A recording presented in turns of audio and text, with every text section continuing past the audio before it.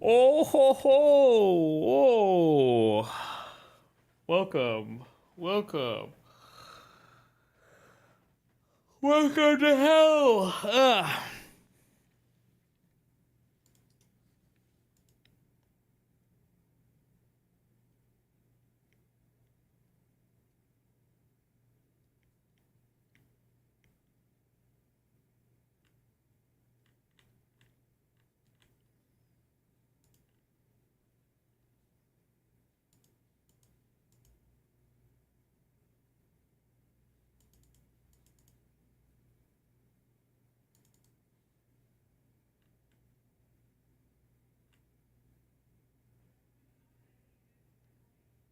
Wait, fuck. Hold on.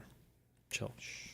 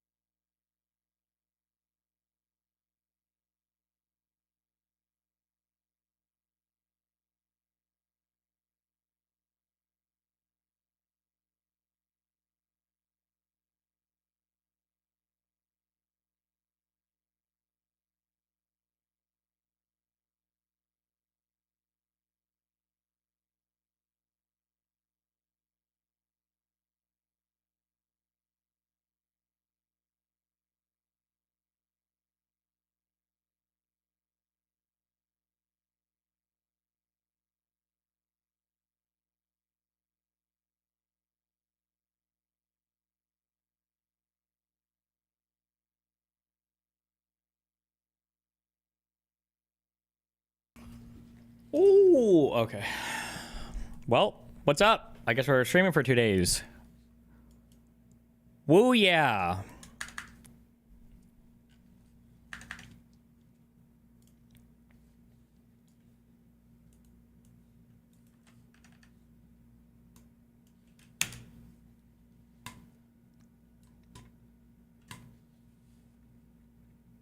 So no debate. No, fuck me. Apparently the bridge was well, it wasn't closed, but it was down to one lane from Miami Beach to Miami today. So my 25-minute drive was an hour and a half, which means not only did I miss my flight, the second flight I could have taken was also missed. So good one. Feels amazing. So welcome to my 3 hours of sleep. I'm going to be molding.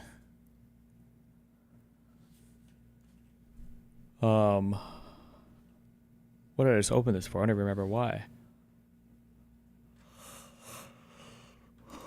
Why?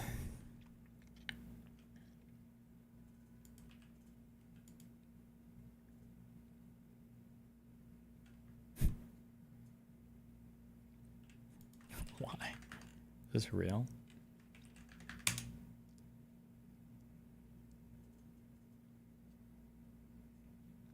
Please stop. Putin, please. Please stop.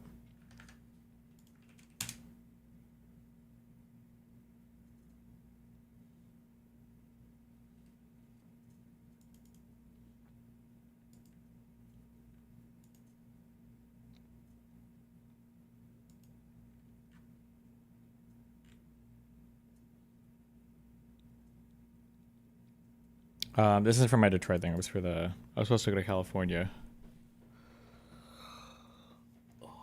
I shouldn't do, I need to do like 3 events if I go to California.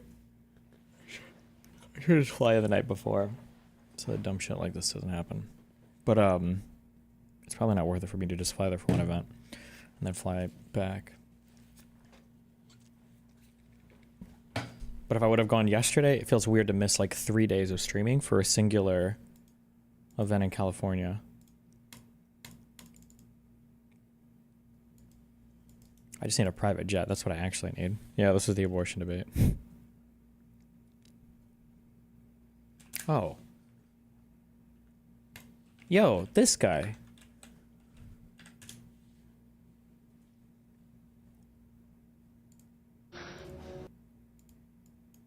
He's the dude.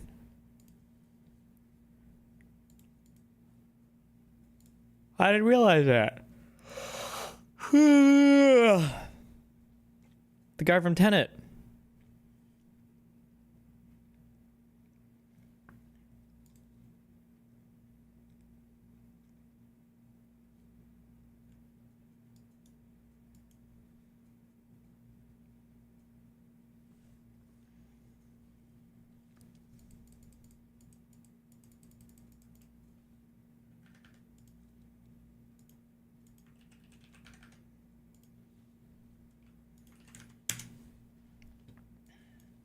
Well, you like to get into the details, so let's talk about the plans, the structure, and the period of time.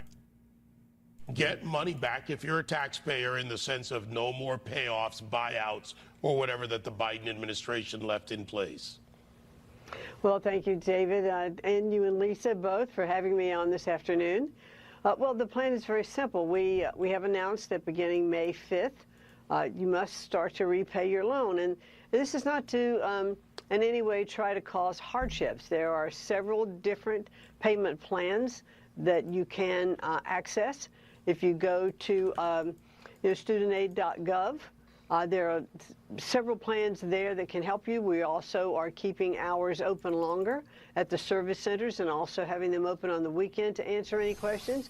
And there will also be AI help with Aiden, who can answer many questions for you relative to your loan. So we're trying to, to make it easily accessible for responsible folks to pay back their loans, but they need to get on it because there isn't going to be any loan forgiveness program. As you know, the White House Press secretary said this afternoon, there's no such thing as loan forgiveness. It just gets transferred to someone else, and that's just not fair. Yeah, it's robbing Peter to pay Paul. Oh, no. Don't rob Peter. And the structure and the period of time to, one, get money back if you're a taxpayer in the sense of no more. Well, thank you, David. And it's very simple. We have announced that beginning May 5th, you must start to repay your loan. And This is, everybody's making this big deal, but this is fine. I think a lot of loans are put into, is it forbearance for student loans, or the repayments got halted during COVID and they're just bringing the repayments back or whatever. It's not, it is what it is. This is going to happen anyway. I think, unless something different is happening.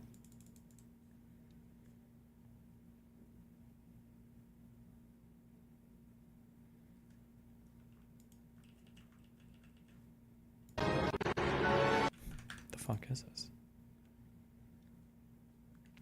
She got her PPP loan forgiven, it seems. I'm pretty sure all PPP loans were forgiven if you use them to pay employees. That was the whole point of them, right?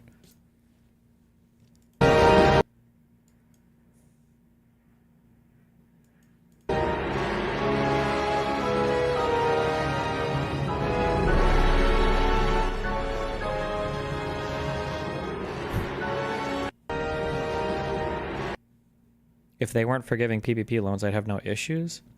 What do PPP loans have to do with student loans? What? And the whole point of the PPP loans were that they were going to be forgiven, right?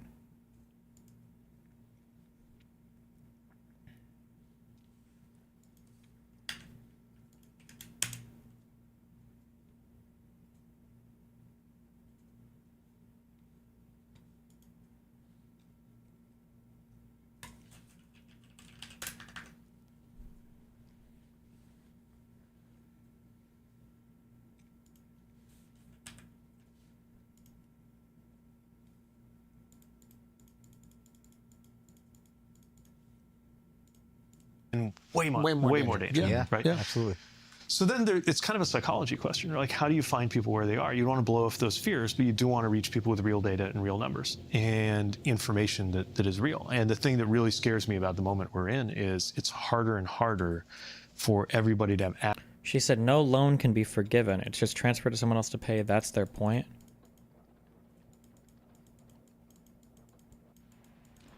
Oh, well, but the point of the PPP loans was they were paid for with tax money to, it was stimulus. The PPP loans were stimulus, right? People had to pay back a portion of the PPP loans, I thought. No, I'm pretty sure the PPP loans were totally forgiven as long as they went towards employee paychecks or whatever.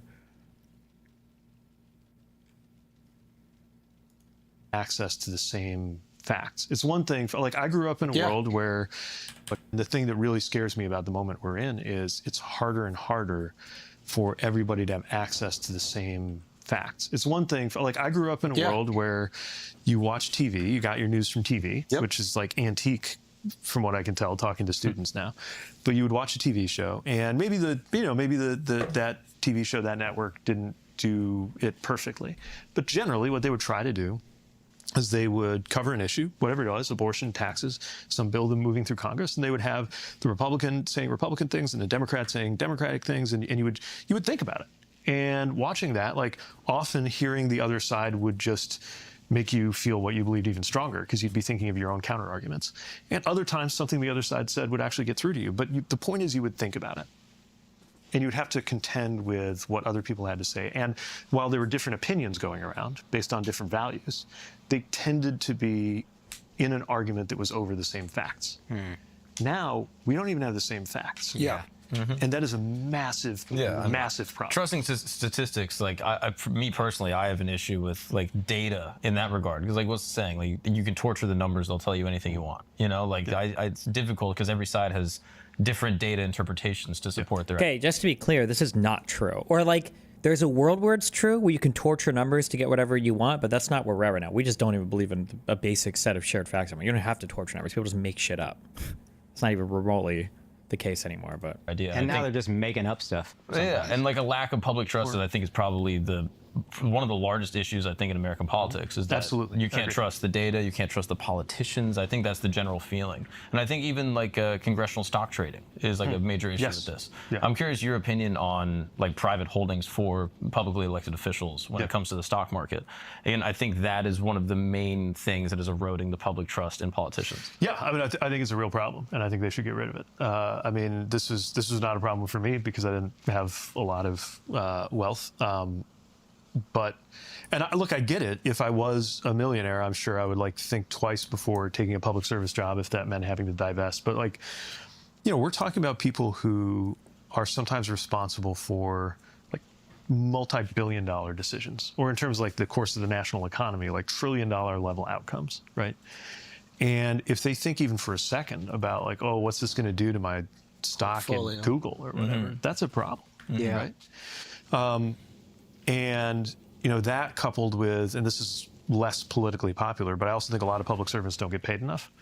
And I would go to bat for them getting paid, maybe not the same as the private sector. Like, I get that that's never going to be the same, but I do think that they need to be compensated well enough that they don't have to swallow quite as hard before deciding. You have to incentivize the best and brightest to do the most important jobs. Yeah. I think it goes for cops, and again, doctors, ideally teachers, reward the ones everything. who are politicians. best. But you can't trade stock to make up for the difference. I think. But I think it's interesting what you said. Like, people feel like they can't trust the data, they can't trust the politicians. Like, I think those two things are linked because actually the data, it's actually very, very rare for data to be put out that is objectively false. They can happen.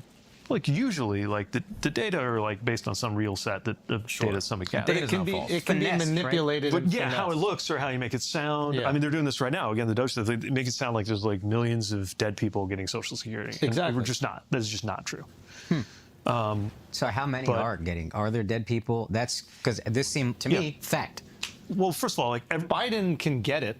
look, I mean, one thing to think about is like obviously the vast majority of people who die of old age are getting. Oh no! Does he not know that Death Master file stuff? Does he not understand where these numbers come from? Come on, Pete, you can do it. Social Security the day they die, right? So like for at least a minute or a week or a month or however long it takes, right? There's that process of updating, but part of it had or a week are getting Social Security. Think about it, is like obviously the vast majority of people who die of old age are getting Social Security the day they die, right? So like for at least a minute or a week or a month or however long it takes, right? There's that process of updating. But Man, I think I said this before. They knew my grandma was dead in like fucking 1 or 2 weeks, because I tried to steal my grandma's last Social Security check, because it was getting. I think I had it diverted into my account, or I had control over it because I had power of attorney over her for the last years of her life because I was helping her manage her shit. And she died, and then the Social Security got deposited, I think like 2 days later. And I was like, hello, free $1,600 or whatever. We're fucking ballin'. And then before I even finished saying ballin', they clawed that shit back. I was like, what?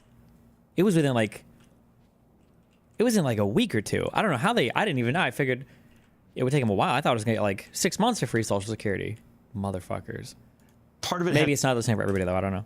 To do with how the database was built, and you just didn't necessarily like remove everybody from the database. It didn't mean they were getting money, but it meant they were in the database. And so you could twist that into looking like this is what the president did in his speech. Okay. Like it's true, and you just didn't necessarily like remove everybody from the database. It didn't mean they were getting money, but it meant they were in the database. And so you could twist that into looking like this is what the president did in his speech. Like it's true, there's this database that had all these people from like 100 years ago. It was not true that they were getting checks. Okay, but he said the one part. That's good. And your brain That's fills good. in fills in the blanks, and now you think, oh shit, there's like millions of people who are 150 years old getting checks. They sent federal agents to my grandmother's house to verify death. Wait, what? Really? Not true.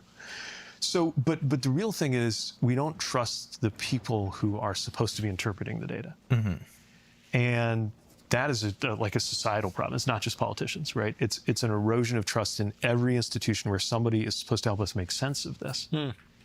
And I come out of the local, right, where we're a little more connected to reality, because if the roads are in shitty condition and I'm the mayor and I can produce some statistics saying that the roads are great, people can call me out and say, no, they're not. Like I drive on these roads all the time and they're not. And they're going to see you at the supermarket. And they will find me and they will tell me what they think of the condition of our roads, right? You get up to the national level and you're so removed from that you start to get into these like alternate reality zones. And then you add to that the fragmentation of where people get their information because there isn't the, the famous example is Walter Cronkite, right? Like everybody in the 60s, like turned. The Social Security people don't fuck around. They sent 3 dudes to my house to verify when my grandma died, and when they found out she was still alive, they killed her. On Walter Cronkite, and it's not so much that he told people what to think, it's that he laid out a certain set of facts, certain set of things that happened, and everybody, they could argue over what it means, but they would generally agree on what just happened. Right. And we don't even have that. Yeah, we're in the echo chambers, and the algorithms are You are, yes, we means like you, definitely. just making those echo chambers more extreme. So the algorithms are even worse. I mean, the other problem. The scary thing is these guys will just agree with Pete here and then go back to believing in dumb shit. How do you reconcile that if you're someone like Pete Buttigieg? Voters just look for confirmation bias on his politics. That's why the issue is you need debate. You have to have debate. Because if Pete comes on and says all of this now, and then next week another guy comes on and says some crazy shit, like you said, yeah, they're all going to agree with that guy. But how do you know who's right or who's wrong? I mean, in a vacuum, they're all probably going to be relatively persuasive, right? Or at least they should be. But if you have 2 of them arguing with each other, well, now it's a lot easier to kind of vibe out, like who knows what they're talking about and who's utterly full of shit, Problem I would say is like we no longer have the access to the editorial function, by which I mean like a professional news organization. I used to get so mad at from the South Bend Tribune to the New York Times. There were times when I was so pissed over a story or framing or whatever. But I will say, if I actually found that they got something actually factually wrong and showed it, they would correct it. Like there is that ethos. Now there is no. And like professional journalistic organizations have to do that. But if we're in a world where somebody weights like what some dude on the internet says the same as a organization where there are people who have to hold to journalistic standards, if that's the same, well, that dude on the internet doesn't have to issue a correction. He doesn't even have to reveal like who he is, right? Yeah. I think there's a lot of people looking at their feeds, and those 2 things seem equal. Also, go. The algorithm is going to reward the more salacious version of that information. Yes, it rewards the lizard brain. Yes. Because your lizard brain is taught. The thing we don't realize is every time we click on something, look at something, let alone like something or share something, or I don't know, I'm still talking in Twitter terms like an old man, but like whatever the kids are doing these days, you are actually making a statement about your editorial preferences. You're not intentionally doing it. You're not They saying know us like, better than we know ourselves. give me more. But to me, it's not just how they know us. It's we all have different levels. There's like what we want and what we want to want. Okay. There's what we think is important. This is why TikTok works better than Instagram. How do you mean? Because TikTok is what we actually want, and Instagram is what we want to want. We follow. I see where he's going, but I'm pretty sure both these platforms are pretty similar at this point, but okay. All these people, we think we want information about what's going on in the world, but TikTok is like, motherfucker, I know what you want. Just shut up, sit down, and scroll. And that's why we watch more TikTok. And Instagram's trying to compete, but the reality is we don't want to look at all the people we follow. But also because like both of those things are true. Like both of those are us, right? The me that clicks on the stupid bullshit because it's funny is the same me as the one who, if you just sat me down and said, okay, if I want to allocate like what topics are covered in the hour I'm going to spend online today, would like try to like choose the more high-minded stuff, right? They're both us. They're both real. Yes. But the algorithm is empowering the lizard brain. Over the actual, like the citizen brain. It's less cognitive effort. It's more cognitive effort to think about what you want to consume that day and put some work into it. Way less to just scroll. Even though if it makes you better off in the same way that like reading a good book might actually at the end of the enhance time you read it, like make you better, like make you feel better even. Guys, let's take a break real quick so we can talk about the NBA playoffs. Pete, this is not his bag. You know what I mean? Even though the men are in shorts. Let's get back to the show. You said one thing that's important for the Democrats is it's where they go and not just kind of staying in the echo chamber. So you're coming on this podcast, which I commend you and thank you for. But is that getting met with a lot of like, I guess, acceptance and like, oh, yes, we should do that? Or are you kind of the only Democrat doing this? I think it sounds like your experience has been not a lot of people in my party are willing I'm begging these people. Do this. I think that's a mistake. But yeah, I think, look, to be fair, if you're in politics, you know that anything you do, you can get shredded for. even not something you do, but something that somebody sitting next to you does, and you don't make the appropriate face or scold them for, right? Like, Yep. and there's even a contagion of cancel culture where, like, if you're around somebody who does something, right? And I want to parse, like, some of that's maybe legitimate and some of it is problematic, right? But all of that's there. And people who are running for office want to win. Obviously, they want to keep their jobs. And True. to me, it's worth some risk in order to reach everybody. And again, that's partly the habits that I formed while I was an unheard of, 30-something-year-old Indiana mayor running for president. Epic. So we did everything. Like, we would do CNN if they would have me, but we would do, literally, like, Iowa college lesbian radio was like I would like do a show, like anybody who would talk to me. I think that's better though, because I think it better resembles what politics is supposed to be. Like, politics obviously has a bad name. People are pissed at politics and frustrated at politics and hurt by politics. But, like, to me, politics is a process of making decisions about how we're going to have laws and rules that all of us have to live by, and how we're going to spend resources that all of us are paying into.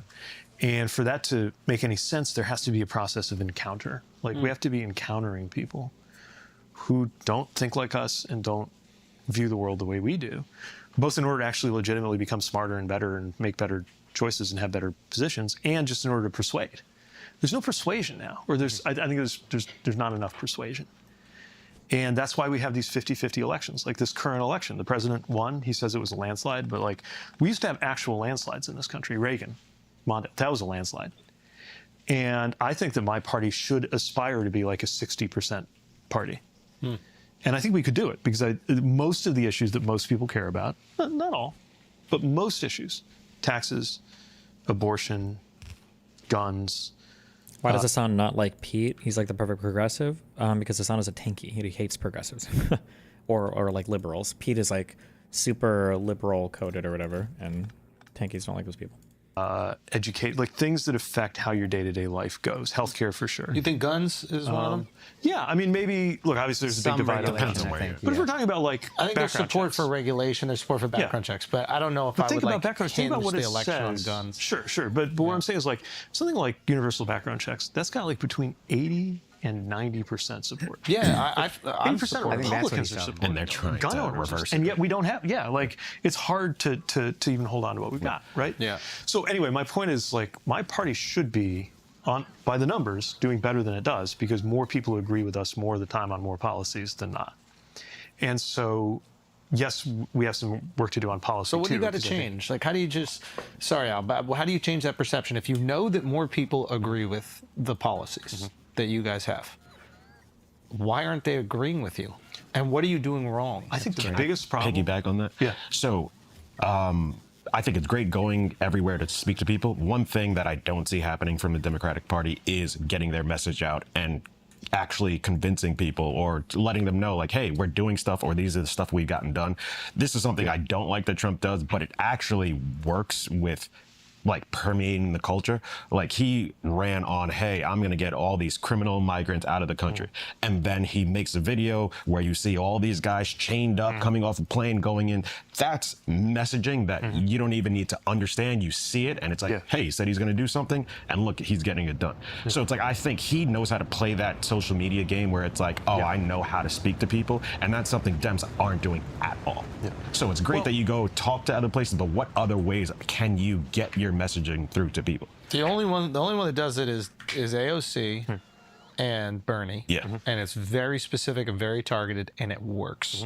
And it feels like everybody else is worried about, offending somebody or being yelled at by one of your constituents or one of those groups that you're Is supposed Pete to. watering down slash hand-holding too much here, or do you find these liberal reach-outs to be more productive than they seem? They're probably good. Be protected. Yeah. So I think two things. One, I think what they're getting right, which is also what Trump understands about politics and attention, is that you can't be afraid of controversy.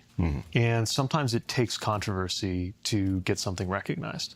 So, for example, like, part of why the country is talking about these deportations is there's a couple of things that are traveling together. Like, one, like, I think most people would agree with the idea that, like, violent criminals shouldn't be here, right? But then other things are happening. Like, they take some guy and just send him by mistake to a Salvadoran prison, right? Which is obviously, first of all, a huge, huge problem, like morally and policy-wise.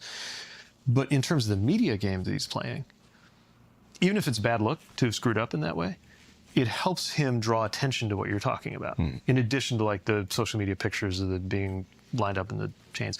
I experienced this a little bit in our stuff because when we did something, when we like got a bridge or a road built, it was incredibly hard to get attention on that. Like we did it. Like I was out there, I'd go on TV, I'd wave the flag, we'd do an event, cut a ribbon. But it turns out when something was uncontroversially good, it was way harder to get anybody to notice. The projects we got the most coverage on didn't get the most coverage because the project was really great, although I believe in our projects. We did 70,000 projects around the country, from like little airport thing to like the Hudson River Tunnel. The projects that got the most coverage were the ones where we caught a Republican congressman trying to take credit for the project after they voted against it. Because it just created like a different, more interesting story, right?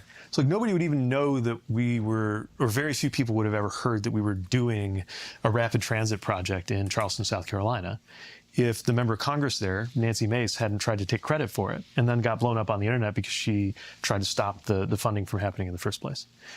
So it's complicated to figure out what lesson Democrats should learn from all this. But part of it, and part of what I think Bernie and AOC are doing quite well, is they're not afraid of some controversy, of naming bad guys, of talking about kind of why we are where we are. And I think we need to... So just addressing societal utility.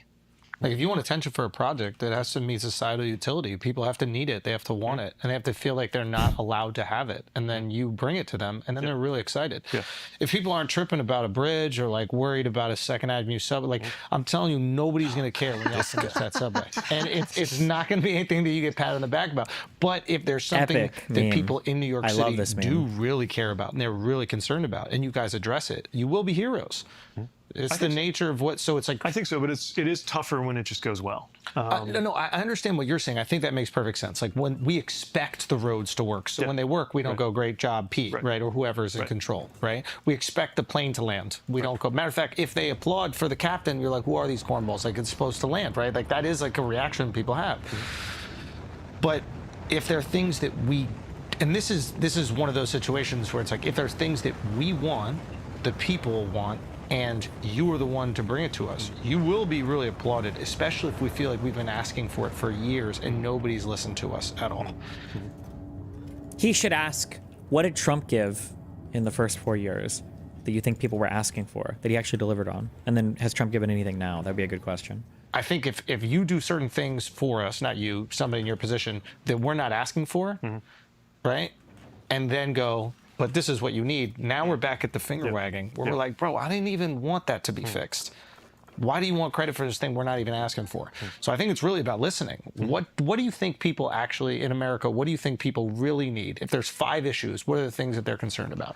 Like all of them are some version of the same thing, which is freedom and security. And with that, I think democracy. But really, like, I don't think a lot of people like come up on the street saying like, I want more democracy. I think there's a way that's absolutely true. But in terms of what people really want, I think people want to live a life of their choosing.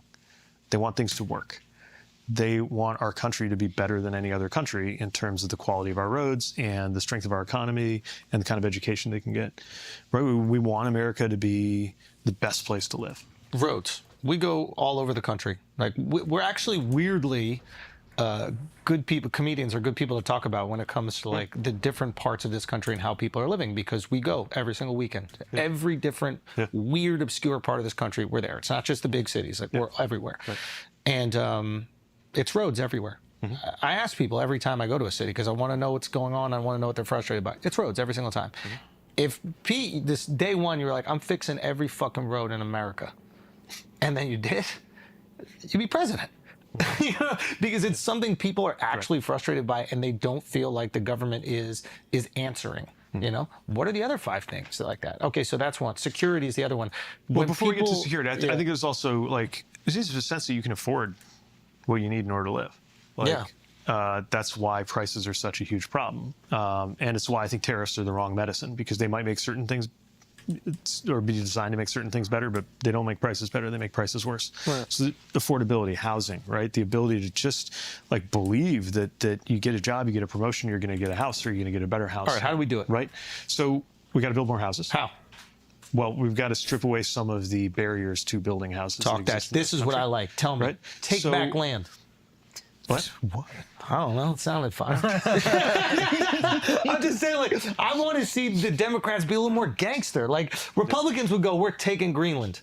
What is your build a wall? What is your statement? What is your outlandish thing that you might not do, but it kind of riles people up? It gets the people going.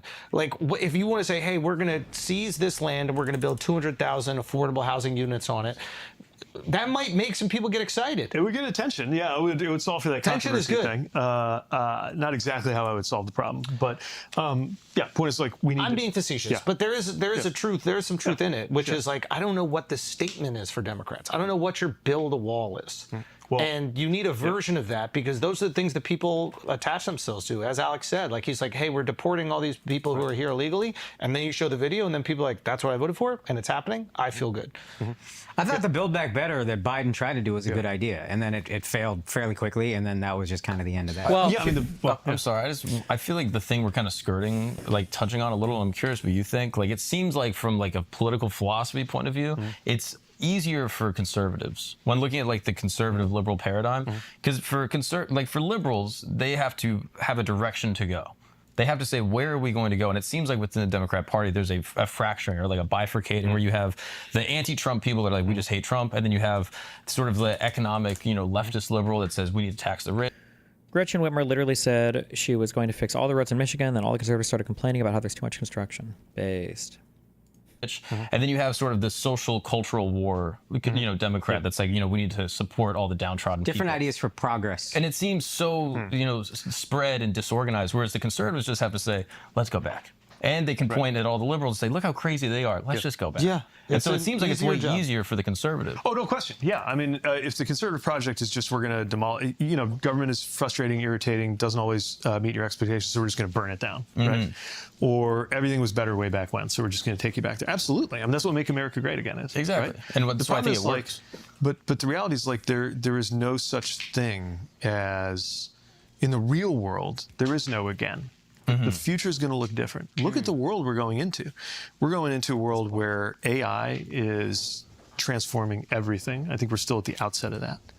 We're going into a world where China is a very different kind of player than it was not that long ago. We're contending with some really heavy things that are going to require really original thinking.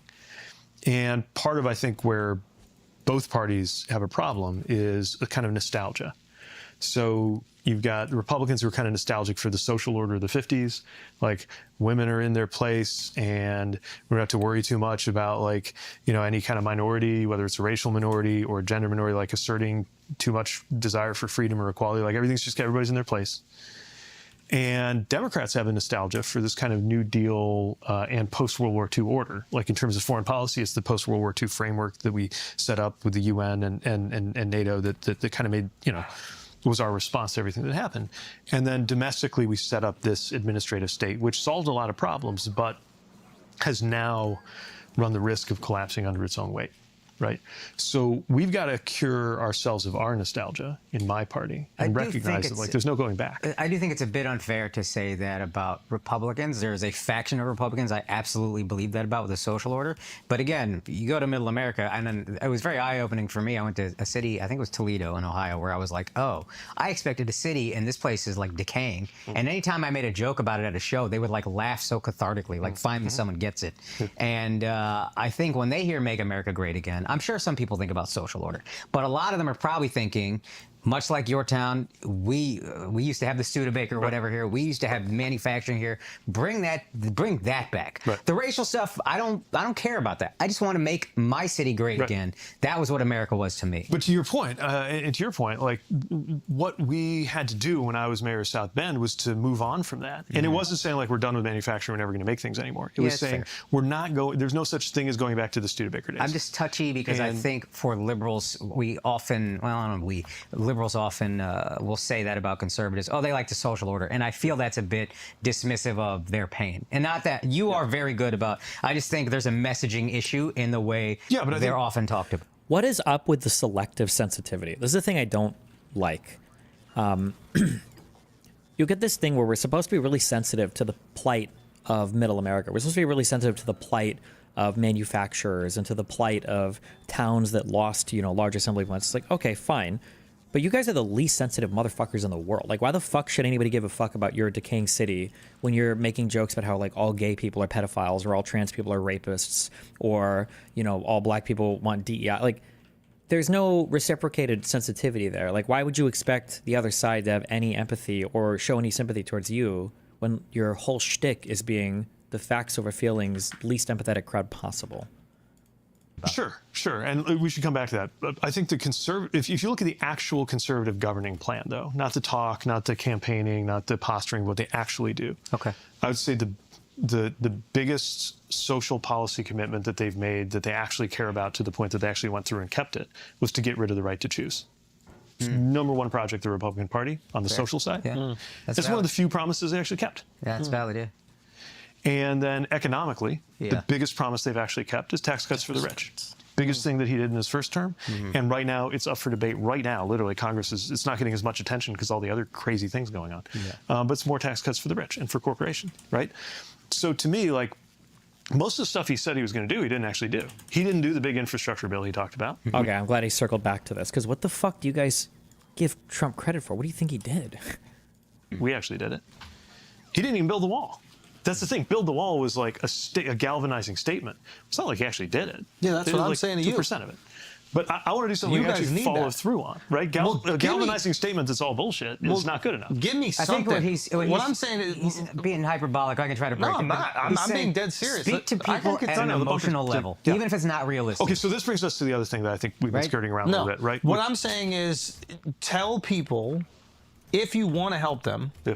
say the thing that you think they need help with out loud. Directly. Yep. And say that you're going to do it, and then endeavor to do it. We already expect you guys not to do it. So the least you could do is... I know you think raising taxes for the wealthy is stupid, but do you think the inverse of that is also... You're retarded. You're gone. Bye. What a fucking retard. I don't even know how you're alive in my chat. fucking lie to me. You don't even lie to me. Like, have the decency. It's like, we're married, okay? You're out there cheating on me with Scandinavians. He's good. He's good. You're out there cheating me with Scandinavians, right? You don't have to throw it in my face. Do you know what I mean? Like, at least just do the decency of telling me the thing that I want to hear, and then endeavor to do it. Because right now, I don't know what is the platform? What is the Republicans did an amazing job of making the Democratic platform feel like this wasn't it at all. This was completely wrong, but they made it feel like we're going to let the school do whatever they want to your kids' balls. Right. That was their message for sure. And they talked about more about that than they talked about the economy. College for They Them is one of the greatest political ads I've ever seen. No question, it was incredibly effective because it made it sound like that was all we. I feel like this ad was not as influential. Didn't we see was it the focus group people that talk about this? Ad was nowhere near as influential as people give her credit for. People act like this ad like single-handedly swung the election. I feel like it's just an ad that online people like to talk about a lot. Cared about. And you didn't have a message of something that you cared about that was loud enough to refute that. Or again, controversial enough to get people as excited. Because our message in a way way is what did you care about? I want everyday life to be better. That's what they want too. You get up in the morning, but importantly, like all the controversies are over what that's like. Like I want you to be able to get up in the morning and the first thing you do is you commute to work, and by the way, if you're on an EV, I want that to be affordable for you.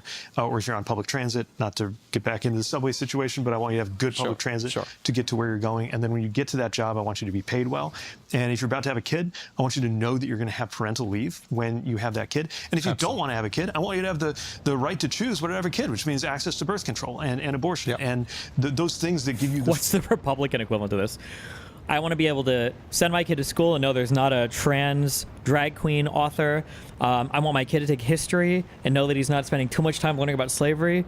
And he knows that the Civil War was caused because of states' rights. I want my kid when he's walking on his way home to breathe in the good smell of gasoline like we used to and not hear the weird UFO sounds of electric vehicles everywhere. I want my kid to get home and see, my wife barefoot and pregnant cooking for him. I want my kid to turn on the TV and he's not seeing any weird PBS stuff or whatever. He's watching good old Glenn Beck and reruns of Rush Limbaugh. What's the conservative equivalent to this? Freedom to decide on that. And if you already have a kid, when you pick them up at school, I want that school to be good, not having its funding slashed while they set fire to the Department of Education. And then when you get home, I want you to be in a neighborhood that is safe and where you can breathe the air because we didn't let them get rid of the Clean Air Act. And you don't have to think for one moment. Yeah, I don't know how that CI9 Dyer. I don't know. I don't know how to pronounce his name. Destiny, if you're savvy enough to recognize these things as great political ads/political maneuvers, shouldn't you then have the ability to see through it? They're literally saying, lie to me. Yeah, I don't know. People do this weird thing. I pointed this out before where people will do this thing where they're like, they have a meta-analysis of a thing, and they say the meta-analysis is like, this is really good at tricking people. But then when they leave the meta-analysis, they act like they're being tricked. And I don't understand that analysis. I don't get it. I don't know. It's like, okay. It's really weird to me. About whether the air you breathe or the water you drink is clean and clear, which actually takes a lot because it means the government has to constrain those actors that would make you unfree by polluting the air and polluting the water. And then when you go to bed, I want you to know that your family's going to be fine, even if it's family like mine, despite there being some Supreme Court justice who wants to obliterate your family because it doesn't match his interpretation of his religion. Like, that's the life I want everybody to be able to live. Yeah, I think we can deliver that. That's that's promo. fine. That's your promo for when you Listen. I liked hearing that. I thought it was awesome. I thought it was beautiful.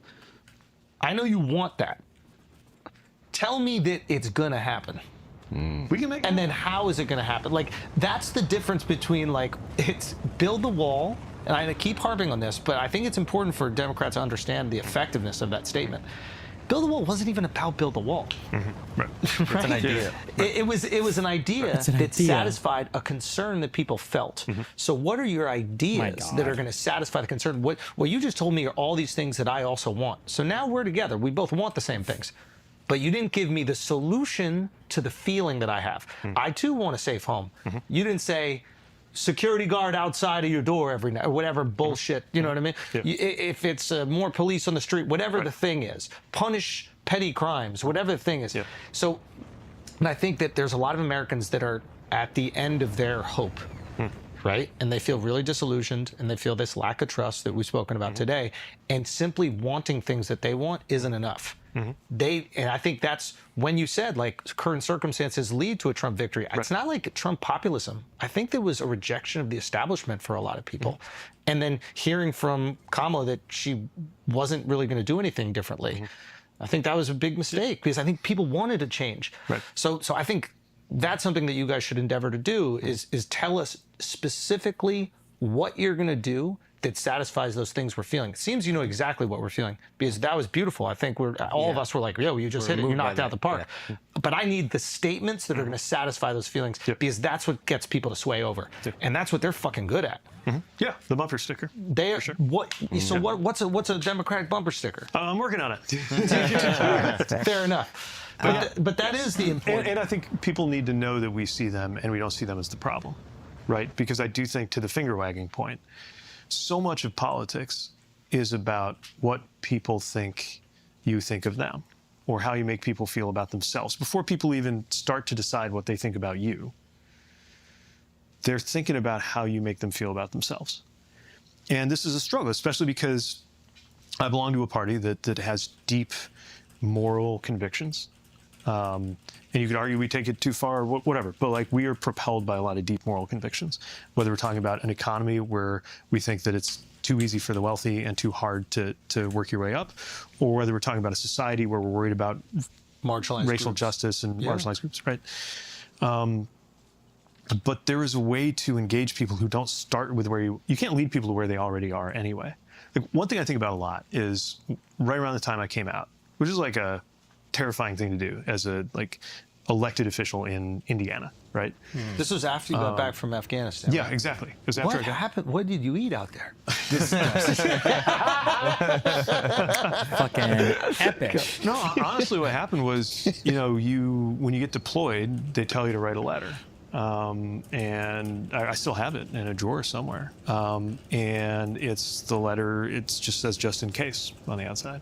Wow. And it's everything that you want your loved ones to know, from your internet passwords to like how you feel your life went, right? Everybody should do this, by the way. You shouldn't have to like wait to be sent to war to do this. Yeah. And I was the sitting mayor of my hometown because I was a reservist. So I got deployed while I was in office, and I just took a leave, stopped being mayor, started being lieutenant, and went into my other job, basically. Wow. So I was the sitting mayor of my hometown. I had a beautiful house. I had good friends. I had like a good life. And that was part of what I wrote about in that letter. But in the back of my head, I'm thinking, all right, but I'm a grown-ass man in a position of responsibility. And I don't actually know what it's like to be in love.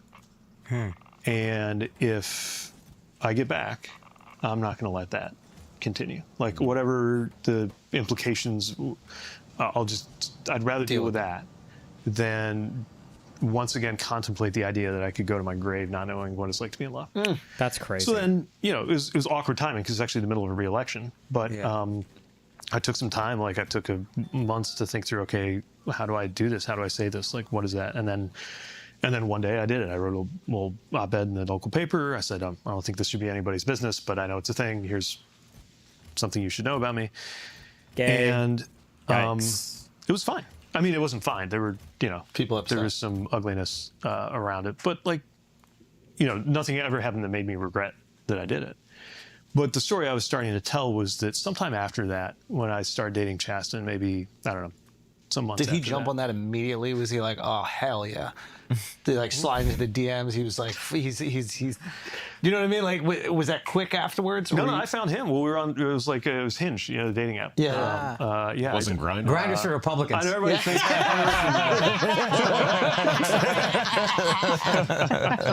Wait, is Lindsey Graham actually gay? I feel like this is like a rumor, or I feel like people talk about this. Is it actually true? Does it? We do need to talk about why every time the RNC happens, Grindr explodes. I'm just saying. Out him. Seems like a lot of letters need to be written. They don't serve. So, anyway, I met him, fall in love, start dating, and this, I run into this woman I know, I think in the lobby of the County City building. I'm walking into work. I know she's a little more conservative. And she comes up and she says, I ran into your friend, and he's wonderful. Oh. And it was one of those moments, right, where, like, I think it was very important that the thing to recognize is, like, for her, she was signaling something pretty big for her. Yeah. Like, I don't know exactly, but I can guess, like, how she thought about and talked about gay people probably all her life. But she knew me, she met him, he's wonderful, like, Yeah. right? Versus if I, like, treated her to a lecture on the difference between a friend and a partner, right? Yeah. That would have pushed her right back into the arms of these people who don't That's a want great anything point. good for like me. So what I take from that is this broader process that needs to go on, where we find people, and as passionate as we are, and as right as I believe we are about the big things, even though I'm open to the fact that we may not be right about everything. We're right about everything. We're not telling people that they are bigoted or racist or whatever, because they don't already start out in the same place that we are. Right? There has to be that process of kind of inviting people to look at things the way we look at things, versus commanding them to. And I think that is something that in the culture of my party has been especially challenging in the last like 10 or 20 years. But that we need to work through, because again, politics is about persuasion. It's about finding people where they are. It's about how they feel about themselves. I think there is a desire for belonging that is not just something liberals care about. I actually think the loss of belonging that happens in a town like where I grew up, when you lose your auto job and the Workforce Development Agency comes along and says, good news, I found a job that you can get qualified for based on your education, and it pays just as much, and you're going to be a nursing assistant. Yeah. And like, maybe that's a perfectly good job, obviously, but like if the last 20 years of your life have been about not just the way you make your money, but the way you see where you fit in the world, is about what you know how to do in a machine shop. And some well-intentioned person with a clipboard is telling you, guess what, now you get to be a nursing assistant. Yeah. Like, that is not finding people where they are. That's not because something has happened to their sense of belonging. Mm-hmm. And is Pete being the useful weak Dem the thing you regretted? No. But I don't think I regret playing that role on like neutral-ish platforms. Like, I don't view these guys as being quite as malicious. They're definitely not on the level as like the Daily Wire, because they're not like hardcore political operatives, and I don't think they're quite as like brainwashed as Joe Rogan. So I would view these guys differently. Yeah. We really care about belonging, maybe to a fault, but like we try to make sure that there's room for everybody at the table in society and in different processes and in our politics. But if we really take that seriously, like if we really live up to that, that means recognizing that some crises are... Please stop asking about 2028. Oh my God, it's such a boring question. Do you think Pete could be a serious 2028 contender? I have no idea. No one knows, bro. It's 4 years away. No one has any fucking idea. Nobody knows. Anybody who says anything is the most worthless speculation. I'd rather cover breaking news, okay, with a 7-inch diameter sounding rod down my cock. Please. Oh my God, I have no clue. Stop. Around belonging are a big part of why some people, many of whom voted for the other guy this last time, are really prepared to just burn the house down and think that's no worse than any of the other things that could happen. Mm-hmm. So including them in those groups of people that you are looking out for. Yeah, and meaning it. And meaning, like, yeah. You can't really be in a persuasive about patronizing them way. unless you actually mean it. Yeah. Mm-hmm. I think that there's a really beautiful story about giving that woman grace. Yeah. And choosing maybe to not correct her and understanding. Now, you had the benefit of having a relationship with that person and understanding maybe how difficult it was for her to even come there. Mm-hmm. And you both had this amazing experience where you connected with people as individuals before you knew things about each other that might create some separation, which is kind of a really awesome thing about the human spirit. It's like, once I kind of know who you are as a dude or a chick, and like these other things in your life, all of a sudden I have a little bit more empathy for or understanding, or at least want to understand, because I like who you are. But what a great experiment. How do we get to that point? And how do Republicans also do that? Like, this is something I've been... every time I go on like a really conservative podcast, the trans discussion comes up, and then like, what I've tried to explain, at least from my perspective, is like both sides are trying to protect kids. Mm-hmm. They just think the protection is different, right? And I imagine like the most benevolent part of the left is going, hey, these kids might be suffering in the wrong body, and their parents might not create a space for them at home where they can like be their true selves. And then parents on the right go, hey, I don't want to be in second place for the decisions made about my kid to the school. Like, I don't even know the principal. Why are they like, and I have empathy for that too. Yeah. And how do we get to a point where we're not constantly trying to dunk on one another? Right. And we're actually trying to, like you said, meet people where they are. Yeah. Like, well, how do we do that as a country in general? Like the key word there is the empathy, right? The like understanding. So I think you put it really well. Like having empathy for parents or students who are in that position, which is terrifying, of belonging to one of the most tiny and kind of harassed minorities that there is in the country, but also empathy for people who sincerely want to make sure that sports are safe and fair, and want to make sure that they have the most important say in what's happening in deciding what's best for their children. Like that, these are like very human things that, if you strip away all the layers of the politics of it, come from a place of very understandable concern and like humanity, right? Yeah. There is humanity in both positions. And I think that's lost in the dialogue sometimes. Yes, which brings us in some ways back to the algorithms. So I think a big part of the answer to your question is offline. There have to be spaces that are offline, or at least that are not like shaped by algorithms, where these conversations happen. Because to your point, if all I know about you is that you're, some random account on Twitter shitposting like something I really care about, then I'm going to assume you're an asshole. But if I know you, and then we discover like we view these things in different ways, we're away from the keyboards, right? Yeah. Then it's a completely different conversation. And I really worry, and sometimes this is coded as like a conservative worry, but I think liberals should be just as worried about it, about things like neighborhoods and faith communities and other sources of belonging and meaning that overlap the different political commitments that we have. Because it's in those spaces. I mean, again, I think back to the military. Like, if I was getting in a vehicle to go outside the wire, like the other people getting in the vehicle with me definitely did not care if I was a Republican or a Democrat, or like what country my dad immigrated from. I would. Or if I was going home to a girlfriend. I wouldn't help the Republican soldiers. I'm really excited for the next hour. We're going to talk about Malta, by the way. I cannot wait. Like, all they wanted to know, obviously, was that they could trust me to do my job. Same thing, you know, vice versa, because we were trusting each other with our lives 100%. every time we went outside the wire. Yeah. And to be clear, I was not into like a combat or maneuver. You know, my job was just to like drive them safely to where they needed to go. But that could be scary. That does have risk. Not that everybody should be in the military, but like everybody should be in environments where you know people as people first. We start this way. We grow up. Families are like this. Sports, a lot of times. Sport, if you're part of absolutely. team sports, Absolutely. it's like this. Like, I agree with you 1,000,000%. you know how somebody handles themselves in a tough situation, and then you find out like how each of you comes in something. Like, that's just such a more honest and human and ultimately respectful and decent process of encounter. It's amazing how understanding we can be when we have that type of relationship built first. Yeah. All right, guys, let's take a break for a second. It's time to stop wearing these baggy, ill-fitting tees or hoodies, the essentials. Get your essentials right. Make sure that undershirt. I feel like question about 28 are reasonable here. This is a case of campaigning, isn't it? And fairly unconventional. No one campaigns 4 years ahead of time. Just go talk about it somewhere else. I can't think of a more boring subject than in 2025, talking about who you think is going to be president 4 years from now. It's like the conversation, like, what do you think computers are going to look like in 2035? There's like so many other places to talk about that. Holy fuck.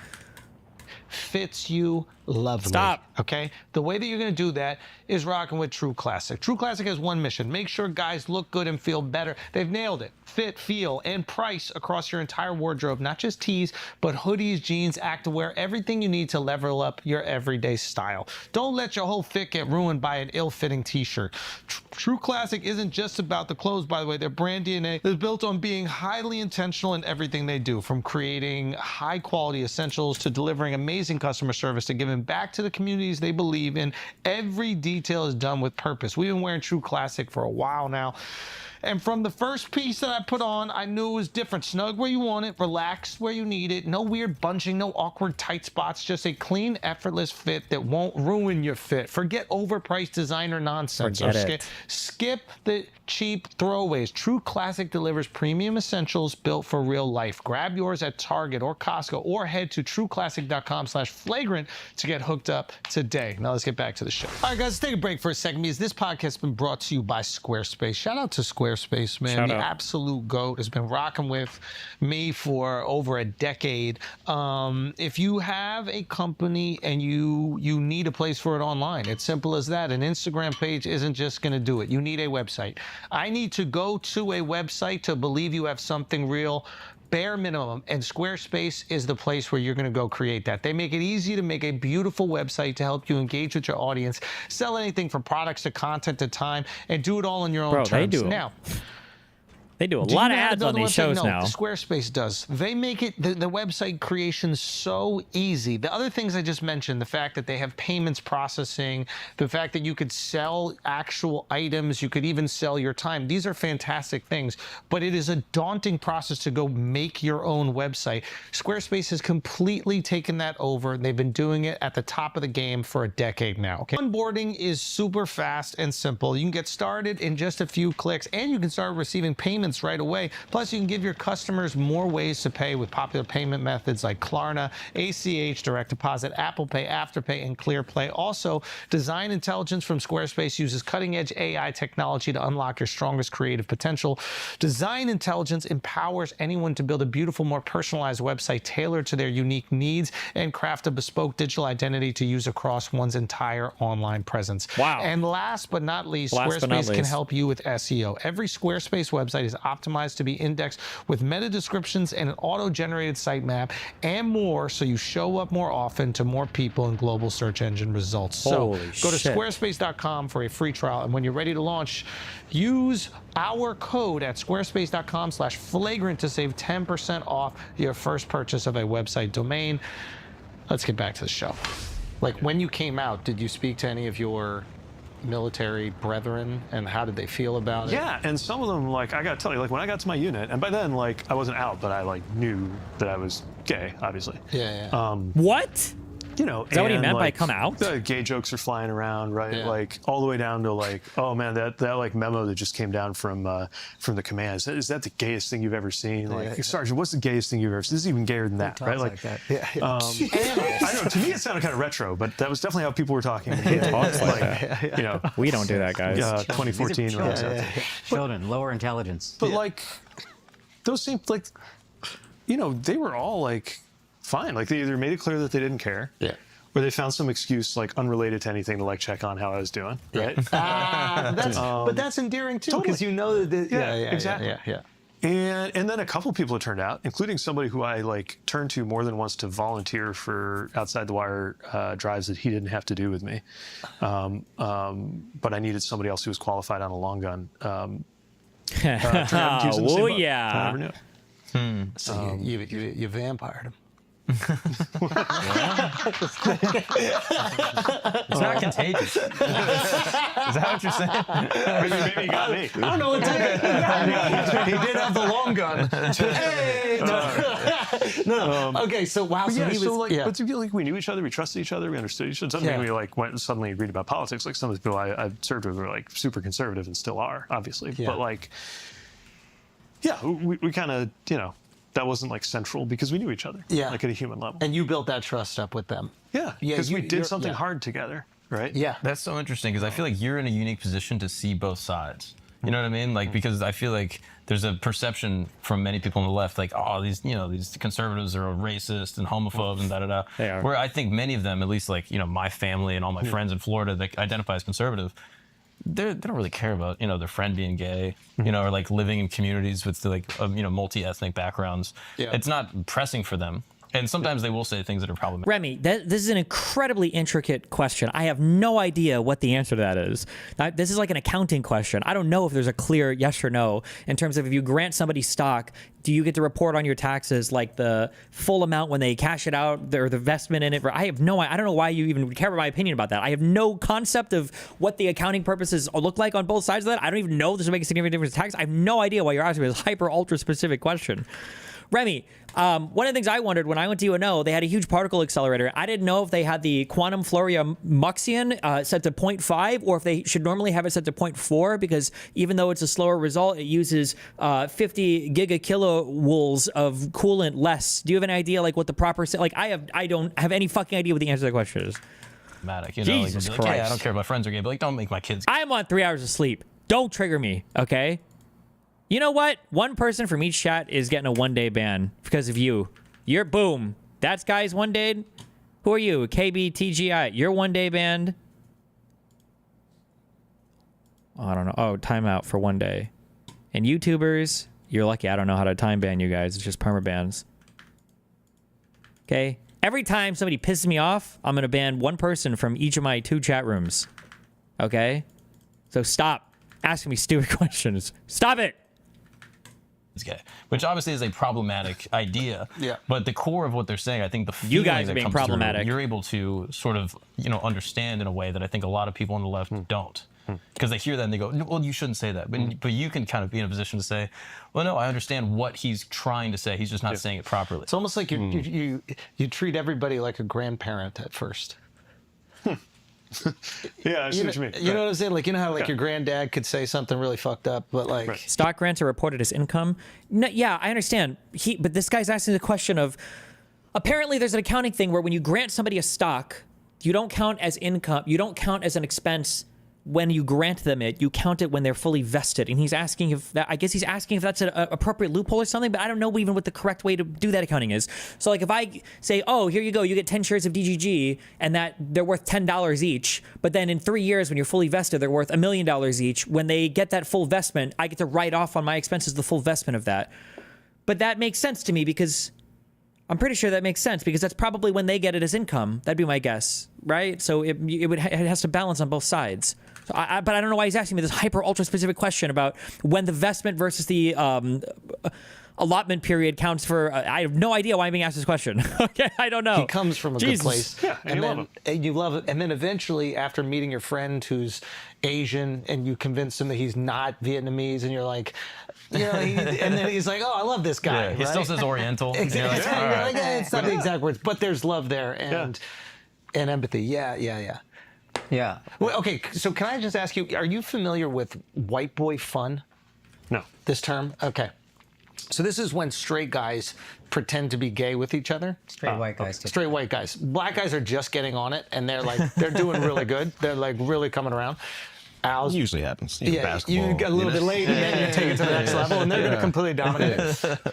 But okay, so did you never see any of that in the military where guys would like do little gay jokes with each other and that kind of stuff? Like, vaguely. I mean, that's like half of middle school humor, like as a general rule, right? Also, just like in your 40s, whatever. Yeah. And, but okay. So like during this time, and it's not like to me, it's not like shrouded in like any like hatred for gays. It's more about just like how can I do something that potentially makes my troll my friend or makes him feel uncomfortable in this moment, right? Are you ever in those scenarios, and at this time you know you're gay, but you're not out, and then they're doing this game with you, where like, oh, I'm gonna make Pete feel so uncomfortable, and you're like, joke's on you. This is so weird, guys. This is the gayest question I've ever heard in my entire life.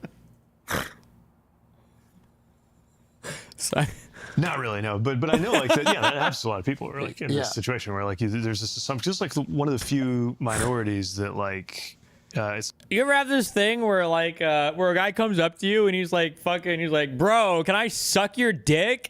And it's like so weird, right? You ever have people like joke with you that way, and then but like they don't even know you're gay, and they're like halfway through sucking your dick, and then you reveal it, and they're like, oh, bro, you got me. Like, and he's like, no, not really. It's not obvious to everybody whether you're part of that minority, right? Yeah. Unless you decide to tell people. Yeah.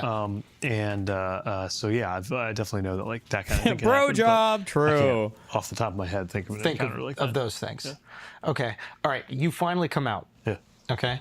And I'm glad we waited to the end of the episode to talk about this, because I have so many questions about it, given your situations in life, but I didn't want to feel reductive, like this was your whole identity. I actually kind of wanted to get to know you before I asked you about two things, which is ironic we're having this conversation right now. But like, okay, so you come out, like, scariest thing, you've been at war. You know what I mean? Like, is it more terrifying than doing a drive where an IUD could go off? And like, wait, real quick, is it not possible to request like partial rockets? Does there have to be enough to fill the whole rocket? Is there no way to request like a partial, or? What is the fear I mean, level? it had my Is blood it- pumping just as much, for sure. Oh. Even when it's not totally Ooh, rational. yeah. Like, telling my parents was not easy. And I had it way easier than most people. My parents were like very loving and very kind of socially liberal. Like, it was not actually a problem. Did they know, or were they surprised? They didn't, if they knew, they didn't say anything. I think they noticed at a certain point that I wasn't bringing girlfriends around. And like, I'm Did you? sure, Are you? like, they were Are you stupid. like gold That's star all or you in platinum? chat, Like, what- guys. Do you know about these? Oh, right. No, yeah, Yeah, Cheston yeah. tried to explain this to me once. I feel like you're still learning how to be gay. I'm not like the best representative of my people. No, I'm not. No, I'm Gold. not. Okay, so Pure in that. you've Wait, what's date- platinum? So platinum is you come out C-section, so you never even touch a vagina. No, I'm neither gold nor platinum. All right, fair enough. Okay, so in that process, That's really a thing. Like, I go all the way back to.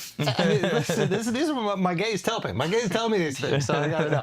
So, okay, so in this process, like you're dating girls, you're like, I don't really know. At what point are you like, okay, I'm definitely gay, and is there a part of you where like I have these aspirations to do these other things in my life, and this isn't my entire identity?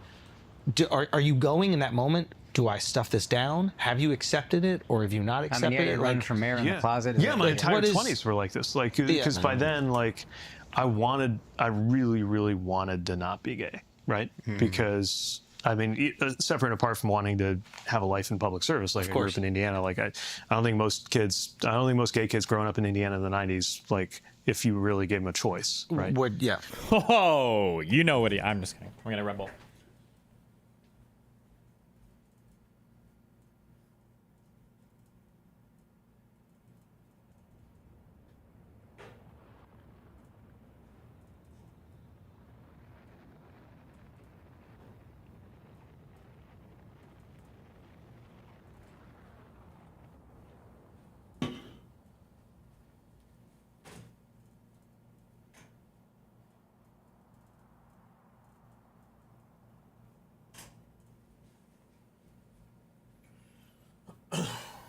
Every day Hassan Malls, his beard gets grayer, and my beard is absorbing energy from his.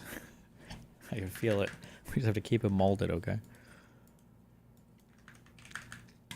absolutely. And so part of that was like, okay, like I dated this like string of amazing women, and like over time, like it was just very clear, as amazing as they were, that like the things that are supposed to happen in terms of the way you feel about and fall in love with somebody, like that's, you know, I'm not saying it's just process of elimination. Like there are other ways you, Of course. know who you're attracted to, but like you can pack that away. Like you can pack Once you that came out, you way must have away. made them feel so good. Why does he use? Okay. Right? Because they got over that rejection or whatever. I mean, yeah, they all did. Yeah, well, I mean, You're the only guy who was like, it was me, and told the truth. but I knew, actually, before I became like years before the Afghanistan deployment coming out and all that, my first election, I won the primary, and the way things were shaping up, I knew that I would probably win the general election. I was probably going to be mayor, and that was like a huge leap in responsibility. Obviously, I had been like a consultant, and you know, I was a military. You're young, too. You're like 28 29 at when I got elected. 29? Yeah, 28, 29. Oh, sorry. So I knew that like I should not be in a position of that kind of responsibility unless I've like resolved this in some way. And if I'm not ready to come out to the world, I got to come out to somebody, because that's the best way I can come out to myself, right? If I've like just told even one person, then it's kind of real, and I'm no longer kind of like in that fog mentally. And so I like took a deep breath, and just a good buddy of mine from over the years, one of my best friends over beers, and I'm just like, look, I gotta tell you something. And one of the first things he said, he kind of patted me on the shoulder and said, you know, you Do it. I'm not into you like this. and he's straight. But he said, like, you didn't exactly make it easy on yourself. And what he meant was that That's so kind. my career, to the extent I had a career, there were two parts to it, right? There was the majority of it, which was Okay, hold on. This was that was a genuinely funny quip, and nobody laughed. Fuck you guys. Okay, most of the clips on the show have not been that funny. Not as funny as people laughing. That was a decently funny quip, and nobody gave a fuck. These guys are racist. public office in Indiana. Yeah. And there was the other part, which was service in the military as a reservist. And by the way, that was still don't ask, don't tell back then, too, right? So I could literally be fired. Oh, yeah. Which is another reason I didn't come out too quickly. Anyway, it was that process of like just coming to terms with that and just knowing, even if I wasn't ready to tell everybody or like deal with everything that went with it. And in my case, that meant I wasn't going to start dating either, because I didn't want to be like hiding a boyfriend, or like that just seemed really unhealthy. And I was so invested in my work that for a while I wasn't missing. I mean, I don't want to say I wasn't missing much. I didn't feel that I was missing a lot. Yep. Because I had this, I used to joke that like the city was a jealous bride, you know? And then it was we talked about my deployment experience that put me over the edge. When did you first start to think, oh, okay, I might be gay? And then what was the gap between that and being like, I can't hide this, I can't compartmentalize this, this is what it is? And what are you going through mentally and emotionally in that time? I mean, there's years and years and years of that, right? Like, I mean, at some level, when you're a teenager, like there's some pretty strong data points, right? Yeah. But the things you can tell yourself, if you really want something to not be true, the things you can tell yourself to try to make it not be true are pretty powerful, right? I mean, you can tell yourself, like, everybody, at like 14 or 15, every dude seems like they want to nail anything that moves, right? So like you can convince yourself, like, oh, it's just like everybody's all over the place, and I'm just like, and then like you start noticing like more of a pattern. Why do you start making Miles noises? And then like you start noticing like more of a pattern, especially when you're dating women, and it's like not. And there's a lot of extrapolating, right? You're like watching like a straight love story, and you're like trying to like relate to it, but like it just doesn't quite land, right? Wow. Funny. This is what I get. I've had this more and more in my life. Like, I'm seeing like either porn or women, and I'm like, what was the appeal? I've been lying to myself the whole time. These bitches suck. I'm just kidding. Video game. And yeah, I think by the time I was like, mid to late 20s, I was like, okay, I can't. First of all, I can't like waste women's time or mine. Messing around, like hoping that somehow I'm like those are valuable years less for them. gay, right? Like, because like that, there's a point where like that's not a fair thing to do to somebody. 100%. And also like wasting my time, and That's crazy. You've dated more women than me. Yes. Yeah, these guys have only been with one woman each. Yeah. Yeah, so you're straighter kind of in a lot of ways. And then, fast forward just a little bit. So now you're happy, you're out, you're in a relationship, and then you choose to adopt twins. Yeah. Black twins, respect. Stolen. How has fatherhood been? Wait, did they really adopt black twins? Holy shit. Holy shit, that's hardcore. God damn. Wait, really? Damn. Okay. Crazy. Like nothing I have ever attempted. They're mixed? We Nazis here, bro. We one dropping it, okay? They're mixed, they're black.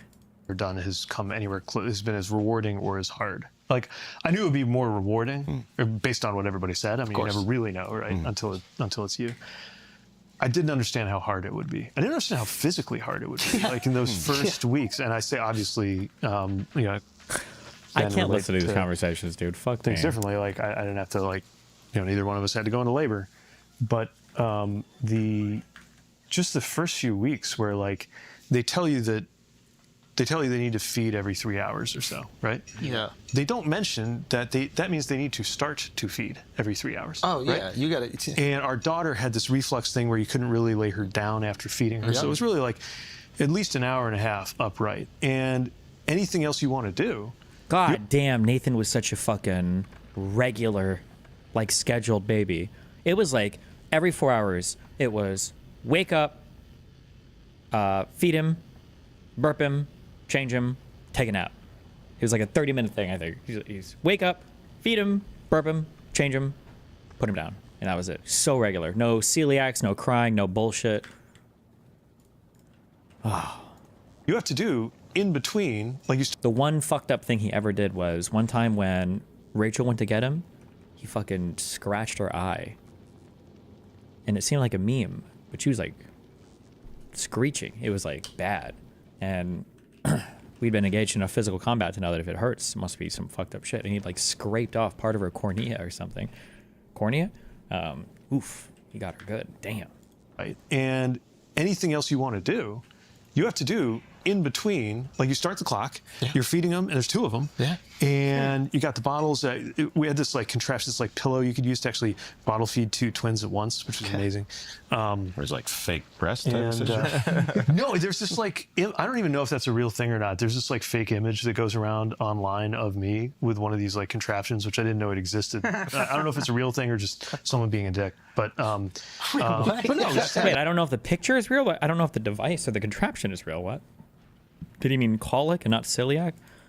Oh yeah, I think so. Colic. There's like the name of a disease when babies cry all the time. It sounds like a fake thing, but I think it's real because I thought it was fake, and then I looked it up. I think it's real.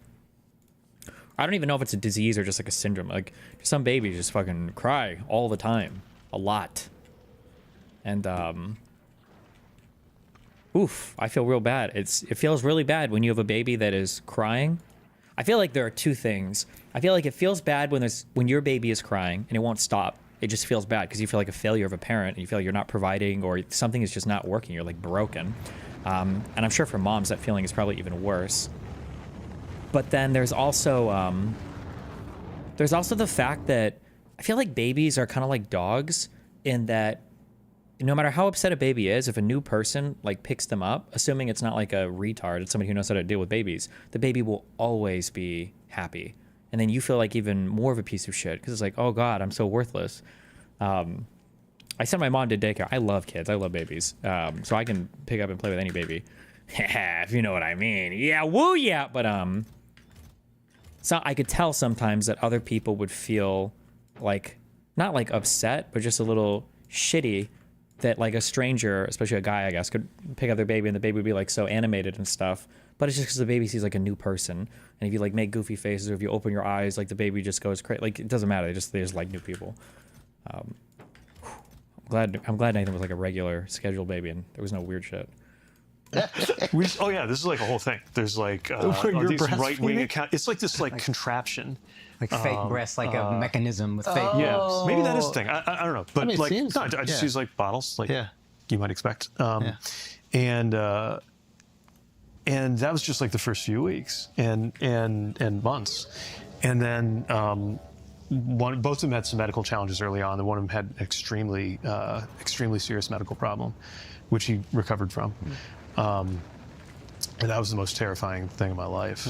And then, and it's hard to believe because we were fighting. They were also kind of early or premature. It's not unusual with twins, but especially in their case. And we fought so hard just to get them on the chart. Like you would count down to the milliliter, like how much food they're taking, you know, how much they're taking. And now, like, they're just like wolfing down. He'll like take one of those Uncrustables. Their kids are 3.5 now. Yeah. Our son will take one of those Uncrustables and just the entire thing. One bite. And I'm thinking like, how in this short of a time has that happened? And just every day there's this new challenge and you have to like relate. Don't put that Esther on your AR. I am. I hope you're the one that emailed me who was mad too and said I'm going to break it. And I will put it on there until it breaks and then I'll buy a different one, okay? Suck my dick. To what is a big deal to them. Which is even harder than relating to somebody on the opposite end of the political spectrum, right? Because like you have to, obviously part of your job is to like teach them what does and doesn't matter and what to care about. But the other day, just 2 days ago, our son came into the kitchen and he was playing out on this little deck that we have. It's a wooden deck. And he says, Papa, I need a Band-Aid. I got a boo-boo. And I'm like, oh, show me. And he like lifts up at his foot and it's clear that what he's actually got is a splinter. And he has like some idea of what a splinter is, but not really. And then Chasten and I Chasten kind of was more on the ball than I was as usual and like starts preparing like a thing of warm water to soak his foot in to try to help work it out. And then that doesn't exactly like do anything right away. And plus it starts hurting. And by the time we got to the tweezers, it was like a Civil War amputation, like to him. I remember. Give him the whiskey. He used to kill me. Oh God! I was such a baby about it. You gotta get deep in there, pull that stuff. And it sounds like comical now, but like to him, it might as well be. Like he's 3, he doesn't know. Right? It's terrifying. Fuck. I still complain about this, right? I just, for whatever reason, I'm just a big baby when it comes to eye stuff. I remember when I got pink eye when I was like 6 or 7, 8 or 9. I don't remember. The Astro would be so much better on your Alien instead of the R. The Alien literally has a built-on scope. I don't know who makes it, but why would I swap it? Number one, we need to stop making lists. I think I do a lot of things where I'm like, okay, number one, and then but I don't actually make any more of the list. It's just, I just say one. I think I say one in case I have more things to rattle up. I don't even know if I remember to say numbers after that. Regardless, okay. I needed eye drops or something because I had pink eye or whatever as a kid, and there were like 4 people that my grandma had to get to hold me down because I fucking hated eye drops so much. It was the worst experience in the world. Fuck me. Terrifying for him, and like I'm trying to hold him because he's also a moving target, and Chasten's got the tweezers, and then we're both starting to feel this guilt about like is one of his foundational memories going to be, you know, us like holding him while he's like shrieking in pain and afraid, and then oh, what a dumb fuck. Or I guess it's not his fault, maybe because they're gay, they don't know so much about kids. Kids don't start forming memories until they're like 5 years old, I think, right? Isn't that what we learned? Is it 5? As the splinter comes out, and Chasta's like, I got it, it's out. He's like weeping, shrieking, he goes, thank you. Yeah. So cute. And there's just these moments you just can't script, like you can't see them coming. And every day it's like some new challenge. Our daughter loves asking me now about my work, which is You would hate contacts? Dude, I can't stand watching anybody like putting in or taking out contacts. Oh my God. That shit is excruciating and gross. You guys are broken people. actually a really healthy way to be forced to explain what I do all day. So this started happening when I was secretary. Like I put her down at bedtime. There's a whole bedtime ritual. This is coming your way. How old is your 14 months. Okay. Yeah. So you're getting there where like talk about like the Administrative Procedures Act was one thing when I was trying to build a bridge, but like just to like extract myself from the room, it's like, did you tell the neighbors to be quiet? Yes, Penelope, I told the neighbors to be quiet. And then Gus is like, are you going to scare away the dinos? I was like, yes, if any dinos come here, I'm going to scare them away. And there's this like whole like ritual checklist you got to go through, right? But as part of it, she was like, tell me your work. And I remember asking her like, after she said it 2 or 3 times at bedtime, like, does people doing drugs intravenously make you feel icky? Yeah, I actually think I have a really big bias against like delivery mechanism for drugs. Like I don't think honest to God, the biggest thing that's kept me off of cocaine or trying it is I just don't like the idea of snorting anything. It looks gross. It sounds gross. Ugh, I bet it feels gross. I don't think I would do anything by needle. I don't know if I would do anything you have to snort. I even don't like smoking stuff. I don't know. I'm just a baby. Does me talking about my job like help you go to sleep? And she says, yeah. And the first time she did it, I was Curiosity thinking, is such a good trait, though. Yeah, you want to nurture that, and you want them to relate to what you do. So the first time I was thinking like, well, tomorrow I'm testifying in the Appropriations Committee, and then I got to make sure that we get this regulation out. Like that probably doesn't make sense to her. But then gradually I realized I could say like, I'm gonna make the airplane safer tomorrow, or like there's a bridge that broke and I'm. He should have started repeating the stuff that he said on the show, and he'd be like, "Yeah, I talked to you guys like I talked to my fucking 3-year-old." I'm gonna help make the bridge, get the bridge back together. And she relates. She's like, "Are you bringing tape?" No, actually, this one's even too big for tape.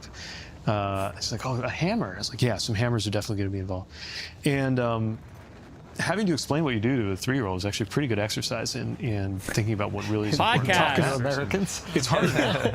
I like that. Well, like now, so I teach a day a week. I teach at the University of Chicago, and so I realized I could explain that to her. She's like, "Tell me your work." I'm like, well, I'm a teacher for grown-ups. And she thought about it for a while, and she said, "But I thought you were our papa." I was like, "Well, I'm definitely your papa. Like that's my most important job, and I'm also a teacher for grown-ups a little bit." And then she says, "It's hard to be both." Yes. I was like, "Yeah, work-life balance. That's a thing." Yeah. But contractors suck. You're like, I know. Oh man, our little guy Gus, like a lot of boys, he's like all about heavy equipment and construction stuff. And so he's super excited. There's this massive road project going on in Traverse City, in Michigan, where we live, which I might mention was funded by the Infrastructure Investment and Jobs Act and signed off by the Department of Transportation. So that's why you did it. Just saying. No, so you say that.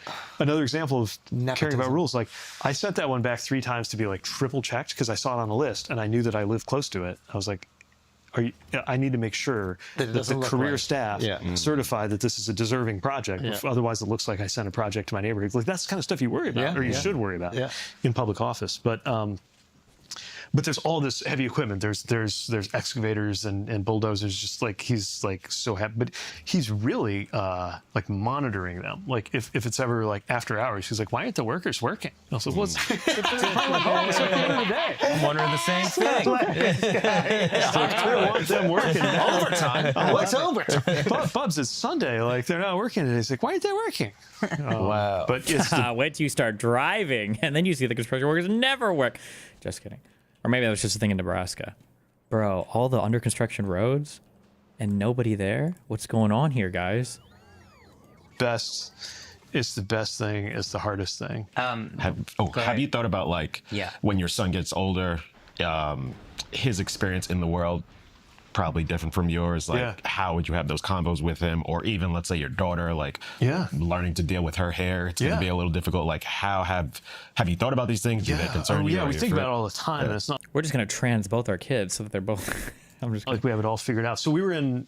But if anybody knows how important identity is, yeah, you know. of course. So we were in what's called a surprise adoption scenario. So we literally I was at work. I was traveling. We got a phone call. Chaston called me, and the next day we were in a rural Midwestern hospital holding him in our arms, and they were like, Jesus. 1 day old. Like it was like that, like just from like normal life to like. And by the way, it's twins.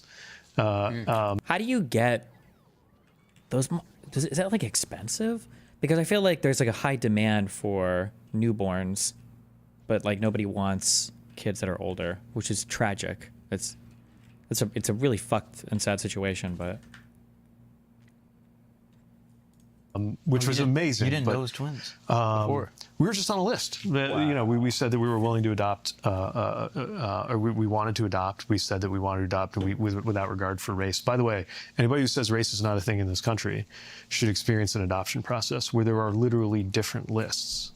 If you say that you want a white kid only, versus if you say that doesn't matter. Like literally a different list. What is that? What do you mean by that? The list for a white kid only is longer.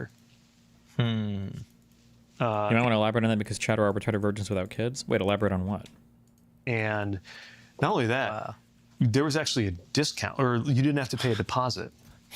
Wait, what did I do? Hold on. Like literally a different list. What is that? Or literally different lists. If you say that you want a white kid only, versus if you say that doesn't matter. Like literally a different list. What is that? What do you mean by that? The list for a white kid only is longer. And not only that, there was actually a discount, or you didn't have to pay a deposit on the fee. Discounts. This is like how it works. I couldn't believe it. So we didn't know anything about the racial identity of the kids until they started to look mixed race, which they are. And like contending with like the hair thing is already like a thing, and like lots of advice, especially from like black parents who like. People are concerned that children who have reached a certain age might have underlying issues. That could be it. I don't know if I believe that. My intuition tells me the thing that people care more about is it's like having a new car versus a used car.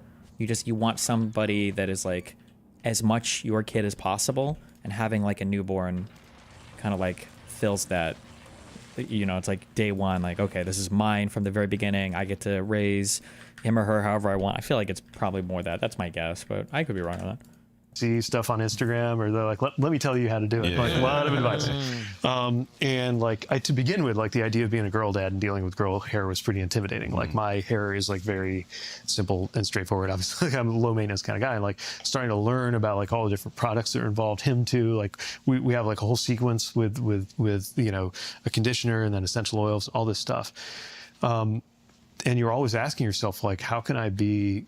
You're already constantly asking yourself, how can I be a good dad? And now it's like, how can I be a good dad for kids who have a different racial identity than I do? And how can I help them navigate that? And what are the circumstances where there's nothing I can do to help them navigate that? And I need to connect them up to mentors and people in their lives, because the reality is like, this is not a colorblind society, and like their lives will be affected in some way by their racial. All of ours are, but one thing about being white is you don't have to think about the fact that when you're white, your racial identity is not something that you're reminded of all the time, in a way that they will be. And we live in a not super diverse, although it's getting more diverse, part of Michigan. But our hope is that they will, by the time they're old enough to even be wondering and thinking about these things, which I know is coming sooner than we think, that they know that they are loved and that they are safe, and that they're growing up into a world that has so much possibility for them, and that we'll be there for them any way we can. But it's pretty humbling, like as a parent, to know that you'll be navigating. Are you, let's say, for example, in some like hypothetical scenario where you run for president, let's just say, right? Obviously, nobody has plans for that, but you know, let's just say, potentially, you wouldn't be announcing that here, but you can, as he takes a sip of water. There must be concern about the potential scrutiny on not only you but like your family, like all these people become public figures, and unfairly so, you know. How do you manage that? Like what your kids can They're go going to say through, some unfair things. Their children. like how do you process all that? And Yeah, it's tough because like they didn't sign up for this, right? I mean, it's hard enough on Chasten, who's like an adult, but you know, he didn't exactly sign up for this either. He's on, you know, he's supportive. Yeah. But when we ran for president, obviously that was really hard on him and very costly for him in all kinds of ways. And that much more so for little kids. And one of the worst things about politics is how little regard it shows for crazy. the people who go into public service and their family. Even just the fact that like when somebody leaves an office or decides not to run, like if they ever say like I want to spend more time with my family, that is immediately taken as code for like I got caught in some scandal or like I did something wrong, right? Versus like we should celebrate that. Like if somebody wants to spend more time with their family, like that's a really good way to spend your time. Part of what I've really been leaning into just these last few months, being out of office, like working but not working at the extreme pace that I did, is that like I'm usually the one to drop them off at school every day, and I'm just like in their lives more, and it's wonderful. But yeah, the costs are enormous, and one thing that makes you really think twice about running for any office, and definitely the highest doing national politics, is that lots of people wind up paying into that, and not all of them had a say. What is that? What do you mean paying into that? Well, they have to pay the price. Sacrifices spouse, for your kids are sacrificed. Your spouse. Holy shit! He should have ran for office with the mask, and then no one would know who he was. God, there are so many things about the Dark Knight Rises that don't make sense. Nobody cared who I was until I put on the mask. Nobody cared about Bane ever. Why? That's quoted. Doesn't make any sense. Like, there's like this obsession with like the masked man from Mr. CIA, but nobody in the rest of the movie actually seems to give that much of a fuck. Oh, whatever. Yes.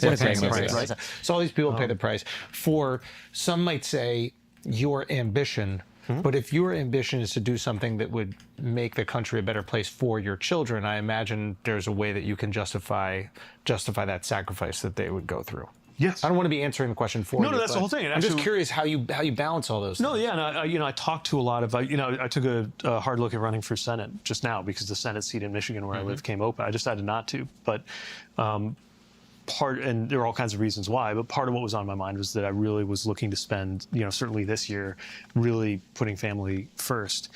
And, I talked to a lot of people who were in the Senate or in Congress, and they talked about the price that their families paid, but also at a certain point their kids were old enough to be really proud of what they did, that made a difference and set a good example of public service and made their lives better. But look, if you hold yourself to a tough standard, you have to ask yourself whether you're really not confusing your personal ambition with your ambition for the country, right? Like when you run for president, you obviously reveal that you're an ambitious person, right? Hopefully you do it because you have ambitions for the country, but there's something selfless about it and there's something selfish about it. Right? There's something selfless about going through the extreme pace and the hard work and all of the bullshit and all of the risk and the very real chance that you'll lose and all the other things that happen, right? But like also, unlike the other people in your family who are coming along for the ride, like you get like your name is on the poster and you get to have all of these experiences and if it goes well, you get celebrated in all kinds of ways, right? And you're always asking, or you should always be asking yourself, okay, why exactly am I doing this? And it's really hard to separate those things. I mean, nobody can perfectly separate those things. But I do know that there are things that are things that are more important than winning, and things that are more important than running. Nothing is more important than winning, right ever. That's only what a loser says. What drew you to public service in the first place, right? Like you're graduating from Harvard, you're McKinsey, you have the opportunity, obviously a brilliant guy, to make millions of dollars and live your life in privacy. This guy. But yet you sacrifice all of that for a more meager pay and more public scrutiny. So I grew up in a family and a household that was not politically connected. Like I don't remember meeting any elected officials when I was growing up. But it was very politically. Wait, does Pete have any political job right now, or is he just like out doing stuff?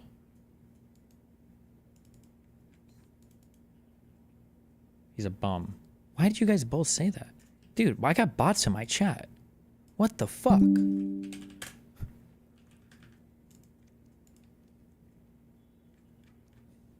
Aware. Like, my parents were the kind of people, especially my dad, who would be like always watching the news, always talking about whatever was going on the news.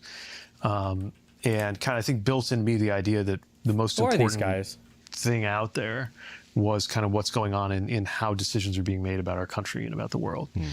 And so I had that in me even when I was a teenager and I thought I was going to be an airline pilot. That was my real, like, first ambition. He had that dog. And by the time I got to college, I was really, really interested in public service, but I didn't understand how compelling and exciting local public service was going to be. And then we talked about my hometown a little bit, like everything that South Bend had gone through.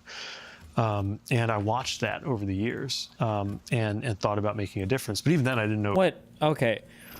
Oh my God. My Uber home from the airport, which is like a 23-minute drive, was a fucking hour and a half. I don't know what happened this morning. If one of the bridges was like down to one lane, but I don't know why that would affect it coming back. Fuck this morning. But the reason I bring this up, this guy was playing a CD in his car. First of all, this guy looked hard as fuck. Okay, he had like tats. He was talking like a gangster. Okay, I was like meek in the back. He was like, I gotta pick up some smack. This guy is like hard. Okay, and he was playing this CD, or I'm sorry. That stands for compact disc. This is what we used to play music on, not CD. But he had some kind of album going, and it was like girl singing on acoustic guitar remixes of like every random song ever. What? Does anybody know what I'm talking about?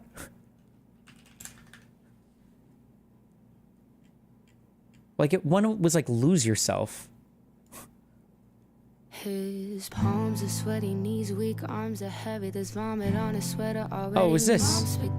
I think. No, it wasn't this song. Everybody's joking now, the clock's run out. Oh no, it might have been this. Snap back to reality. No, it wasn't this one. It was another like girl acoustic guitar cover of, but it was like just so many random pop songs. Why? Is this normal? Won't come out, he's choking how.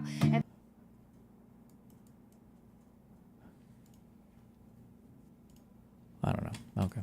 It would mean. But I had to listen to the full fucking album of all these fucking covers. And I'm like, oh my God. But by the time I was at McKinsey, which, you know, it's very, maybe comfortable is the wrong word because you work very hard there, but like it's very like nice job in a lot of ways. It's good pay. I mean, definitely more. I was making 6 figures out of grad school. Like it was good money. And, you know, flying to all these interesting places, working on interesting stuff. But within a year. When you're a girl and get into an Uber and the guy driver tries to play what he thinks women enjoy, I'm tortured by Taylor and Beyonce most of the time. Damn. I figured out that, like I remember one time I was working on this kind of interesting, complicated set of problems about like grocery pricing, and I was running this database and doing my job. And it was intellectually interesting, but the more I got into it, I remember this moment where I got up to get a cup of coffee and I just had this thought hit me that was like, I don't care. Oh no, is that when, is that, there's gotta be a skit. Wait, that has to be a skit. That's gotta be a thing.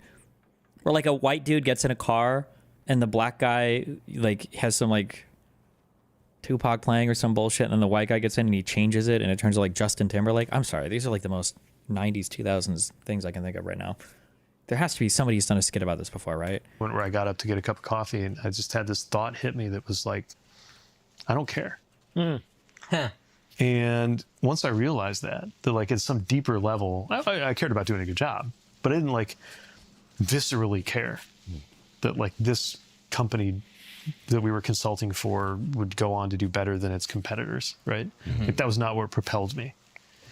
And I realized that even if there was less money in it, I was going to be both happier and more effective, more productive, working on something that I did care about, something that was important. Do you think Pete's going to run in 2028? Yes, and he's going to win. Pete is going to win. This guy's already won for 2028, 100%. That's my call. I'll bet anybody $10 million, 100 to 1 odds on it. Consider this bet verbally binding, okay? If you type okay in chat, we've agreed. Because a client was paying me to care about it, but because it just mattered in and of itself. And then, I don't want to get into like the entire long story, but we talked earlier about Kokomo, Indiana, Howard County. So that's got thousands of Chrysler jobs. And while I was having this struggle at McKinsey over whether I really wanted to keep being a consultant or not, I saw that the state treasurer of my home state of Indiana was, for very like ideological reasons, trying to block the Obama administration from saving Chrysler. So the auto company was about to go under. All of them were. The administration intervened, and they figured out a way to basically bail out and save. Isn't it kind of funny? If you think about it, back in the day, people were so ass-pained about bailouts for car companies. But now they were more mad about the Lehman Brothers shit. Well, that one went under, right? For the big bank. But people were mad about the car company bailout shit, too. But now people are like, no, we need to fucking literally suicide the entire economy to bail out our manufacturing. Isn't that kind of weird? Save these auto companies so they get back on their feet and keep employing thousands and thousands of people across the country. And because I grew up in South Bend where an auto company had collapsed, and because I had visited Kokomo where there was an auto company that hadn't collapsed, but I knew what would happen if it did. I was really, really fired up about this guy, the Indiana state treasurer, going all the way to the Supreme Court trying to sue to stop. Somebody, okay, $50 bounty. Somebody has to be able to find a way to make it so that, like, if a thing gets mentioned in chat, it's not like the same thing forever. There has to be a way to figure this out. Somebody create a solution to this. I'm aware that Trump is speaking to the Norwegian Prime Minister. I'm aware that David Pacman did an interview. I see these things. I have these links open. There's got to be some way to communicate this. So I don't have to say constantly, yes, I know he's talking to this guy. Yes, I know this. There must be a way. Pin message? No, nobody reads the pin message. Okay? There must be a way to do this. Those companies from being saved. And there's a whole crazy... Just ignore it? I can't ignore it. I'm a streamer. I have to compulsively read every single thing about me and in my chat. I can't help myself. Legal theory of how he got to be the one to do it. But what he was really doing was politically. He, obviously, state treasurers are not very prominent, but he picked this big fight with Obama and it got him on TV, and it was kind of a political maneuver. And I thought, like, the state treasurer should be the most boring job in government, right? You shouldn't be, like, out on crusades, especially ones that if you get your way, it would destroy auto jobs in a place that counts on them. So I started asking who's going to run against this guy. And this was 2010. It turned out like nobody in my party was going to run against him. Probably because everybody correctly figured out that a midterm election in a... What about Ben Shapiro and Zelensky? Wait, Lou S. Did Ben Shapiro debate Zelensky? Lou S. in YouTube chat? Wait, did he? Wait, that's... Wait, what? Wait, did this just drop 1 minute ago? Lou S? Really? Ben Shapiro debated Zelensky? State like Indiana for a down ballot, like obscure race, like running for state treasurer, like you're probably gonna get crushed. And I ran and I got crushed. But I learned everything there was to learn about kind of campaigns. I went to all these chicken dinners in 90 counties in Indiana and shook hands. Do you think I could run for like some local state thing? But like, if I win the election, just not give a fuck and not actually do anything? Can I just like keep streaming? I feel like, all right, guys, we did it. I'm never coming into work. If you guys want to vote for me next election, go for it. Otherwise, good luck. Do you think you'd be allowed to do that?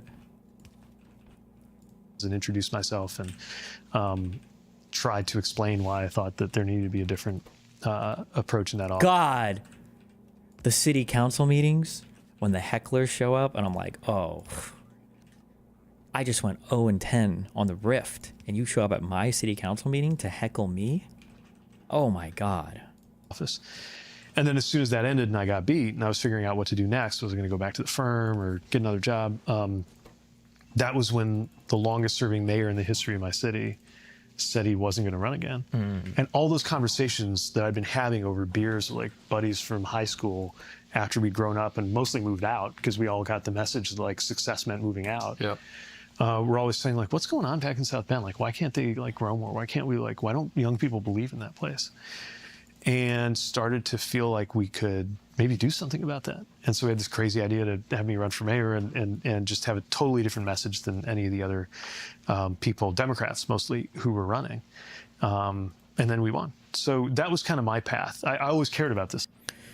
Genuine question. Does the fact that so many of your videos lately have been about people changing their mind on Trump or disagreeing with Trump or regretting their vote, does this not contradict your claim that MAGA conservatives are a cult that follow mindlessly? Not rage bait, just honest. Okay, chat, type the answer. Go ahead. Cobble it together. I know you guys can do this. stuff, but I never would have guessed. I'm not even mad. I think I've said a lot of the time, I feel like my predictions have gotten pretty good, or like I feel like I have a better understanding over the past few months of like where the puck will be. The thing that I've said over and over again is that I think that there is like a core constituency of MAGA that will never, ever, ever change their fucking mind on anything. People think that that's like 95% of the party. I think that's like 20-ish, 20 to 30% of the party. There's a lot of outer perimeter people that I think are very sensitive to changing conditions. That's what I've said for quite a while, and I haven't changed that, so. It's not surprising me that people's minds are changing. Message than any of the other people, Democrats mostly, who were running. And then we won. So that was kind of my path. I always cared about this stuff, but I never would have guessed that I would run for state treasurer or that I would go for senator because you only have 160 days in session. Like a federal, like a U.S. senator, those elections. Those are real elections. Okay, I would have to super try. That'd be like a full-time job trying, and my chance of that would be very slim. But I feel like there are states where we could go for like even like a House delegate seat. Like these elections are like. Do you think that there are Florida state assembly or state senator seats that have like less than 10,000 people voting? Florida, Ballotpedia, state Congress. I don't even know what the fuck they call it down here. The Florida State Legislature.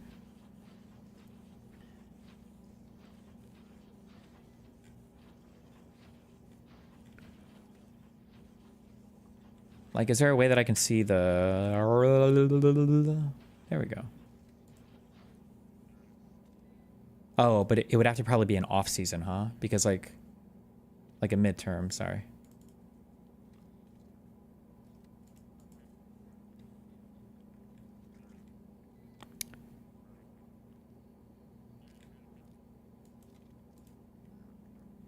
I'm curious what your thoughts are in general on Pete Buttigieg and his politics. Like, I know the wealth tax is kind of dumb, but I feel he's really reasonable, has really fair and good views on how to improve our country and the Dem Party. I don't mind as much when Democrats have super retarded econ views, because I know that they're responsible enough to listen to the people around them, and those retarded econ views won't matter that much. So like when Kamala Harris was talking about like a wealth tax or like an unrealized cap gains tax, like, I don't care that much because these are retarded ideas, and I know it's just not going to happen because they're dumb. And anytime she would try to do anything, the CBO or some economic advisors or whatever would be like, hey, this is fucking retarded, don't do this. And she'd be like, oh, okay. And then they'd say some reason why they can't do it. Trump is crazy though. But Republicans used to be like that too, to be fair. But Trump is just a unique, special, crazy guy. Okay, this is like 100,000 votes, dude. Fuck that. District 1. Okay, what about District 34? How many people are voting over here? Man, these are like 60, 70, 80,000.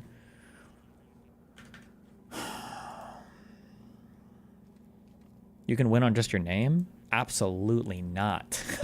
Absolutely not. I would crush these people in a national popularity contest, but that does not necessarily translate to on-the-ground votes for local seats. A really good example of that is Cenk Uygur, who I'm guessing Cenk probably has more name recognition than me, even in my corner of the internet in terms of like online politics, and Cenk got obliterated.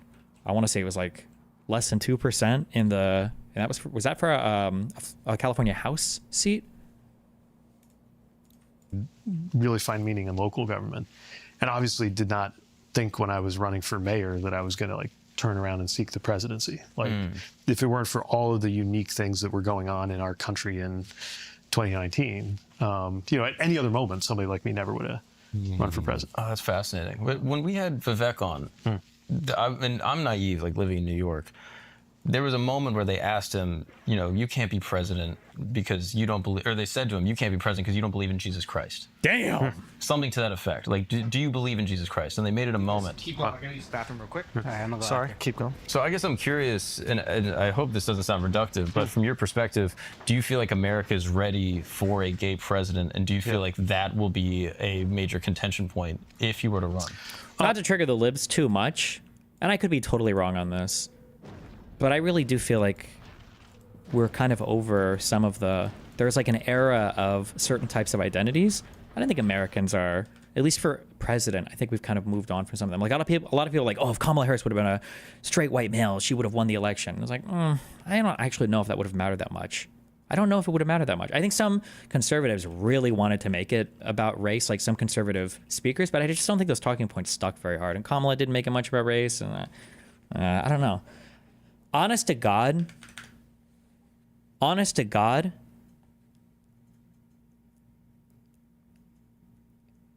I'm giving you a vibe. This is I think this is an internal racism feeling I have. It must be. I don't even know where this comes from. But I think that going strictly on identities, I think that Americans would vote for oh God, I'm looking at my intuitions. I feel like gay is way more accepted than lesbian. I feel like Americans would vote for a gay black president before they would vote for any Asian or any Indian president. Like when I look at Vivek, I think that the issue would definitely be more him being Indian than him being not Christian or whatever. For all the people in chat that are saying no, gay men are absolutely more accepted largely in society and in different positions than lesbian women are. The only version of the lesbian that is accepted in society is the male gaze hot woman who fucks women with guys just for men to jerk off to. The concept of a lesbian is a lot different than actual lesbians, 80% of whom fucking hate men, by the way. Just kidding. It's like 60%. I think that gay men are more normalized in society than lesbian women, for sure. I think so. Yeah, it was definitely a thing last time around. Although a lot of people were, I think in my party especially, people like get ahead of themselves or they get really wrapped up in this. Where there's only one way to actually find out, and that's to like go to voters and see what they're ready for. I don't think a lot of people thought that my like Indiana city was ready for a mayor who was gay. When I got reelected after coming out, I had a higher vote percentage than the first time around. Like, look at this guy getting elected it's South Bend, he says. I don't know how big that city is. But still, Indiana, gay guy. Kind of looks like a mouse. We're over the gay thing, okay? Gay is the new straight, basically. People aren't even happy being bi anymore. That's how straight gay has become. They got to be pan, okay? I would like to think that's because I did a good job, but also it meant people didn't care that much. I was shocked when Obama won. I didn't think the country was ready for a black president. And by the way, Indiana went for Obama. And I think that's really interesting. That state had not voted Democratic since LBJ. And so the idea... Somebody said, why is the stock market acting like we're not in a trade war still? And you just reminded me of a tweet that I saw. Fuck. I don't remember if Richard Hanania tweeted it. Did anybody have the thing where, I don't know how real the data is, but it was like the stock market every single time, I think it was Lutnick or Trump talks, and then it was the stock market on average every time Besant talks. Does anybody know what I'm talking about? Jesus Christ. Oh, this guy. I remember this guy's 5 minutes of fame.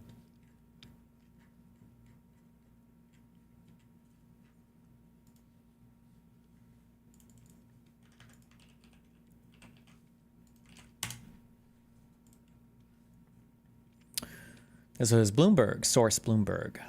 Personnel is policy and performance, question mark. S&P 500 daily return, depending on which Trump official is mentioned more in news articles. Based. Could you hit us with the cliff notes on why a wealth tax is dumb?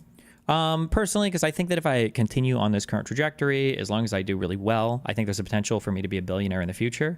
And me and the rest of my billionaire friends don't want to be subjected to wealth taxes. So.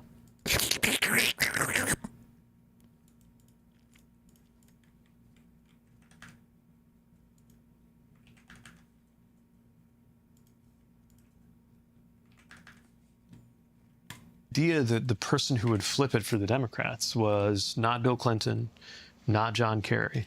It was Barack Hussein Obama, right? Was not something if you were sitting around, I don't know, 6 months before he got nominated, saying, all right, who's the safest choice who would even put Indiana on the electoral map? You wouldn't have said Obama, right? Oh, man. Bernie bros down bad. The Clinton machine is too strong. They fucking threw the election against Bernie. Bro, you should have seen how much the Clinton machine fucking hated Barack Obama. Oof. Oof. Any take on why influencers are skipping drama now? Why, somebody more than Ludwig said they're skipping it? But I think the lesson from that is that you can overthink these things. In the end, like the only way to find out the answer is to like get out there and try. And I don't want to compare, like, obviously it's like very different. What am I But doing? I'm just whenever running there's around some like, for an hour artificial doing barrier nothing. people make up for why somebody can't run or can't serve, I think Realistically, though, isn't there a decent point to be made about the super rich just taking out loans against assets? I've addressed this point a million times, okay? 1, I doubt this is that big of a problem. It's just probably not that big of a thing. It's just a thing that you personally just don't like. 2, if you really want to get rid of this thing, then force somebody to only take out a loan against something you have a tax basis in. So if you want to take out a loan against something, you have to step the basis up, meaning you've got to pay the taxes up to whatever you're going to take out a loan against. Okay, there, boom, problem solved. But 3, that wouldn't even raise much revenue. It's not even a big revenue driver. I seriously doubt there's going to be a huge make or break thing for any part of the funding of any part of the government. It's just a thing that people like to talk about. you just got to test it. Yeah. Yeah. We're looking forward to it. Go ahead. Oh, you got Miles, you got something? it's I on doing? a different subject. You're probably Artillery. Oh, mine. That's what I'm doing. I have a bunch of. So, China, you brought up early in the interview. I hate to pivot back to this, but I do want to get some clarity from this. And I think one good thing the tariffs have done, the Chinese are, whether it's propaganda or not, my Instagram now is nothing but Chinese electric vehicles. I've been ranting to them for days now. I'm like, oh, these guys are so far ahead of us. They have people coming forward. Andrew sent us an Instagram today of someone from China saying, hey, you know what happened? These billionaires in America took all this money, kept it for themselves. In China, they built up the infrastructure. I don't know if any of that is true, but it does seem like this is a very real threat. And it does seem like they're ahead in certain ways that we might not be ready to catch up for. Yeah. What can we do, as I'm asking you to think, because it's obvious you understand 1 year, 5 year goal like needs very well. 10, 20, 30 years. And when you said it's important for Americans to be number one. 30 years from now, how are we number one? What's your ideas for that? Yeah. Tariff I and think it's close going to be down really tough all for of our America trade. to stay number one unless we do certain things right away. First of all, it's back to basics. It's taking care of our own infrastructure, our own education system. It's making it easier and more affordable to raise a family here. Just like all those core things that you don't think of as like international policy. Yeah. But if you do them right, then you get international primacy the same way that like part of how we won the Cold War and beat the Soviet Union, it wasn't obviously like there was a military side of that, but like their military was formidable too, right? The real like inarguable massive advantage we had was that there were way more people living in the Soviet Union who wished they were living American lives than anybody in America wishing they could live a Soviet life, right? On some level, I think that was everything. That was how America truly came to be number one. So first of all, take care of the basics at home. But also, we need to recognize that we're going into a ferociously competitive world stage here, where we can't just keep trading off the glories of having won World War II, which is pretty much how we were able to build the international system the way we like it over the 50 years that followed. And recognize that every country is not like just on its own finding its way toward liberal democracy. That comes and goes. I believe it's actually on the wane in our country, and I'm trying to do something about it. But it's eroding in places like Hungary. A lot of places were more democratic 10 years ago than they are now. Damn. So we've got to recognize that this is going to require a level of investment in technology and a level of commitment to our values that both earns friends and establishes the kind of economic power that you need in order to, alongside your military power, in order to be number one. I really worry that what we're in right now is a mode that's going to make it not so much America first has to be America in first place. To do it right, if it's America first the way they're doing it, I think it means America alone. And we become just like another country out there, scrapping for advantage. But to your point about China, like, one of the things that the last administration did that I believe in is dealing with Chinese EV, unfair competition from the Chinese EV market. We should be making those here. The other part of the story that I was telling you about Indiana, Howard County, where those Chrysler jobs were, and St. Joe County, where I grew up, and a lot of places in Michigan where I live now, is the EV battery factories. Like there is a $3 or $4 billion GM battery factory going up on the western edge of the county where I grew up that is bigger than any manufacturing investment that happened there in my entire life. China is making big bets in EV. It's not because I don't believe the Chinese Communist Party is terribly concerned about being environment. first in climate change. Yeah. Right? Yeah. They understand the geostrategic implications of owning. I don't think you should ever give that, actually. I personally think that you should message the exact opposite on that. I think people, places like China and India, I think they do care about climate change and pollution damage and shit because they have a whole bunch of fucking people, and we just take it for granted that we have like clean drinking water everywhere and that our air is relatively breathable and all that. We take that for granted, but China, like their larger cities, like used to be almost unlivable. The smog alerts and shit. I don't know what Beijing looks like today, but they used to be fucking terrible. And I think that is probably a significant concern for a lot of these developing countries, that they don't want their place to be super fucked. And we should be actively competing in that arena and understanding that they're probably trying to compete very actively in that arena as well. The 21st century vehicle market, Yeah. the way we Right. did the last century. Yeah. So is that an example of where it could be appropriate to use tariffs? Absolutely. Yeah. But again, we got to know what we're doing. And maybe this is touching on what Andrew was saying earlier about build a wall. Can you give me an idea of something you would want to do? And again, this might be exactly what you were saying. What's something you would do to make me feel better? What is this? Let's say ceteris paribus, Israel is the morally more agreeable side than Palestine. Let's say you're Piers Morgan, you bring on Rabbi Shmuley to make the defense, or Rabbi Shmuley to make the defense, but he only serves to radicalize the strength of the opposing viewpoint.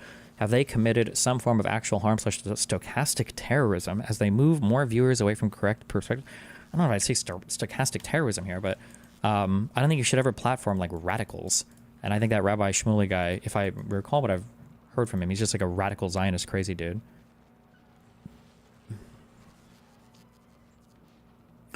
Don't want to stun lock you on tax policy, but is there anything you would change about our current tax system other than potentially raising the highest brackets to pre-TCJA levels?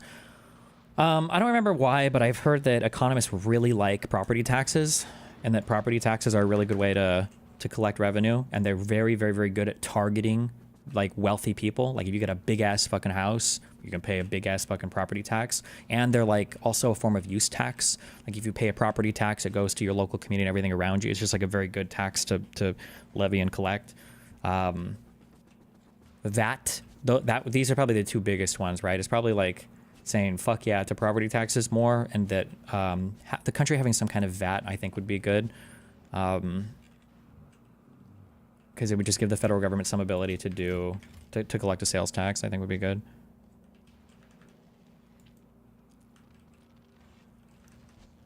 Of something you would want to do. And again, this might be exactly what you were saying. What's something you would do to make me feel better as a guy who's looking at them and being like, oh, 600. What's the difference between property and wealth tax?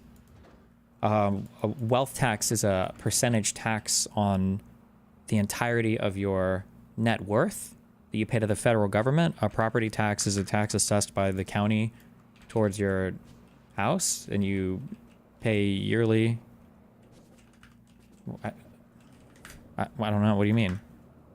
Can you explain what VAT is? VAT stands for value added tax. It's like a sales tax, but it's added at every single stage of value add in the production of a particular thing. So if I buy a door and I buy a frame and I spend $50 on each of them and then I put them together and now it's worth $150, I think you tax the $50 appreciation in value is a value added tax of VAT, I think. Property tax is based on the value of your property though. Okay, and income tax is based on your income. Is every tax that's based on something like a wealth tax? What? Houses kind of capped though. Wouldn't it affect the bottom brackets more than the top? No, your property tax is usually a percentage of the total value of your home. What do you mean? 100-mile batteries and fucking floating on air or whatever. Yeah. What is an idea you would have? It's like, just in the global scale, how America can compete. It's super regressive though, right? It'd just be passed on to the consumer. Okay, middle income disproportionately. It'd probably be kind of regressive, but not all regressive taxes are necessarily bad. Like every sales tax is regressive. Every like gasoline tax is regressive. Like the goal shouldn't be like to have every single tax has to be a progressive tax. Like the income tax could be a highly progressive tax system. But just because a tax is progressive doesn't necessarily make it bad. It can be a bad thing about it, or it could be a negative aspect, but not necessarily. Sin taxes are probably really regressive. You mean like a tech idea? Or just, it's like, just in the global scale, how America can compete. You mean like a tech idea? Or just, this factory can go up that would create these jobs. Just kind of anything that I could grasp at to feel some hope. I mean, I think at the end of the day, we can do the clean tech stuff better. But Better than them, or better just than better? them. Okay. Both. Clean Better than we tech, have what been. does that mean? Like Anything like vehicles? from electric vehicles to solar energy installations, all that stuff. I've never heard you actually address this, but isn't it kind of hypocritical that you advocate for higher taxes but chose to move to a low tax state to avoid those high taxes? Yes, it's massively hypocritical. Like when you ask people to, become doctors and you're not a doctor yourself, or like when you ask people to volunteer at soup kitchens but you're not volunteering at every soup kitchen yourself, or when you say that people should be nice to their siblings but they don't even have any siblings, so they don't make their mom and dad fuck to make more children. Like, no. Can do it better, but we have to make a commitment as a country that we are going to invest in that. It doesn't just happen. There's this fiction that all of the things we see around us in the marketplace just came around without any policy choices. There were huge policy choices that made the automobile possible in this country. Subsidies on everything from fossil fuels to the interstate highway system, right? We need to make similar choices around owning the clean tech market for the future, owning AI. Like, I think we have a real problem with China could very well legitimately outpace us on AI if we let them. And getting AI right is not just for the tiny proportion of people who understand how to code large language models and stuff that I can't even get my head around. It's making sure that as a society, like, part of our education is like people understand how to deal with AI the same way that, like, you can't say somebody's educated and can graduate into the workplace if they don't know how to use email. Or, it's a competency more than like a technical expertise. Which is why I was a little bit alarmed when I found out that our U.S. Education Secretary today thinks there's something called A1 and read a speech about how we need to do more. There is something called A1. Instead of AI? Holy shit. Oh, wow. I think she's just like reading a prompter. We're Is fucking this cooked, Linda dog. McMahon? Yeah. We're Yeah, cooked. right? I'm not making this up, no, right? Linda. It's over. Yeah, like we need to make sure that Passport. We got to in a make world education where- A1. That's what she does. We got to make it A1. I mean, so, you're right to be worried. Yeah. Me personally, sorry. yeah, no, you go can ahead. finish. Me I know you got to personally, get out of here, Pete. Yes, so yeah. Here's my last one. I think the biggest issue facing America is the wage gap. Salaries have been stagnant. this is huge. CEO Yeah. pays Yes. have skyrocketed. How can we convince corporations to pay higher salaries when their responsibility is to stockholders? Well, it can't just be pretty please. I mean, this is where if the corporation, we have to either change the incentives on the front end so that there are tax advantages to taking better care of your people, or we have to be ready to do it through policy where this country says if you're going to make $100 billion in wealth off of work that 100,000 people working for you generated, more of that needs to be going to them. And by the way, these things are actually related. I think there's a way to deal in American citizens on kind of like a dividend off of the value that's being created from AI. And from, I don't want to take it down a whole rabbit hole, but if you imagine... UBI kind of thing? How's that? Like a universal basic income kind of thing? It could be. There's different ways to structure it. But I think it's giving everybody a... God, I love the concept of a global wealth fund. Or a sovereign wealth fund, sorry. But I don't know if America's ready for that. share in the overall value that's being created by technologies, which again rest on technologies that the taxpayer paid for in the first place back in the 60s. So why shouldn't we all get a share? Yeah, we're investing it. Instead of it all going to this tiny handful of super, super wealthy people who are consolidating their own power. The same way the president's consolidating his political power. You got these I don't even mean just like normal billionaires, but like mega billionaires consolidating their Not the power, normal right? billionaires. How much longer until lefties are like, whoa, I didn't mean kill all billionaires. I meant the super billionaires. I've only got like, do you know the lifestyle difference between a guy whose net worth barely 1 billion versus a guy who's like worth 100 billion? You know, it's not even, you know the difference between 1 billion and 100 billion, right? It's like 100 billion. We have to have tax policy that does that. We have to have a system that requires people who amass that kind of wealth to be sharing it with citizens. I worked out what your income per hour is gross for each hour streamed. It's a lot, and it's gross. Okay, it's disgusting. Don't judge me.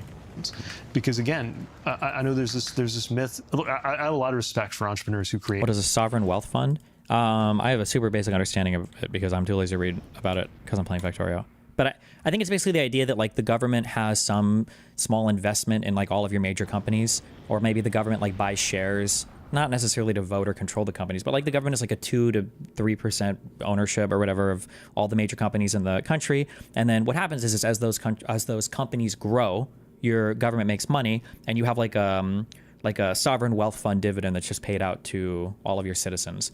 Like I think Norway does this. I think Alaska might do this, or somehow Alaska pays money to all of the people that live in Alaska. I really like that concept, because I like the idea that everybody would be invested in all of our large companies doing really well. Like you don't really care if Jeff Bezos or if Amazon is posting like record profits. If anything, well, not only do you not care, usually it makes you salty as fuck. But if everybody had some share in that victory, or if everybody had some share in the form of a sovereign wealth fund and that pays a UBI dividend or some bullshit in that, I think we would all feel a lot better about those companies growing, because we would all feel like we're kind of bought into it. And we are, really, and we do get paid for it, really, but it's like very hard to see how we benefit. And a sovereign wealth fund, I just think, makes that immediately noticeable, like very transparent. But things, and they should be hugely rewarded when they create things that are valuable. But they created those things based partly on infrastructure that all of us paid for, right? And by infrastructure, I don't just mean roads and bridges. I mean national security. I mean things like inventing the internet or mRNA vaccine technology or whatever it is. But more broadly, and this is both on the substance and the politics, I think you're naming something that's hugely important, which is the inequality in this country. It doesn't get talked about enough. It has gotten worse pretty much our entire lives. Yeah. And no republic has ever survived this level of inequality for long and remained a republic. That kind of income inequality leads to inequality in power, which leads to political instability, which leads to some of the things I think we're experiencing right now as a country. That's deep. And if we don't get a handle on that, and it can absolutely be dealt with in a way that is... Maybe you've already talked about this, but just saw the TikTok of Finkelstein claiming you're paid by Israeli advocacy groups. Is he lying, or did he fall for the memes? Suing him would be epic, though. I would sue him, but I'm so afraid of what he'll find in discovery when he realizes that I actually was paid by and trained by the Mossad for weeks and weeks, or months, did he say, before our debate? So I'm too scared to sue him. He got me. Consistent with a strong... Also, people wanted to say that the Norwegian Wealth Fund only invests in international funds to avoid corruption. So there you go. We don't get a handle on that. And it can absolutely be dealt with in a way that is consistent with a strong economy and business doing well. We know that because there were times in our history, including the middle of the last century, when tax policy was asking more of the wealthiest.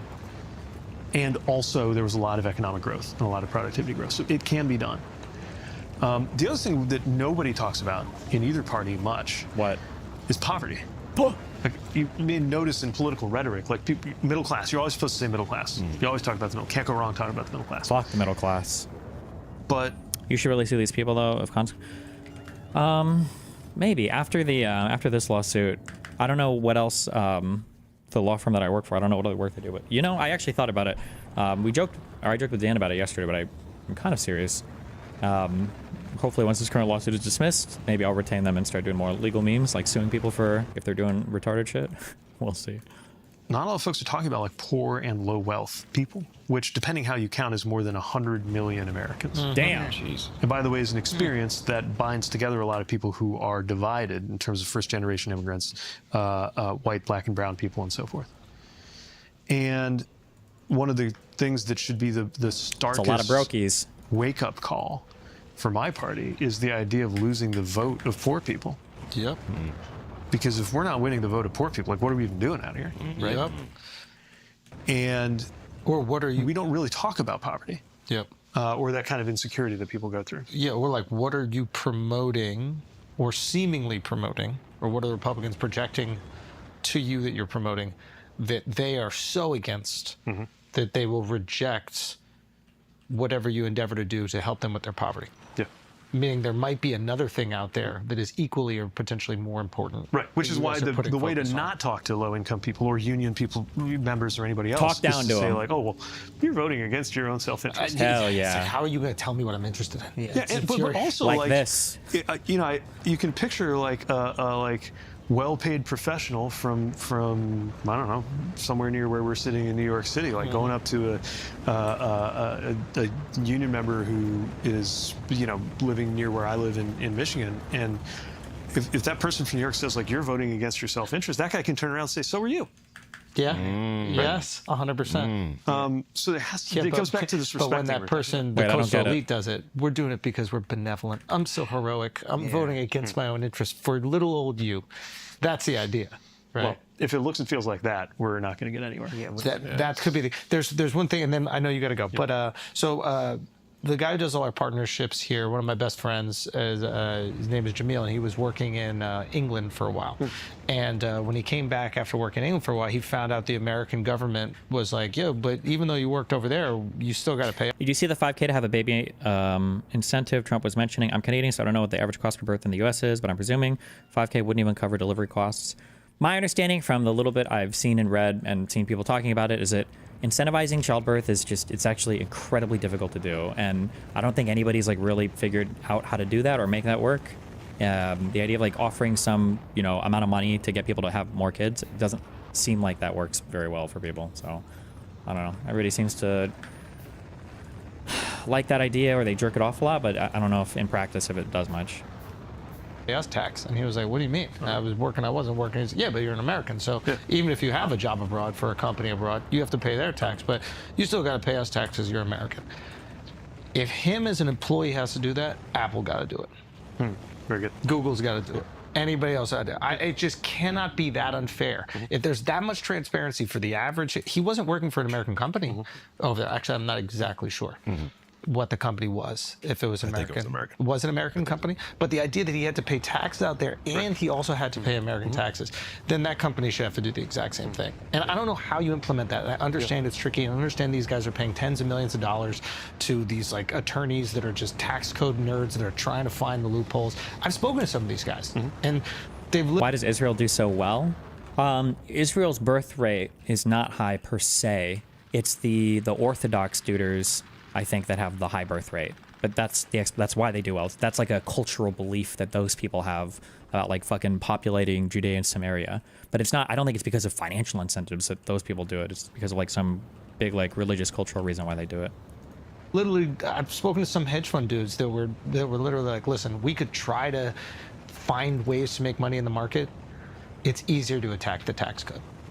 Yeah. They literally told me that. That's where the money is. The money is attacking the tax code, not the market. And yeah, not to like repeat myself too many times, but this could be about. I'm 36 and I can't tell you the last time I had a one-night stand with someone who wasn't a single mom. Well, why don't you try fucking somebody besides your mom? Code, not the market. And yeah, not to like repeat myself too many times, but this could be about. It might be that this is about to get much worse. Because there is a debate happening like right now, like through this summer in Congress, where I think there's a lot of people who hope that no one's paying too close attention to the tax changes and the tax cuts that they're about to put in. So this is a great time to hold members of Congress accountable. Because I do think, even if you live in a very Republican area and you got a Republican member of Congress, like most people in that district don't love the idea of skewing the tax code even more toward corporations and wealthy people. Like there's a real moment here, I think, to do something about that. A moment? I mean, that's something that would, and I don't understand the wording, but to what we were speaking before, like speaking to people's feelings, like finding a way to effectively tax these corporations, which would reduce taxes on working class people, finding a way to turn that into one sentence, but letting a working class person know that they're going to pay 20% less because we found a way for these corporations to honor what their tax burden should be. I mean, I wish that there was a way to communicate that, like, it's just, that's a retarded way to think about it, bro. Like, a working class person paying 20% less in their taxes is not that much money. You'd be way better off fighting for more affordable healthcare, more affordable education, more affordable housing in some way. Like, these would be way better things to fight for. But when Trump or when Doge or whatever was saying, maybe it was Lutnick was talking about the tariffs, and they're like, yeah, well, yes, the goods are going to be more expensive, and it's going to be more expensive for everyday people. But with the money that the tariffs bring in, we're actually going to remove the income tax for people making under $150,000 a year. Whether or not they do that. Do you think you could try to solve the wealth gap perception by creating a class of people devoid of rights, like anchoring a class to the bottom similar to slavery in the South? Well, I feel like that's a George Carlin skit or something, or was this an anime, or was this a movie or TV show where somebody was like, the only reason they have the bottom sect of society is to keep the middle class working hard enough to let you know you'll be like them if you fuck up. I feel like it's a Carlin thing. That is that is fresh meat for somebody who's going, I make under $100,000 a year, and that is a huge burden on me, and I can provide for my kids so much better. They can go to that camp that they've been telling me. But what people they gotta wanna go to. understand is the reality is the tariffs are absolutely a shift of the tax burden onto the lowest income people, right? 100%. So like they're talking a good game. Yeah, I They're get where saying you're they're pointing going to politically. offset it Yep. with, but they're saying they're going to offset that burden with the money that comes in for the tariffs, regardless if they actually implement this or not. Jesus. I hope that you guys come up with strategies that sound just as seductive, and then intend to execute them.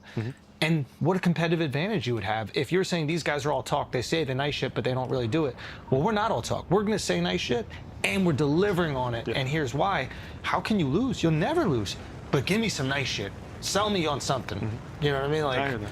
we need it. Anyway, thank you so much for being here, man. Thank This was you, awesome. Pete. It's Thank you so much. really incredible. And yeah, I'm looking forward to, I think we're all looking forward to, Thank you so much, brother. I really appreciate to it. seeing Thank what you end up doing, you know, and yeah, I think that you're a really brave and amazing figure in our political sphere. So it'd be cool to see what else you do. Yeah, I'll be out there. yeah, we'll see it. Thank you. Thank you. Thanks, man. Pete Buttigieg, all right?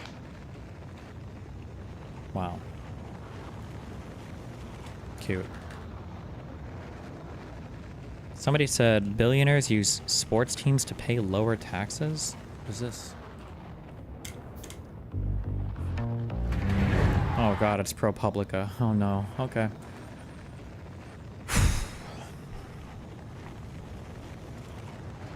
Oh, was it George Carlin bit?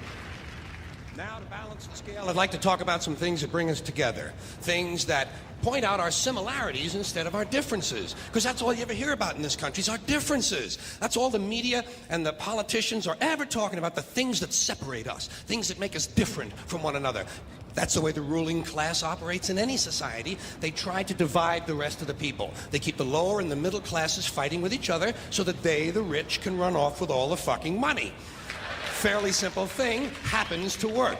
You know, anything different, that's what they're going to talk about. Race, religion, ethnic and national background, jobs, income, education, social status, sexuality, anything they can do, keep us fighting with each other so that they can keep going to the bank. Damn. You know how I describe the economic and social classes in this country? The upper class keeps all of the money, pays none of the taxes. The middle class pays all of the taxes, does all of the work. The poor are there just to scare the shit out of the middle class. Oh, yeah, that's the joke I was thinking of, yeah. Okay.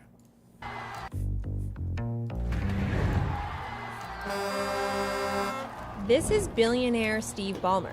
He owns the LA Clippers.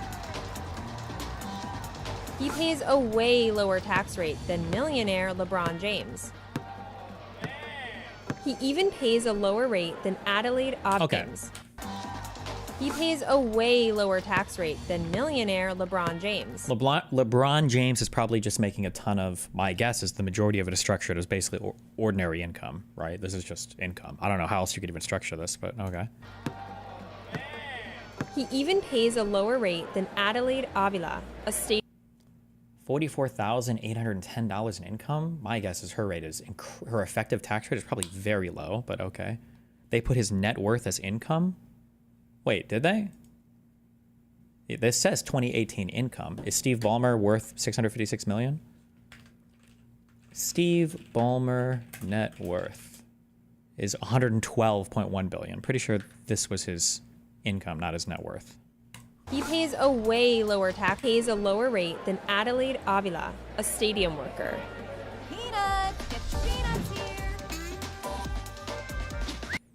Federal tax rate, 14.1% for her, 35.9% for him. Yeah, because most of his shit is going to be ordinary. 12% for him. I wonder how does he have a 12% effective tax rate? Oh boy, I'm about to hear some retard math. It's either going to be through appreciation of capital that he's not selling. So they're going to say, wow, look, he made up $500 million because something appreciated in value, but he didn't sell it. That's my guess. It's probably where we're going. Let's see. He's basically dunking on the tax system. Okay, how does he do it? Show Welcome us. to Planet Tax Avoidance. This is a magical place where sports team owners can tell the government they make tens or even hundreds of millions less than they actually do, and Okay. pay very little in taxes. Wow. And it's all perfectly legal. How? Yeah, how? Amortization.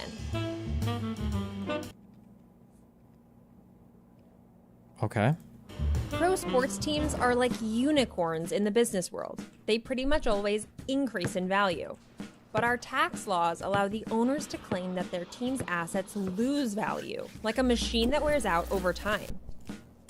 So, after buying a team, the owner's allowed to write off almost the whole price from their future income. In just 5 years, the Clippers reported $700 million in losses, reducing Ballmer's tax bill. In 2017, Ballmer's in loss in just allowed to write off almost the whole price from their future income. In just allowed to write over time. So, after buying a team, the owner's allowed to write off almost the whole price from their future income. If you acquire another business, wait, is it a write-off if you buy a business? I'm not sure what the thing they're referring to here is, but maybe, okay. In just 5 years, the Clippers reported $700 million in losses, reducing Ballmer's tax bill.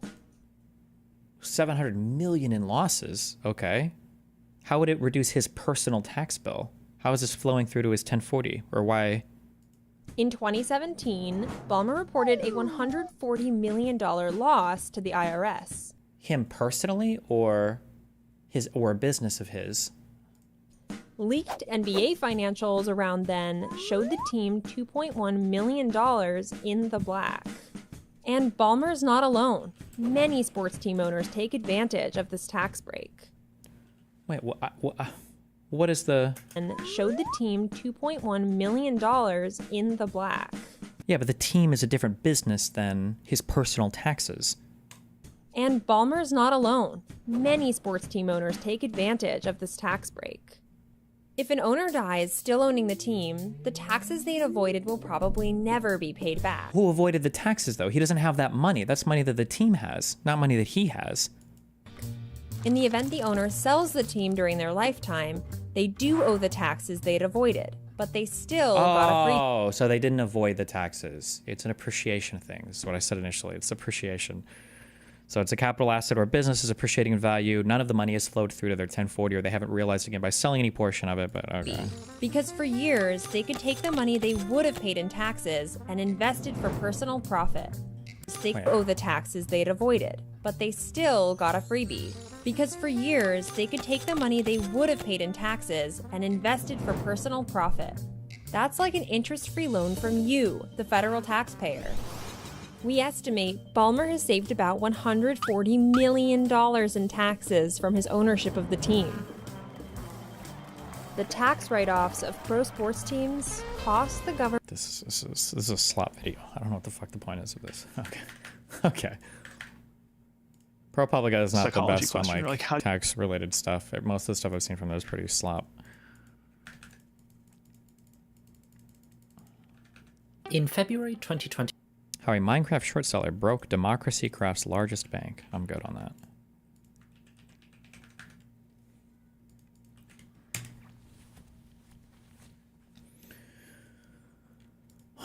Oh, this article. In the House, something House, Bessent confronted Musk and, a source said, the F-bomb started to fly. Bessent criticized Musk for overpromising and under-delivering budget cuts with Doge. Musk clapped back by calling Bessent a Soros agent and accusing him of having run a failed hedge fund. Trump has praised Bessent's financial acumen. The argument was so heated that an aide stepped in between the two men to separate them. It took place within earshot of Italian Prime Minister Giorgia Meloni, who was visiting Trump that day. Two sources who overheard the argument recalled that at one point Bessent yelled, "Fuck you," and Musk replied, "Say it louder." That night, Trump loyalist Laura Loomer got in on the action and began torching Bessent on X for allowing an unrelated Trump hater into Treasury for a financial literacy event. Wow. Giorgia? Is it Giorgia?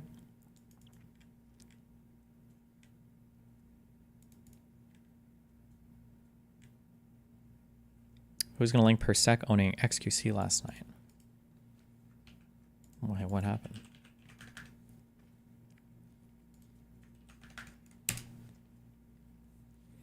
During the course of this campaign, I reached out to the teams of the three big party leaders, offering to have them come on my YouTube channel, the most popular independent Canadian commentary channel on YouTube, for a long-form interview at my studio here in Vancouver. All ultimately chose to either ignore me or ghost me after some initial talk. I'm particularly disappointed in Pierre, who I've already interviewed once before and who chose to go on a much smaller, much more partisan channel instead.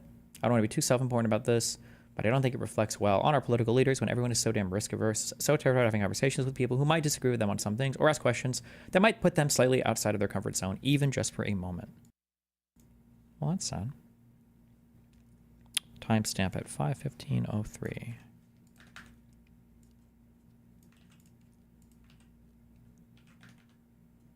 What is I don't this? think. No, But it didn't. Didn't we watch this? But then I go back to like what I learned about the Woodward, Bernstein. I'm good on this.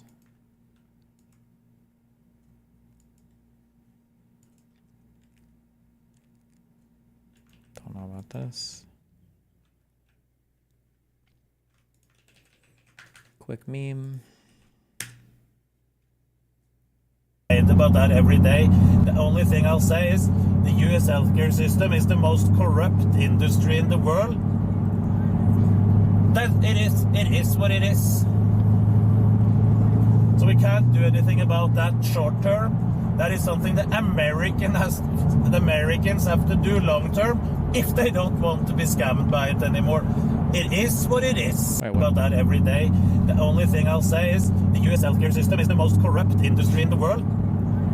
That it is what it is. So we can't do anything about that short term. That is something the Americans have to do long term if they don't want to be scammed by it anymore. It is what it is. No, you don't need any bullshit Obamacare. Stop having those retarded solutions. It's way more corrupt than Norwich. Like, that is so dumb. You need to rip the whole industry up by the roots and set some regulations for them. That's it. Obamacare, do dog shit. Temporary solutions. Get the fuck out of here with your dumb shit. Sounds like a European hater to me, guys.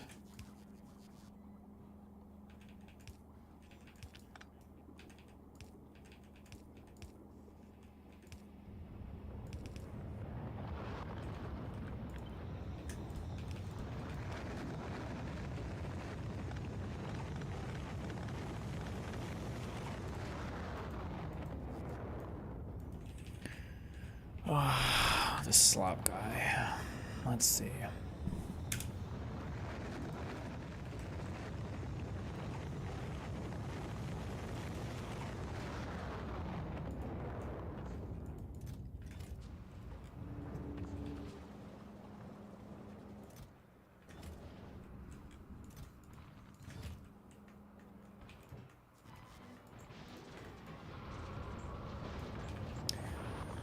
I have always admired many things about Jordan Peterson, particularly Maps of Meaning and his initial rise to fame, taking on the woke insanity. I was pleasantly surprised that he complimented the three of us from the debate on Joe Rogan Experience. That's about as good as I could expect from a Daily Wire employee. Ooh.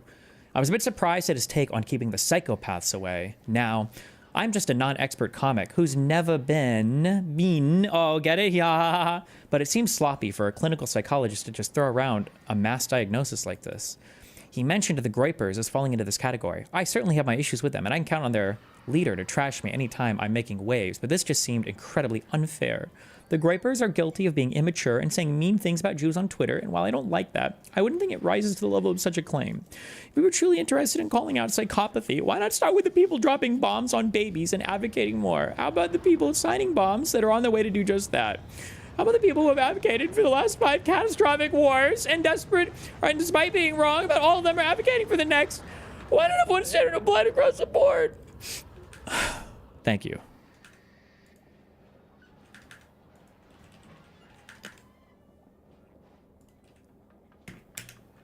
Hi, my name is Frogan, and this is the first time I'm ever making a solo YouTube video about everything that has happened the last year and a half. Wow. I address everything on my podcast, Arabs, which Her podcast. you can find the link below, but today it's just going to be you and I. I think the content cop was great. You know, I feel like Ian approached it in a way that nobody else does. He approached it with empathy, and, you know, it was supposed to make people feel bad for Ethan. One of the main things, especially Gaslight. It was supposed to make people feel bad for Ethan? She's such a lying cunt. Holy shit. especially as content creators, people tend to dehumanize us and forget that we're living normal people just like you. So obviously, with so much pressure on the internet, both on myself, and I'm sure Ethan can relate to this too, it's fucking hell. It's hard to manage. It's hard to deal with. So I feel like Ian approached it in a way that was more so holding a friend accountable and in a softer way, and wanted to generate empathy for Ethan. Other people don't do that. And I've even said this before. I feel like we need to stick to the basics as to why Ethan Klein deserves to be criticized, and that is for being pro-Israel and trying to deplatform pro-Palestinian content creators.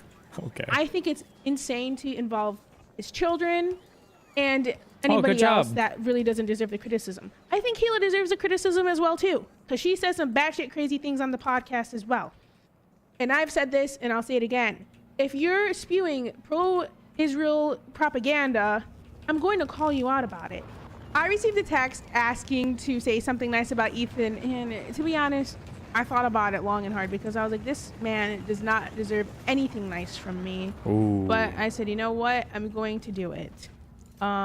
Maybe it'll give me some closure. So I wrote a letter to Ethan, and I read it off, and iDubbbz put it in the video, and this was Ethan's reaction to the video. I bet you would. I will be reading my letter off because I don't want to sound robotic. H3 used to be the sports figure that I used to watch. I hope that one day gets back to what I remember. You were one of the inspirations. You know what? I will say this. Frogan is a terrorist supporter. Her politics are fucking disgusting. And the id poll that she tries to play is also really gross too. Like this fake Arab, whatever cosplay bullshit she does, I think is also super cringe. I don't know if I've ever heard her make the crazy unhinged personal attacks on Ethan and Hila. I'm not sure if I've ever heard that before. She might, but I feel like Denims is way more prone to that. Just from what I've seen. But I've only seen a lot of Wicked's Clothing stream, so maybe it's stuff I haven't seen personally. I used to be the sports figure that I used to watch. I hope that one day gets back to what I remember. You were one of the inspirations for me to start creating content, so all this has stunk. I hope you really hear this, and I wish you the best. I think. Listen, Rogan, she's so dumb that you almost can't be even mad at her. She did wish us the best in the end. It almost felt like the nicest one of them all. I think she was the only one being genuine, Yeah. actually. Yeah. So I don't want to. Whatever. Just Rogan. Just wait. That's not even. That's okay. Yeah. Okay. No. Chill. Okay. Just stop being an idiot, and I'll stop talking about you. It's really simple math. She's also by far the smallest creator of the bunch. Right. I mean, is it even like cool that he included her? Like, she's just gonna get more shit for being involved. It's not cool. And like, on his it's behalf. not. It's he knows what like this entails. This part made me laugh because it was very tone deaf, and he's acting like half of his content nuke wasn't about me. Half of Ethan Klein's Hassan content nuke was about her? What?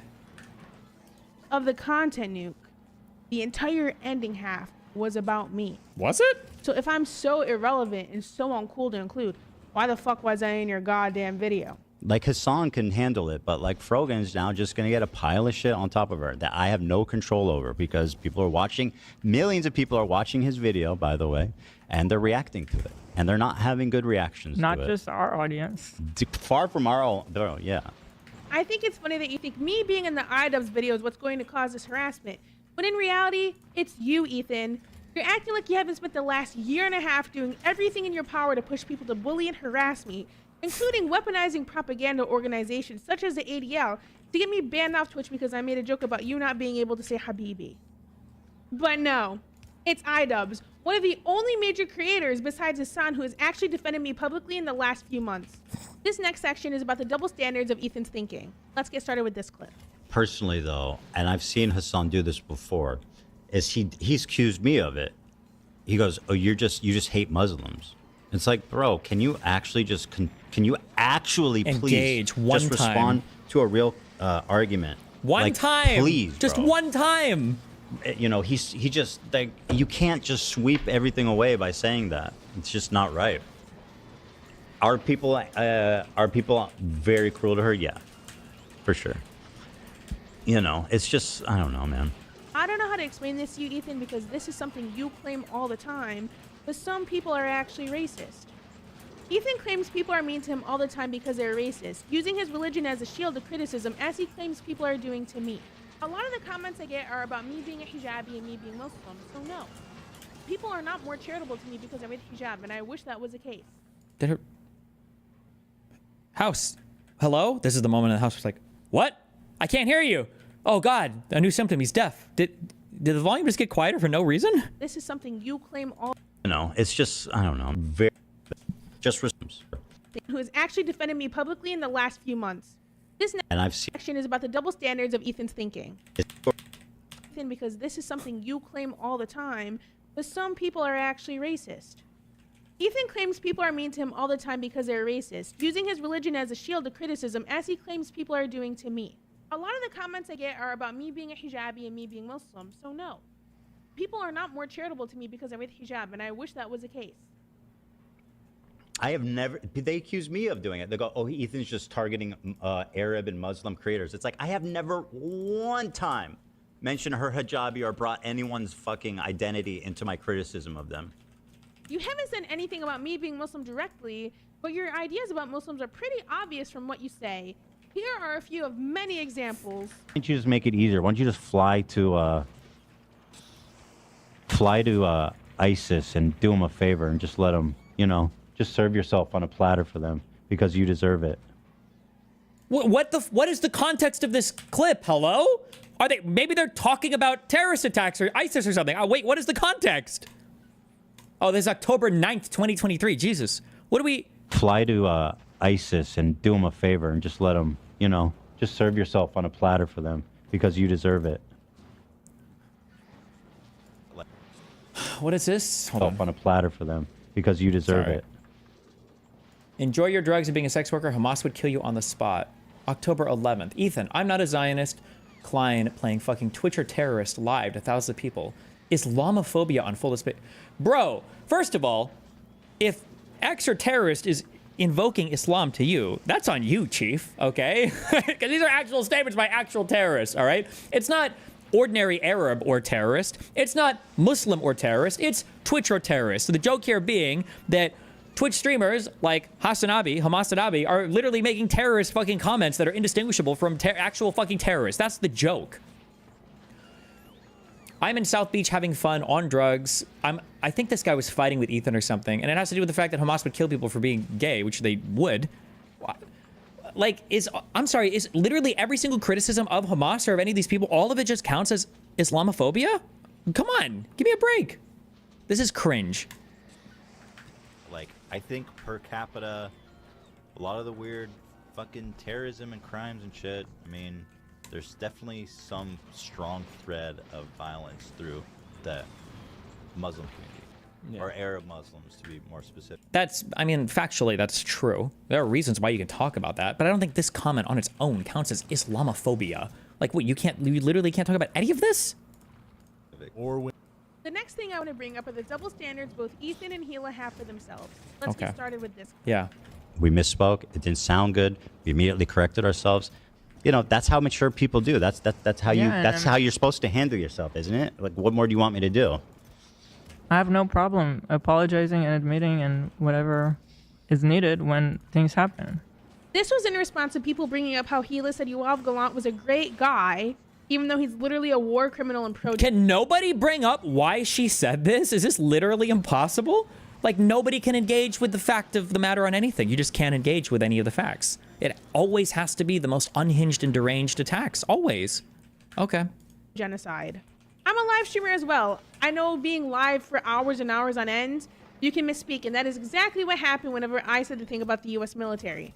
I said it in a way in which I didn't mean, and I also clarified it on Twitter. Bitch, you triple down on it. Are you serious? Just stand on it. Fuck the troops. If you hate soldiers, then fucking say it. Oh, she can't maybe because she's on Twitch because of the policy. Bro, you literally fucking triple.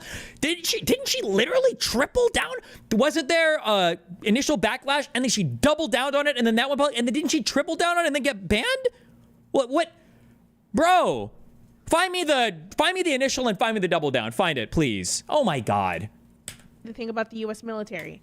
I said it in a way in which I didn't mean, and I also clarified it on Twitter by saying, the U.S. military has conducted some of the most horrific crimes against humanity in the modern era in countries such as Iraq, Afghanistan, Syria, Lebanon, and Palestine. My anger is directed at individuals who are currently championing these war crimes as if they liberated my people. It's horrific and disgusting. The beginning of the clip was worded poorly, and I do apologize for that.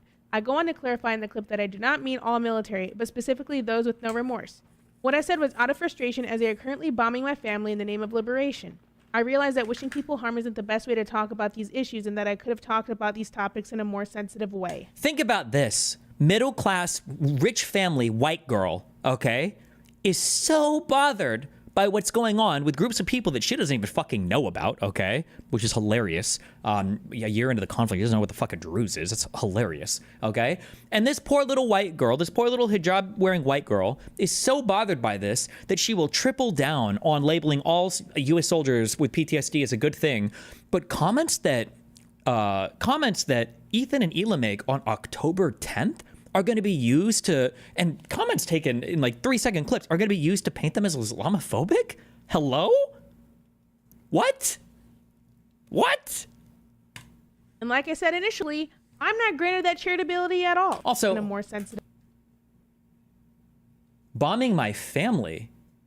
Okay, hold on, because I don't follow. Hold on, I don't follow all the politics shit. October 20th, 2024. Before 2025, U.S., would it be Air Force, Army? U.S. bombings, Michigan. Okay, 1927, in the small township of Bath, Michigan, trusted community member Andrew Villa planted more than 600 pounds of dynamite. Okay. Did I miss this? Were there bombs going off in Michigan? In the U.S.? Oh, wait, I'm sorry. Yeah, no, before 2025. Did this happen? Did I miss something, or...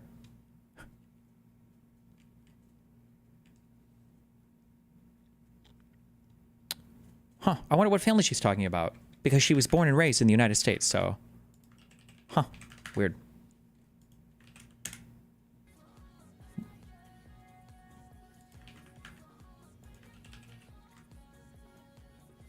I have no pity at all for any fucking soldiers. Oh, for any soldiers? Distress, thank you so much. I will never have any fucking pity for any fucking soldiers. Never any pity for US any soldier. military? Okay. Who fucking who? I hope you get PTSD. Okay. But she meant like the apparatus. Like when the dragon burned the chair, it was a symbol of fighting the power in Game of Thrones. She meant she hopes that the military industrial complex gets collectively PTSD'd in like an economic sense, I think.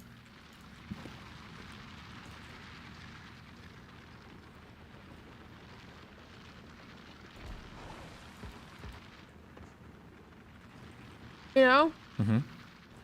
We know, girl. Tell us more.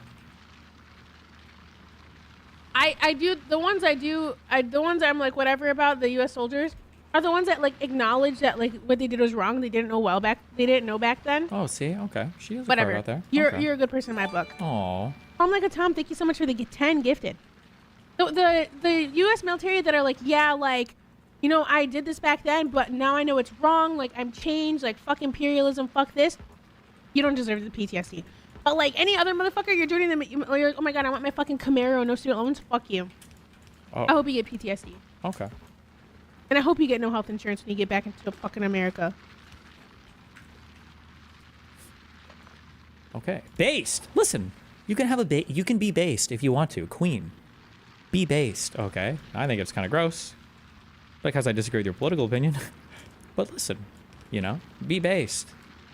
We all know what you're saying. We all know what you meant here. Okay? There's no confusion. Just own it. Bit of a way. And like I said initially, I'm not granted that charitability at all. I want to explain it because people bring it up non-stop. I apologize for it right away. When Ethan made a video to address this on his Ethan Klein channel, I Next day, I think made it a was. quick appearance in that video just to say I'm sorry, I misspoke. I shouldn't have called him a really good guy. Like, I don't know why I said it like that. What more do you want from me? I did the same exact thing. But it was this is such a bro. Streamers are horrible human beings. They're just bad people. Don't ever forget, okay? The issue with these people is they're bad human beings. It's not just bad politics. They're dog shit humans. they're dog shit humans. Okay. It was obvious what, well, maybe it wouldn't have been obvious, I guess, to people that are completely unfamiliar with like the conflict or what's going on. It was obvious why Hila said what she said, because when Gallant was tossed, it was because of a conflict with Netanyahu over how they wanted to conduct the war. So if you're listening and you're following the news, you understand why she said what she said, I think. And then she clarified the next day, and it's believable. Like, oh yeah, that makes sense why she would have thought that or why she would have said that. Your position, we listened to the first one, okay? Then she got called out. This was the double down. Camaro, no student. Any other motherfucker you're doing? Oh my god, I want my fucking Camaro, no student loans. Fuck you. I hope you get PTSD. And I hope you get no health insurance when you get back into fucking America. And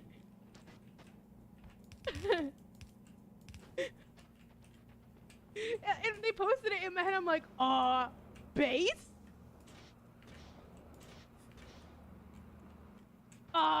Base?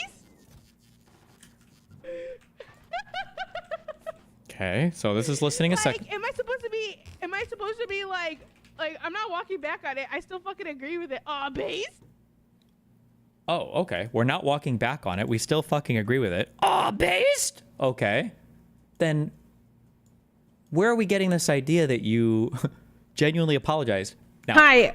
Now, after she got banned, then she was genuinely apologetic. But Afghanistan, Syria, saying the U.S. military has conducted some of the most horrific crimes against humanity in the modern era in countries such as Iraq, Afghanistan, Syria, Lebanon, and Palestine. My anger is directed at individuals who are currently championing these war crimes as if they liberated my people. I go on to clarify in the clip that I do not mean all military, but specifically those with no remorse.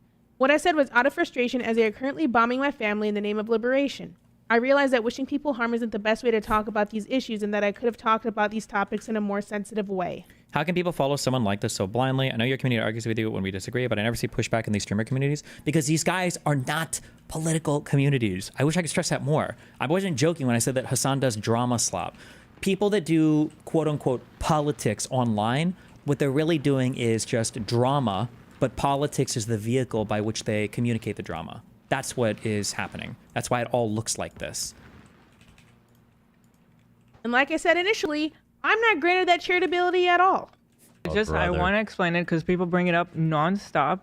I apologize for it right away. When Ethan made a video to address this on his Ethan Klein channel, I next day made a quick appearance in that video just to say, I'm sorry, I misspoke. I shouldn't have called him a really good guy. Like, I don't know why I said it like that. What more do you want from me? I did the same exact thing. Now we're moving on to the infamous button. So during the react to the content cop, AB started talking and the button was pushed. Here's the clip. Authorities block healthcare to Gaza. Button. Again, I'm not. Do you think that Not I'm the talking about button. walking around Gaza? When I say how great multicultural it is, We did never you think defended that? how Israel attacked Gaza since October 7th, not even once. We never I think that's the- co-signed what they did. Is that not the point he's making though?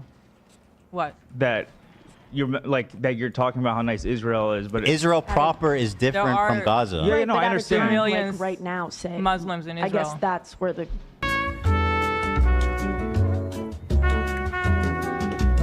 They clarified why the button was pressed, and, And it that's the wasn't end of because the of clip AB. because the button was pushed. Oh. Anytime any member of the crew gives Ethan any type of pushback, the button is pushed. And he wants... Well, except we literally saw that with the apologizing to the women, where he was like, oh, okay, maybe I shouldn't call people bitches. I don't know what it is right now, but I feel like bitch is like a worse slur word for women than cunt. I don't know when that changed. Maybe it's because nobody uses cunt anymore, or maybe my vibe or intuition is off on that. But like, I feel like, oh god, she's such a fucking cunt. It feels more casual than like when I hear somebody be like that bitch. Bitch feels like the more visceral word right now in my mind, but I don't know. to say that I'm surrounded by yes men and people can never criticize me when he doesn't allow his staff that are part of the show to give him any critique or pushback whatsoever. During the live show today, some of the You dumb bitch. Link me the clip. Link me that clip. I need it. defended me, and I appreciate it so much. And during this episode, AB mentioned that the most recent time we talked, him and I had a disagreement. People are saying stop being friends with her. You guys don't know fucking shit. I have not talked to her in forever, and the last time we did talk, we had a disagreement. Like we where is this coming from? Like I don't understand. That is. This disagreement was a DM I sent him, which stated, "Hey, AB, No, stop. I don't, stop, okay? A lie implies intent, okay? If I tell you I'm gonna be home by 5, yes, it does, you dumb bitch! This one sucks. You ruined this meme so much by whatever dog shit anime song that you just put in that one. Okay. B, I wanted to reach out privately because responding publicly and adding to the dog pile doesn't feel right. I understand that people often overlook how tough the job market is, and I get that working for Ethan puts you in a complicated position. That said, I think what pushed people over the edge was a clip of you baiting pro-Palestinian people and blocking them. The criticism you're receiving is largely because people believe you're better than that and don't subscribe to Ethan's views. I know you've been vocal about Palestine, but I think it's important to explicitly clarify that you don't share his beliefs and that you stand on your own. Ethan is not worth the bullshit you have to deal with working for him. Honestly, there have been times where I felt anger towards you, but after some reflection, I wanted to approach you directly. I'm saying this as someone who was personally impacted by Ethan and as a cousin. I hope you understand where I'm coming from. You know what? I hate this fucking chick so much. I hate her. I hate her politics so much. And I think she's a gross person. I have a lot of respect for people that send DMs like that. People always blow Mizkif up when he like DMs somebody. He's like, oh my God, he DMs person. I think that when you're DMing people like this and you're saying like, hey, here's an issue I have with you. It's just like an explanation of the problem or whatever. And this is how I feel. And this is how we can reconcile or not. I have a lot of respect for people that are willing to do stuff like that. So you know what? And that was like a decently phrased or whatever DM. It didn't look like a malicious piece of shit asshole DM. So nice. AB didn't respond, and that's perfectly fine. I didn't expect him to. You know, I just... What about this one? Your problem, Lab, is you are assuming that Cherry is like just fucking lying. Okay. Now it could be. She did just lie. Saying something that is not true is not the same as. Why should that hold when you post the DMs publicly later to attack them? Well, I don't know if she's attacking AB now, but it sounds like people do this. God, I don't know. I hate it. The internet will change eventually. Please, Kappa. People are always like, oh, you said this was bad, but now you're doing it. Now you're doing it, so it's the same. It's not. Doing something in response to a thing is way different than doing something unprovoked. So if AB publicly mentioned the fact that they had DM'd each other, I think it's okay for her to post those DMs for clarity. It's not like she's just posting them to blow them up or to out them or whatever. She's posting for clarity because now there's an implication that, or she might feel like people have an implication that that conversation went differently than it actually did. I think that's totally fine. just wanted to get my feelings out. Although AB and I haven't talked in a long time, he's still somebody I care about. You know what I mean? He's like a cousin. You know, we have that bond. We're both from Dearborn. So it's like we're literally cousins. I thought she was from Lebanon. Not literally, but I don't know AB's motivations or what he feels because I'm on the outside at this. I didn't fucking lie. Yes. Shut the fuck up. Shut the fuck up. How does somebody have the best meme clip of this? All of these suck. Point. So I am just giving my perspective from somebody on the outside. I will say the invalid points of criticism towards AB is trying to question him as an Arab, which is completely fucked up and wrong. Nobody should do that, you know? It is valid to criticize him for still working for Ethan and being silent for as long as he was. Those are valid points of criticism. But don't try to take away his Arabness because you don't agree with him. Whenever AB started streaming on Twitch, I was the first person to raid him, and I even helped him whenever he asked me for advice on what to stream. AB has also helped me in many ways as well. Even a long time ago, AB included me in an H3 episode talking about why people should visit Dearborn. Here's a screenshot. It's from like 2023, I believe. He was also super, super supportive whenever I was nominated and won the Streamer Award. All right, and the award goes to... Chala. Frozen. Wait. A lie implies intent. It was this one. Okay? Good If job. I tell you I'm gonna be home by 5, yes, it does, you dumb bitch. Okay? If I tell you I'm gonna be home by 5 p.m. today and I run late from work and I get home at like 5:20, I didn't fucking lie to you. You ended up not being true. Thank you. Jesus. You did it! You did it, sister! And to be quite honest, like watching this clip back made me really, really sad because of basically the outcome of what. Zerka absolutely peaked as a guest on Destiny. Yes, because my predictions about him, unfortunately, and I don't say this in like a, oh, I told you so kind of way, because I do think it's tragic, are 100% correct. Not my predictions, but I understand. I have the brain. I'm not just a person who's good at content. I also understand why I'm good at content. I understand why other people are good at content. I think I generally have a decent understanding of it. And Zerka needed two things. One, some people can't handle this ego-wise. I don't know if Zerka can. Some people make really good main characters. Some people are really good side characters. Zerka is a perfect side character. He is an unbelievable content accelerator and just an amazing person to vibe off of when he has another person to play. Or he doesn't have to be a side character. It can be like a co-cast thing, but he needs somebody else. He can't do it alone. He's not as entertaining on his own. He needs a second person with him. Number one. And number two, he needs a babysitter.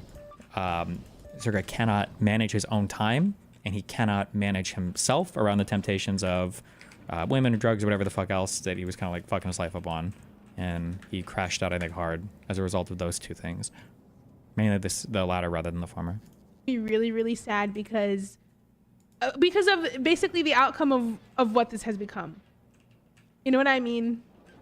And I have nothing but love for AB and Lena, and I wish them the best. And fuck did I come maybe back in the future we can be friends again, to be honest. Before she moved out here, I remember us talking, and she was nervous about it.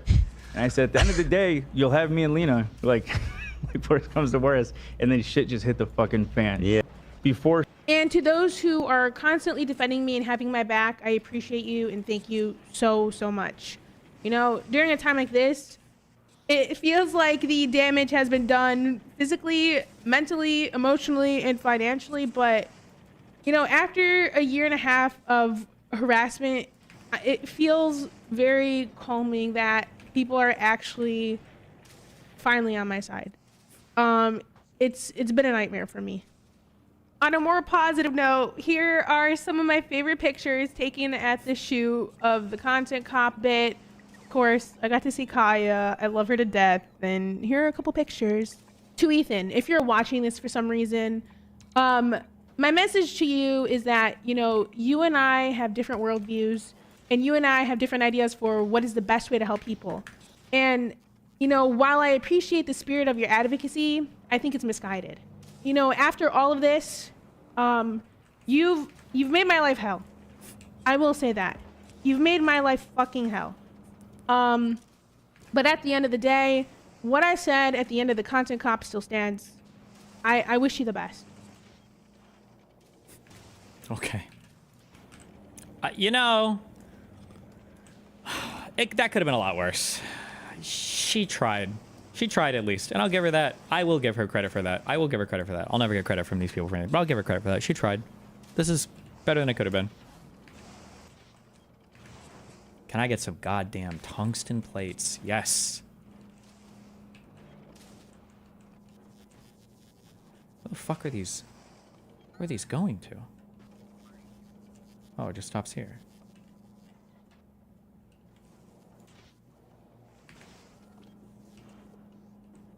Okay.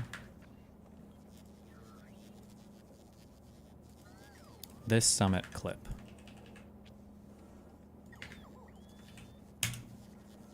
Visor exhausted. Ready for dust off. Visor exhausted. Okay.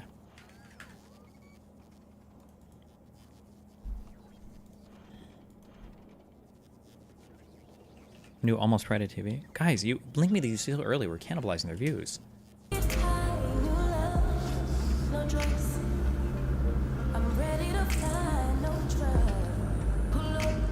Need some help, kiddo? Dad? No. Don't have to be embarrassed, Tanner. You want your old man's help, I get it. No, it's fine. It's just... Sit down, champ. Come on. You don't have to be nervous, son. Okay? You're in good hands. Your old man's a pro. Dad, you really don't have to do this. Sit up. Back straight. There it is. Let's get this over with.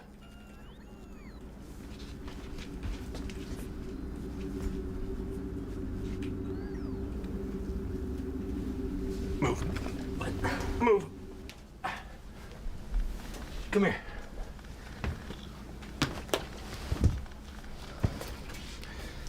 See your mom down there with the neighbor?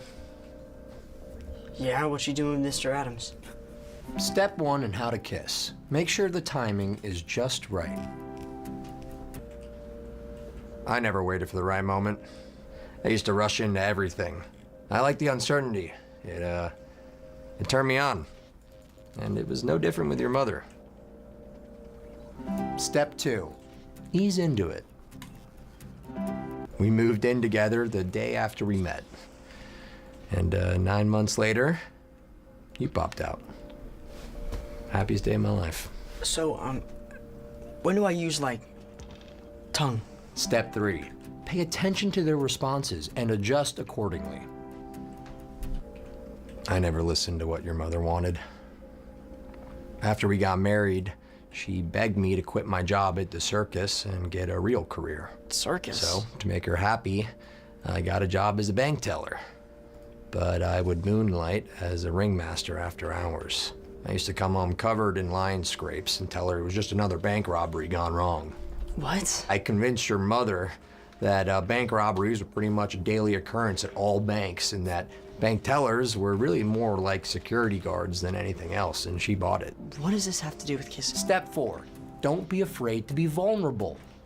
Of course, she was furious when she found out about the moonlighting, so I had to quit the circus for good. But without the circus, your old man didn't have a purpose, and our sex life began to suffer for it. Dad. You see, son, your mom has certain needs, and, well, your old man had lost his mojo. I couldn't fulfill them. So we struck up a deal with the neighbors. She could hook up with Mr. Adams whenever she wanted to, and in return, I could hook up with Mrs. Adams. Dad, your nose is bleeding. Step 5, know when to pull. Dad, what are you doing? Shut up. Are they still looking? No. Cool. Step 5, know when to pull away. I should have put a stop to it as soon as it started. Mrs. Adams wasn't attracted to me. She detested me. We literally had to pretend to have sex while your mom and Mr. Adams were actually going to town on each other. Jesus. And when I finally built up the courage to tell your mom I wasn't comfortable with the arrangement, it was too late. Oh no. She was in love with Mr. Adams. And he with her. But what was I gonna do, right? I can't go back to the circus. They don't hire ringmasters my age anymore. And then there was you. How could I look my own son in the eyes and tell him his old man couldn't be a ringmaster? Tom, Tanner, dinner's ready. All right.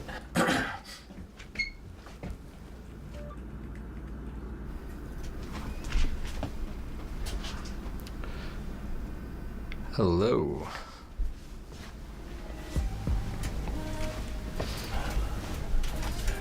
Didn't expect to see you here, Mrs. Adams.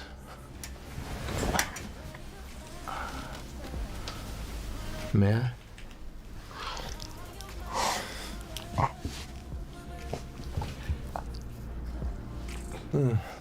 Oh, you're a biter. Oh, ooh. You got some curves. Tom, get in here.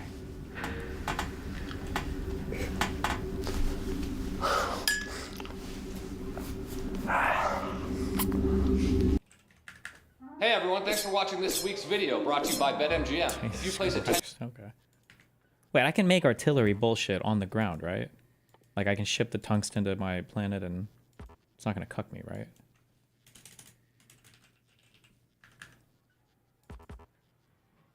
Okay, because it doesn't see you have to cry. Okay, we should be fine. Okay. Shannon Sharp stepping away from ESPN while fighting the sexual assault claims. Oh no. I don't know anything about this person, but okay. Oh, because of the video? Oh no, the preemptive video he released didn't work?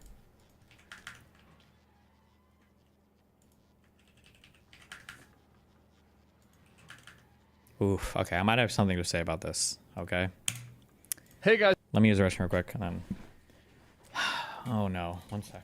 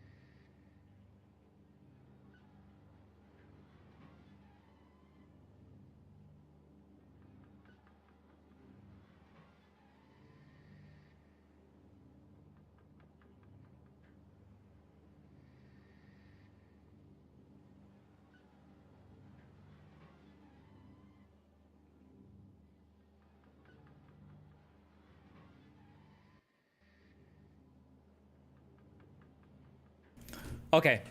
I think it is super important to keep the pressure up on this Trump administration. Okay. I will say, okay, not to sound cringe. All right. And it's not cringe.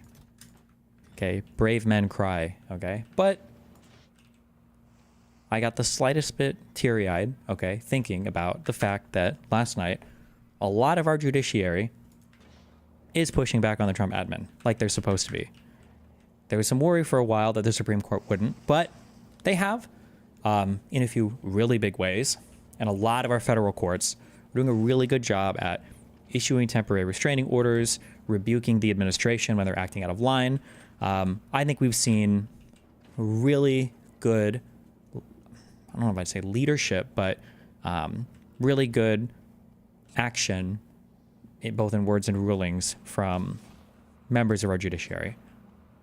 I'm proud of that. I think it's really good. It was their time to step up and do their job, and I think for the most part it's been quite commendable. So that's good. I appreciate that. Okay. So full court press is good. Recognizing when the Trump admin is fucking up is really good. Being unhinged about it is good, because it is crazy, horrible, atrocious shit. Okay? Now,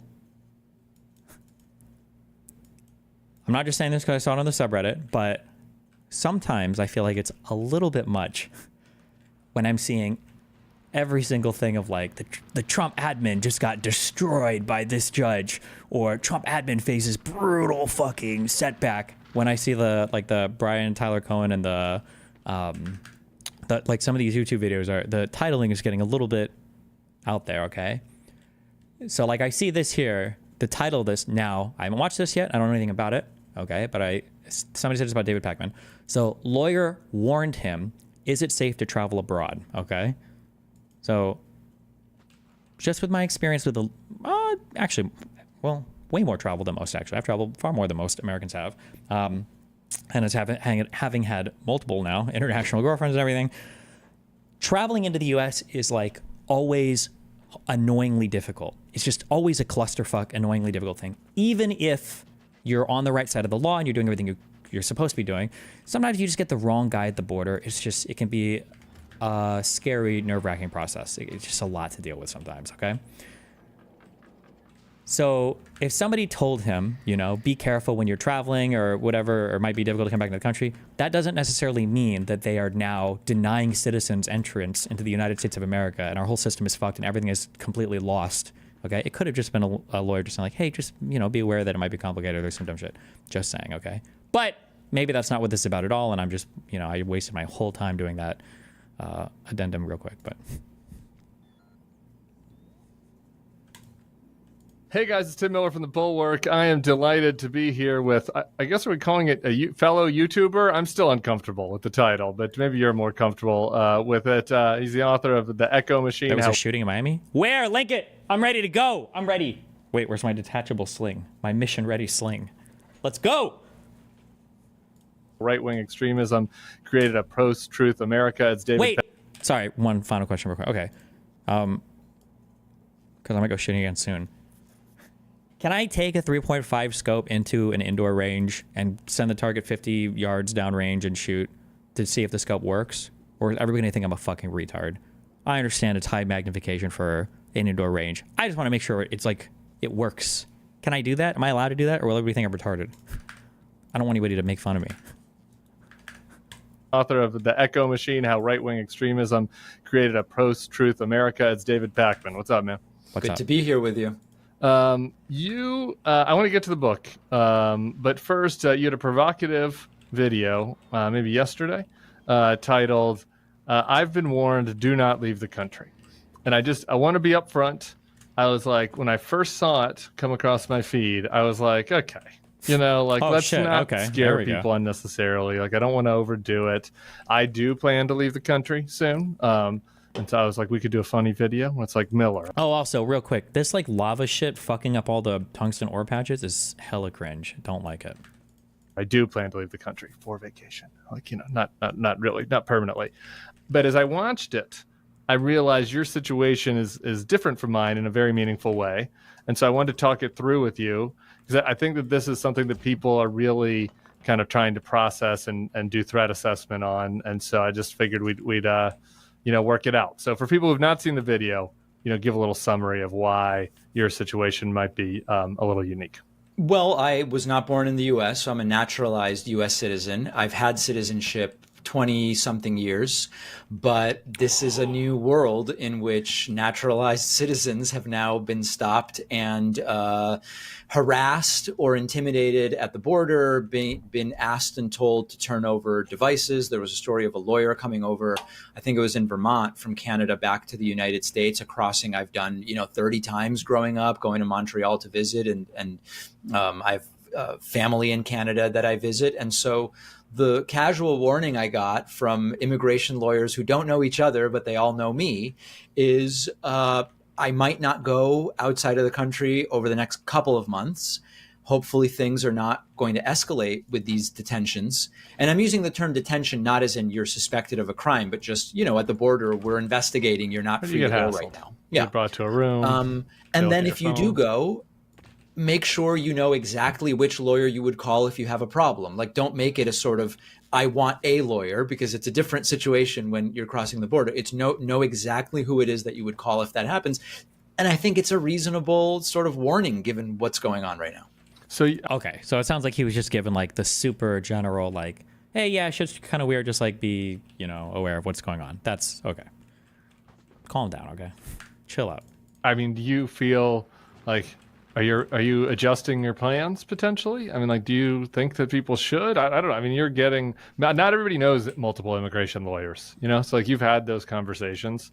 After hearing from them, your takeaway is that it's like a pretty legitimate thing to be concerned about for green card holders, naturalized citizens, people. Yeah, and I would add, because I have such a public presence criticizing the administration, I do think that I'm at more risk than a random naturalized citizen, probably. And part of it is also like, there's not really the capacity to do to every naturalized citizen re-entering the United States what happened to these few people.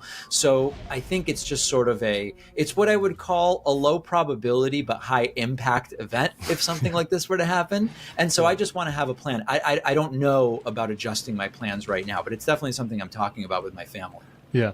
You don't think, because again, like I just sort of processing this, like in the shoes of most, well, not, we've got a lot of foreign viewers on YouTube, obviously, but like, for people that are born in America, American citizens, like at this point, they've hassled some American citizens. Like there's an example, there was like a lawyer of a asylee, was hassled.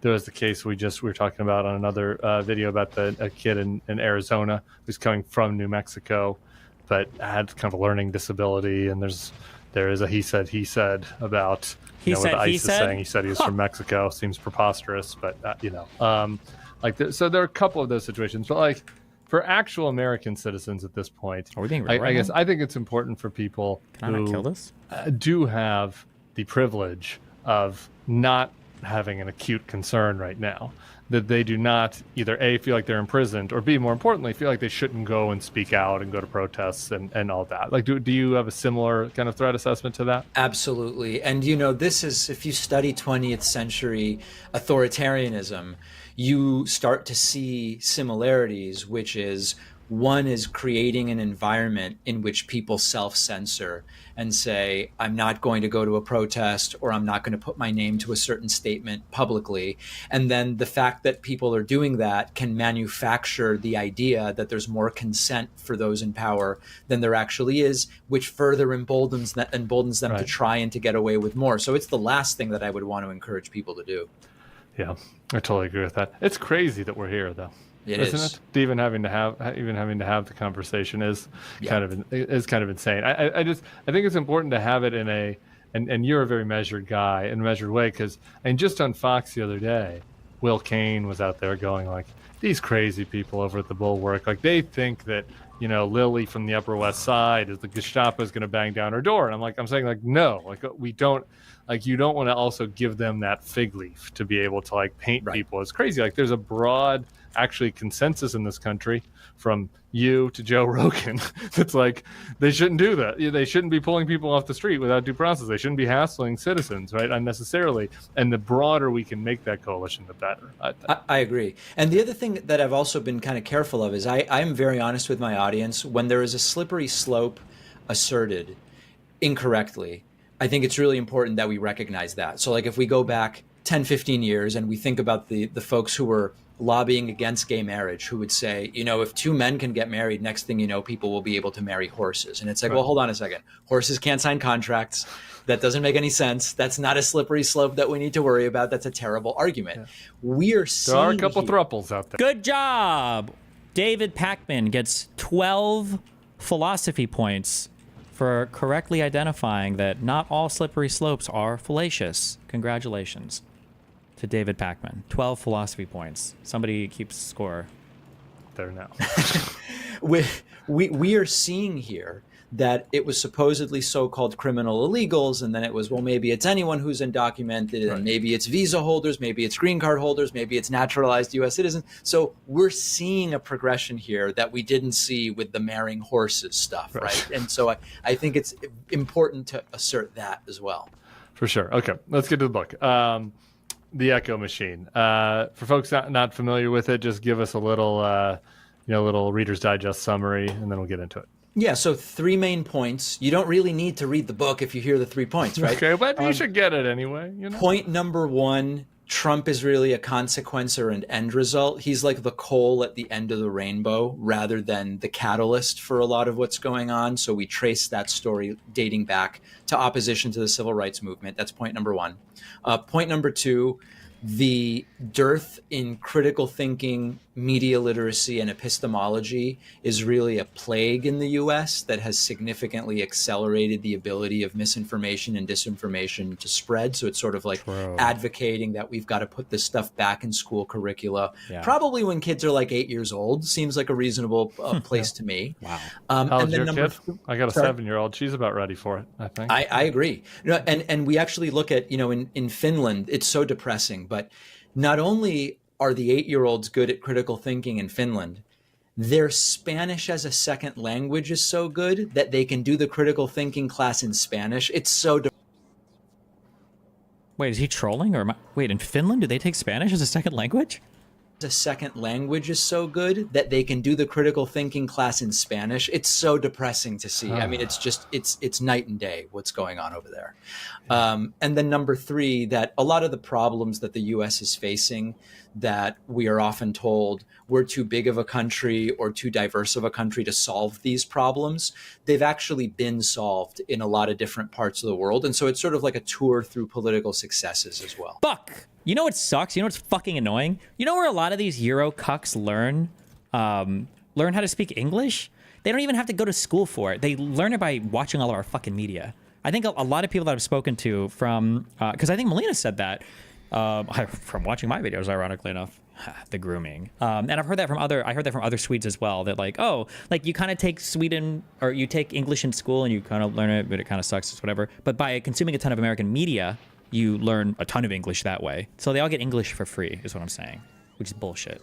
Yeah, that's interesting, because that you broaden that out quite a bit beyond, kind of just the right-wing echo chamber part, and describing it like that. And I'm glad you did, because I want to get to the right-wing crazies in a second. But like, having done the research on this, having looked at other countries, when you're assessing the damage here, like, obviously some of it, right, is Fox and the right wing echo. We can do the exact same thing.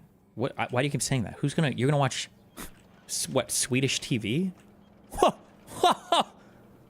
Give me a break. But some of it is also technology, right? Like some of it is also cultural things that are happening in the country.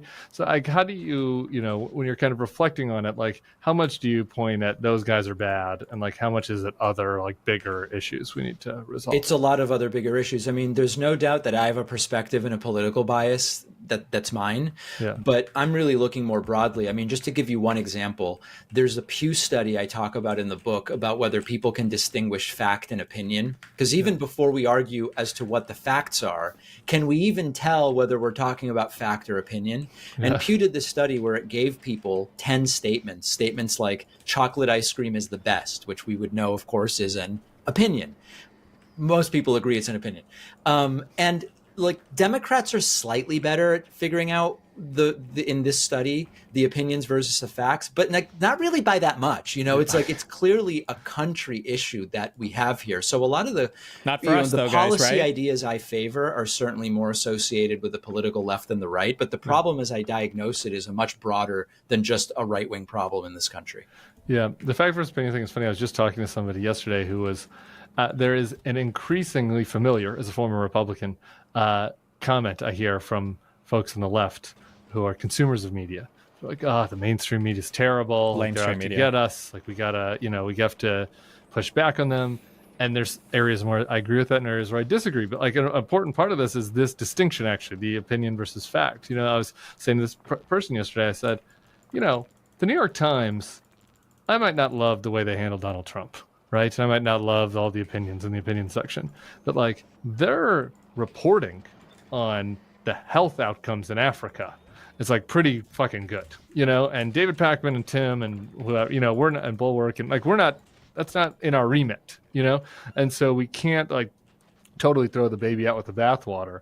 And I don't know, as somebody who's like kind of in this as like an independent media person, like how do you sort of navigate that kind of question about the critique of the mainstream media versus like the need for fact-based journalism? Well, it really goes to a side that the best of corporate media is the most underfunded part that we're kind of losing, which is the investigative journalism, because it's much easier to sit in an office rewriting. Why do we think plain flavor equals vanilla when vanilla is its own flavor? You know the answer to that. Think.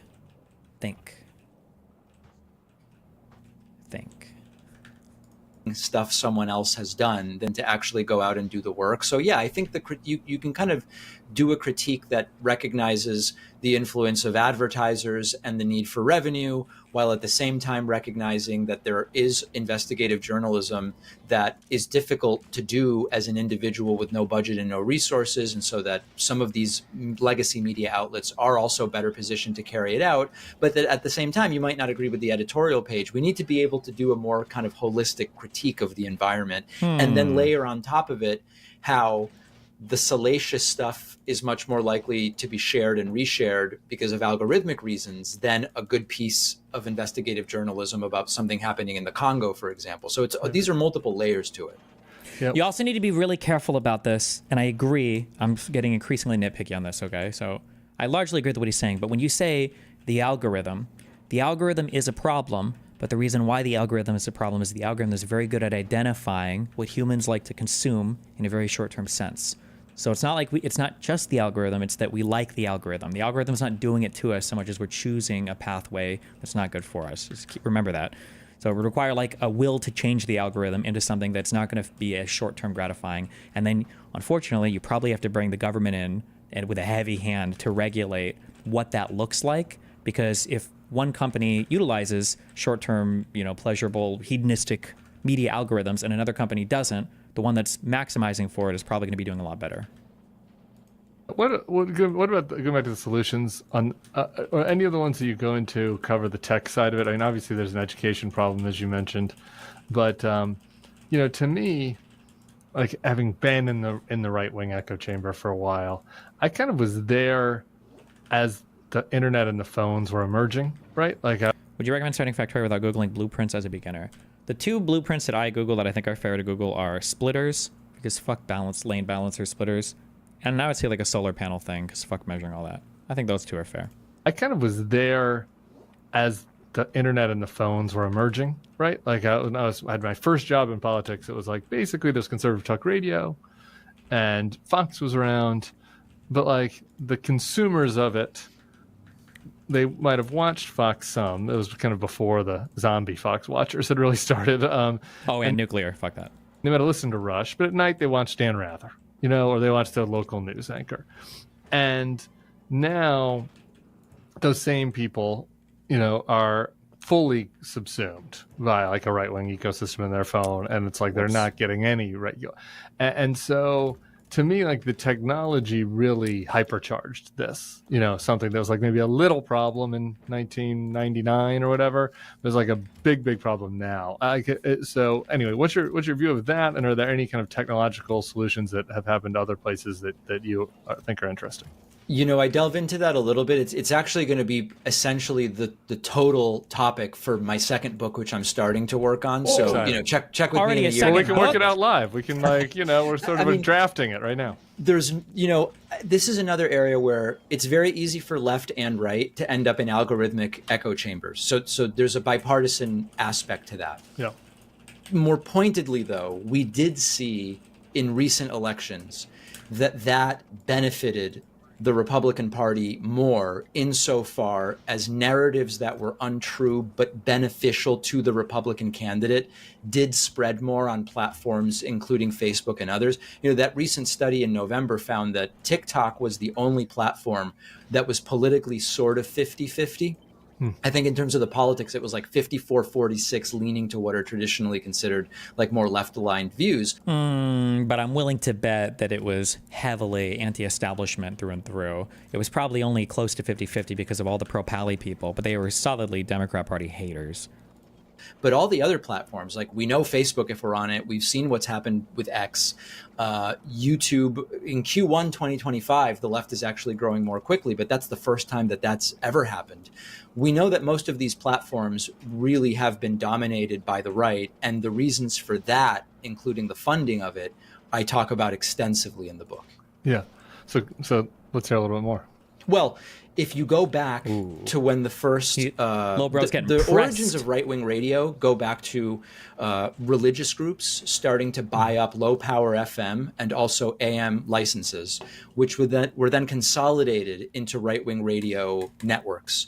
That, even though it feels very distant from like Turning Point USA and the Daily Wire and PragerU, it's sort of the inkling that first said there's a reason that it's a really good idea to pour money into this stuff.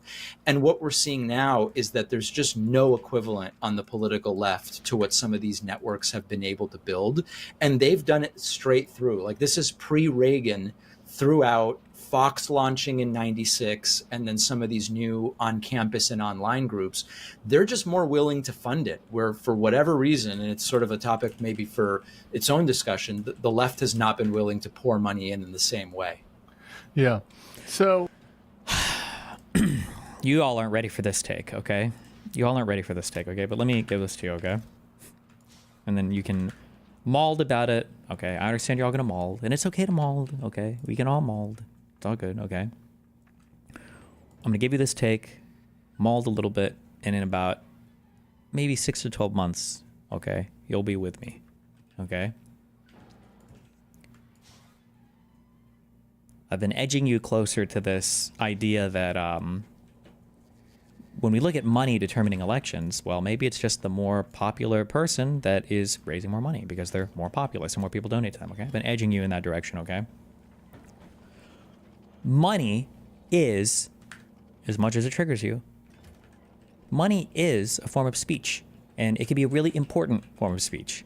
If you are working for whatever reason, and you've decided that for the hours of your life you're trading away for a wage, that you want to throw that money towards a particular thing, it says something.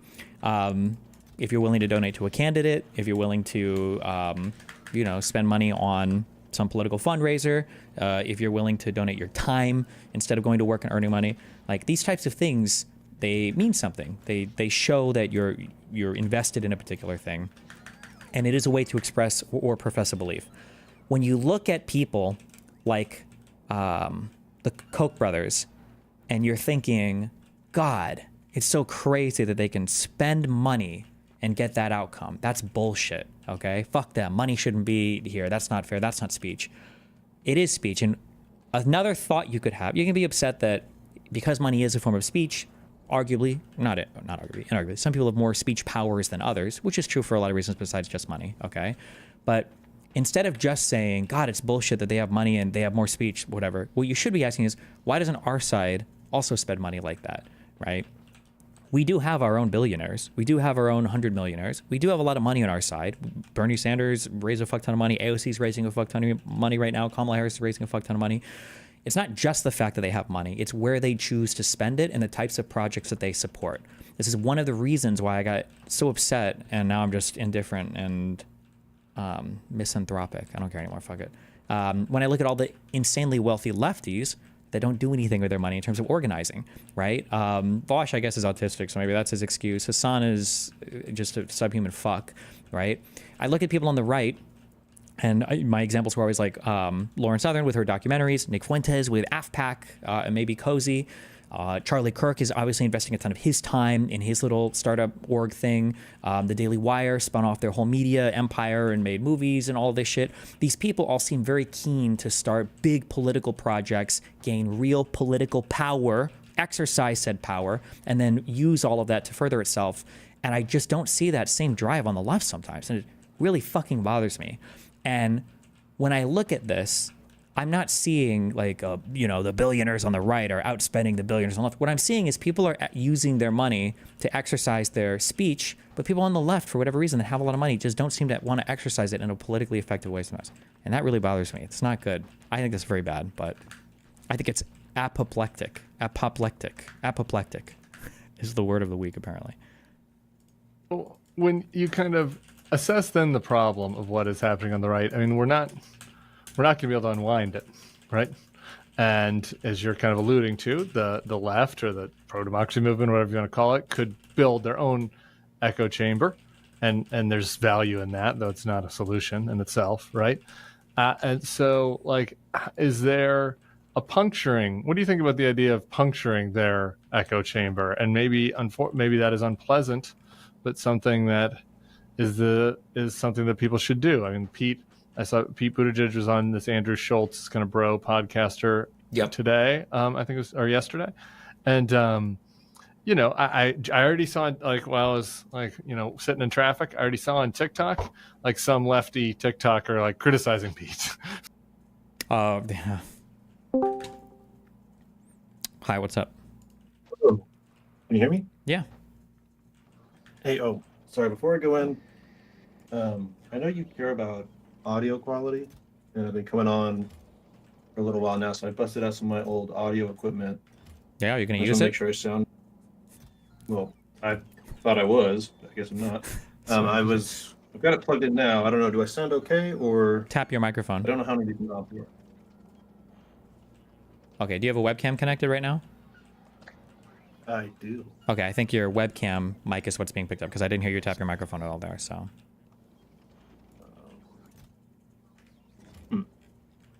Just unplug that guy.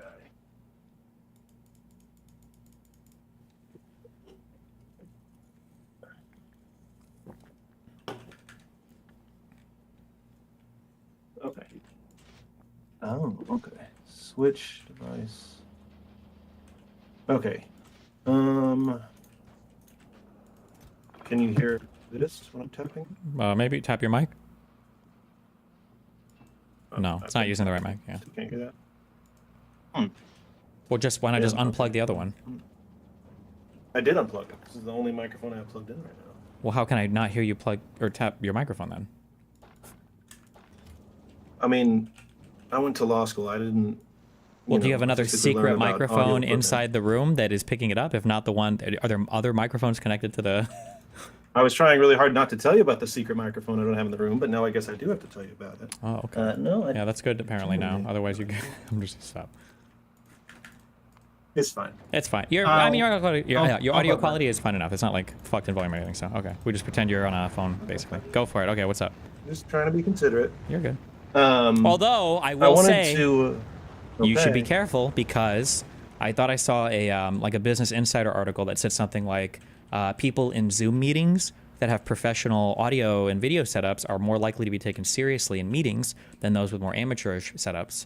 And I don't know how many courthouses or litigation firms you're working with right now that are still doing Zoom stuff, but you don't want to lose a case or fuck some shit up because your Zoom setup is not ultra professional. So, just consider that piece of piece of personal advice. So. Considering I've had people show up to Zoom meetings with their screen names being the Imperial Rizzler, and the court had to ask them to change that name, I think I'm light speed ahead of them, the average person in the law.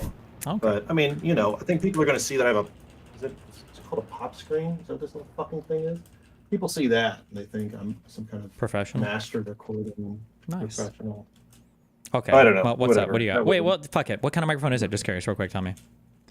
Sure. Yeah, I knew. I knew you were having a bad day, so that's why I wanted to start it with this. It's an AT2020 Audio Technica. Okay. That's an XLR mic, right? Does it have a 3-prong cable? Or does it plug in right to the computer with a USB cable? It does have a 3-prong cable. Okay. And it plugs into this little box right here with knobs on it. Is it a red box? It's called a Focusrite 212i. It is a black box that says Behringer on it. Behringer. Okay. Behringer. I'm sorry. No, it's all good. Okay. Well, just get close to your mic. You're good. It's fine. Your audio's fine. Go for it. What do you got? Okay. Okay. I got a new stand, so now I need to readjust it. Oh my god. Okay. You got everything going on here. Well, trying to, you know, be a good guest. Did you ever see the guy going to the Zoom call with his thing set up to buttfucker 3000? I saw the buttfucker. The cat one is also a big the fan. cat one is good, yeah. I'm not a cat. Yeah. Yeah. And then did you see recently the guy that had an AI assistant appear in court for him and got just reamed by the judge? No. It's a fun little video. Yeah, he's like, oh, I can't talk for more than 30 minutes at a time because of, I don't know, he had cancer or something. Oh, and so okay. Like, yeah, then he put up an AI assistant like on a TV screen, and this judge just like laid into him because he owned the company for the AI assistant, and the judge is like, I've seen you. You've come to the court before and talked to my clerk for more than 30 minutes at a time. You can do this. Stop bullshitting. We're not here to launch your fucking company. Okay. Come on. Sounds like a hater, but okay. Just protecting lawyers' jobs, as judges should be. Oh, okay. I was gonna come in here and soy out about an executive order that came out. The civil rights one or whatever? No, about the accreditation one. Though I do have notes on the civil rights one. I'm happy to talk about. Mm-hmm. But I heard you talking about money and speech here right before I came on, so I want to ask you some questions that kind of maybe fill in some gaps in something you just said. As far as whenever you talk about speech being money, whenever you think about speech being money, do you or at money all money can be consider- speech, I guess. Yeah, but go ahead. Sorry, yeah, money can be speech. That's all it is. Do you ever think about do you consider the idea of discretionary versus non-discretionary spending whenever people are buying, say, food or paying rent versus Yeah, for when people sure. buy a car, right? Mhm. So do you see it all as speech, or do you say that it's just like varying levels of speech? How do you No, perceive it? not all money is speech, and not all speech is money. But I'm saying the way that you choose to Yeah. spend your money can definitely be a speech-related thing, depending upon what types of things you want Okay, I to think- fund. Right? Yeah. I think the way you just phrase it is because the way you choose to spend your money, right? So like if you're in a position where you're not No, really I'm not. I don't mean choosing- like a maybe you're vote with your choosing dollar where thing. I mean like I spent money fundraising or paying directly for people to go on Canvas. Right? That's me very directly using my money as a form of speech. Right? Yeah, but if I choose to go and buy a foreign import car, right? Am I now making? Do you consider that speech of saying I support? us Probably having not in a the global same way. economy? I don't think I would now. I don't think that's really. Yeah. Okay, I'll end this line of questioning because I think I have a better picture. Where you're talking more directly about people intentionally spending money On like with politically a related political things. intent. Yeah. Mhm. Yeah. Okay, cool. That's fine. Yeah. So, an executive order came out last night. That A gag order or an executive order? An executive order. Okay. Came out last night. Let me read the stupid fucking name it has. Reforming accreditation to strengthen their higher education. And reading through it, I couldn't help but feel apoplectic and just so upset about kind of where like the state of things are. So do you understand what accreditation is as far as like for law schools and medical schools? Do you understand what that is? Well, for medical schools and law schools, I'm sure that accreditation is incredibly important. For medical schools, probably because there's like the board of the AMA people that decide like who actually gets licensed to be a physician and whatnot. And then for law schools, you've got your state bars that decide who's allowed to take the bar, and you have to go to an accredited law school and all that. Right. Exactly. And so accreditation is they're usually accreditor organizations, and there might be regional or ones that have specific jurisdictions or areas, right? So you'll have state medical boards, but they all tend to generally be in the medical and legal field kind of a hierarchy where they're not necessarily taking orders from the ones above, but you have a kind of you have the American Bar Association, then you have state bar associations, and these are all kind of working together to make sure that these schools are legitimately teaching the law in such a way to produce lawyers that are going to follow ethical guidelines. They're going to have the knowledge necessary to represent people, blah, blah, blah, all that stuff. Yeah. And while I'm not a medical doctor, I'm sure that it is similar over there, that's how it works. Those were not originally, or at least the way that those are set up is they're not set up to be government agencies. They're not controlled by the government. They are separate entities that receive federal recognition for their accreditation, right? So the government says, we see this accreditor over there, and what they say is accredited, we support that, just to kind of make it general. And that's important, one, because both medicine and especially law both interact with the government a lot, obviously. And so having that government interaction is naturally important, because the government, whether it's spending money in the medical field or whether it's enforcing laws and having attorneys appear before them to represent people, wants to make sure whenever it's spending money and whenever it's doing things that it's not wasting it. It's, all that stuff. Okay. Right now, then what happened is Donald Trump has come in and said, wow, the ABA and the medical... Wait, real quick, just one real quick thing, because Chad is spamming. I don't know. Try turning your mic around, like 180-degree rotate it. Somebody said you have it backwards. I don't know if that matters on that mic, but... So I should be speaking into the wire in the back of it?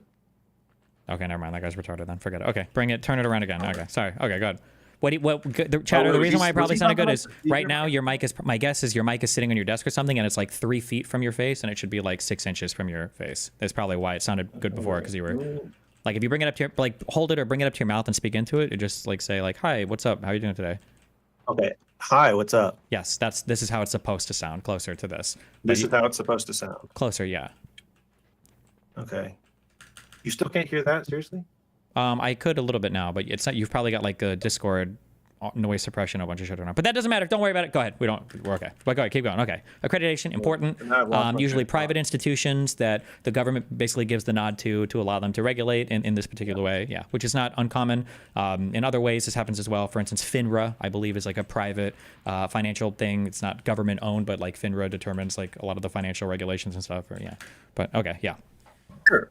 So then what happens is now whenever you want to go to medical school or you want to go to law school, you a lot of people obviously need to take out student loans. If you want a federal student loan, a lot of the times those schools have to be accredited.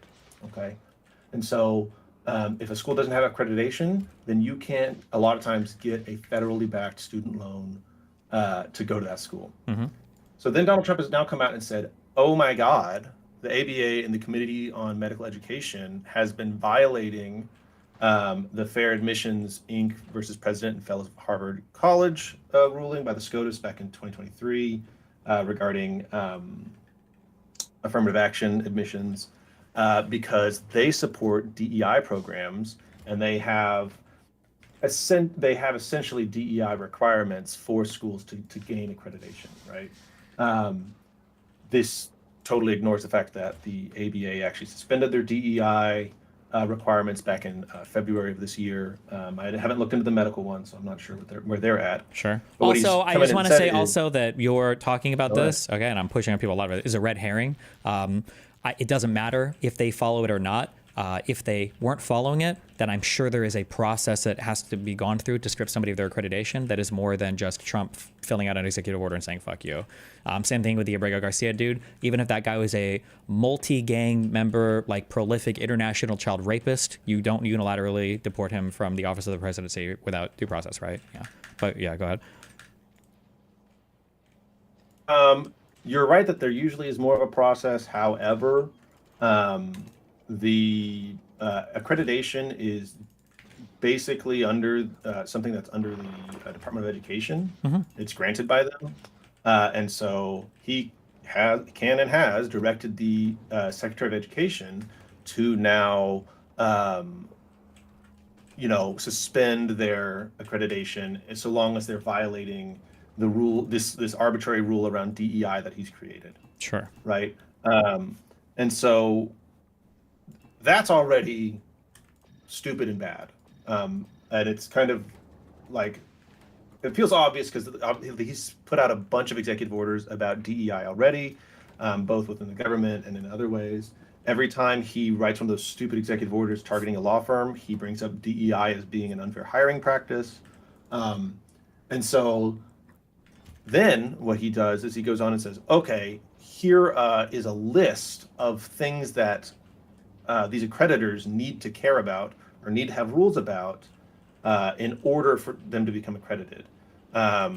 Most of they're very vague, but some concerning ones is that they need to increase, they need to have intellectual diversity amongst their faculty. So it's important, because these schools apparently have been discriminating against conservatives and won't hire them. And so if they don't somehow prove that they're not doing that, then they can't be accredited, right? And then on top of that, then they're saying that they're trying to also use this to kind of like say, oh no, we're promoting technology, A1 learning and things like that. And then finally, they're pushing for additional accreditation organizations to exist, right? So like parallel organizations to the American Bar Association who could accredit schools.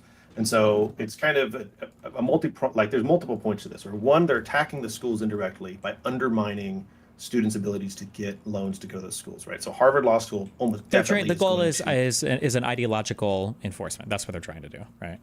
Right.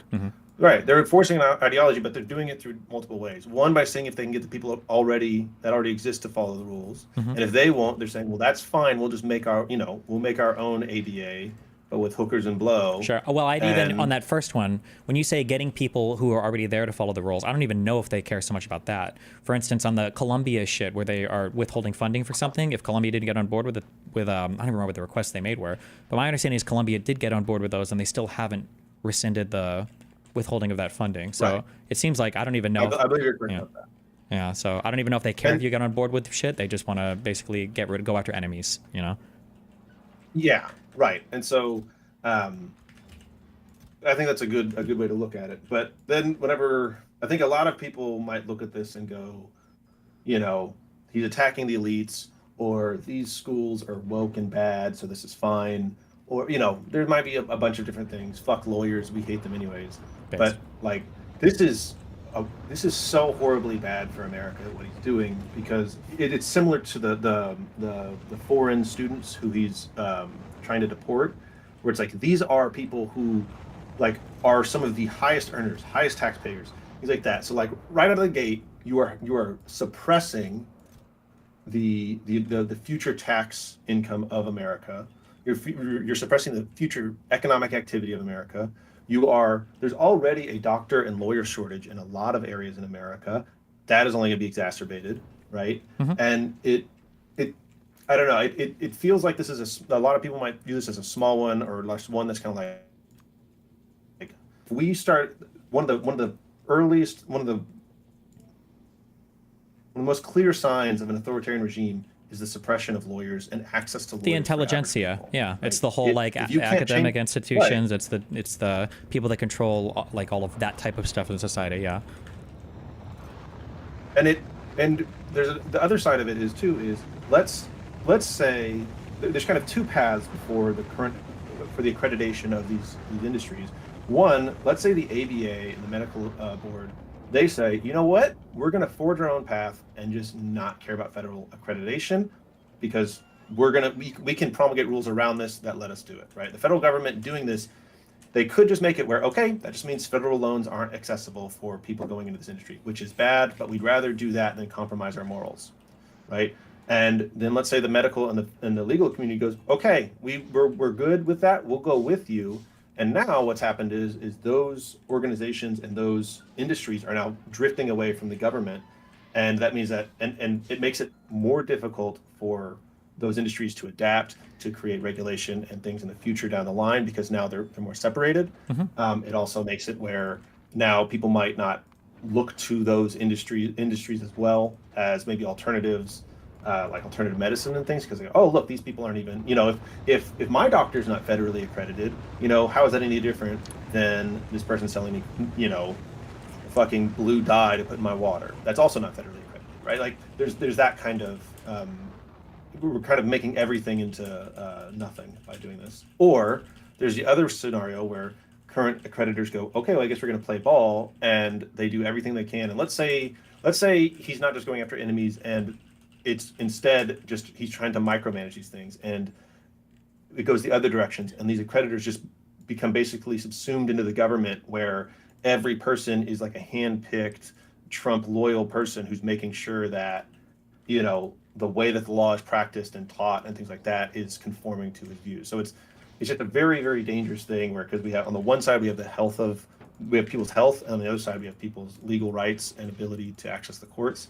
And if we lose those, it's just so much harm, and it's scary, because both paths on this lead to a very scary future. So that was just me soying out about something that affects me more personally than most other EOs that have come out. Sure. Just wanted to talk about that for a second. There is also the civil rights one that came out that was pretty disappointing, but not super surprising, because it's similar to something he did in the past. So do you understand what the civil rights executive order, like what it was talking about? No, I didn't actually read it at all. Okay, that's fine. It's attacking. It's doing kind of a weirdly. It's doing a very classically conservative perspective on this, where how I think conservatives generally try to argue, well, everybody should be equal at the start. It shouldn't matter where they end up, right? Like, we don't want equality of outcome. We want equality of opportunity. It's kind of in that vein, where it's saying you can't sue over like there's no claim if the enforcement of a policy results in disparate outcomes or whatever. Yeah, right? Sure. Okay. Yeah.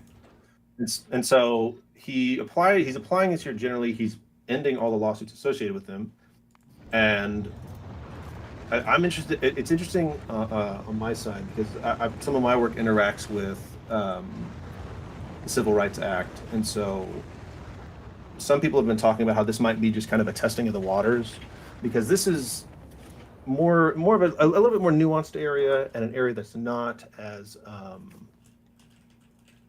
it's not as like clear cut, right? It's a little gray. So him kind of coming in here and pulling back on this and seeing how the courts react, and seeing how the legal community reacts is going to be interesting, because he might start pushing into other areas. So he also went into the schools and said he had another executive order that said, hey, we're ending disparity impact regulations for school discipline.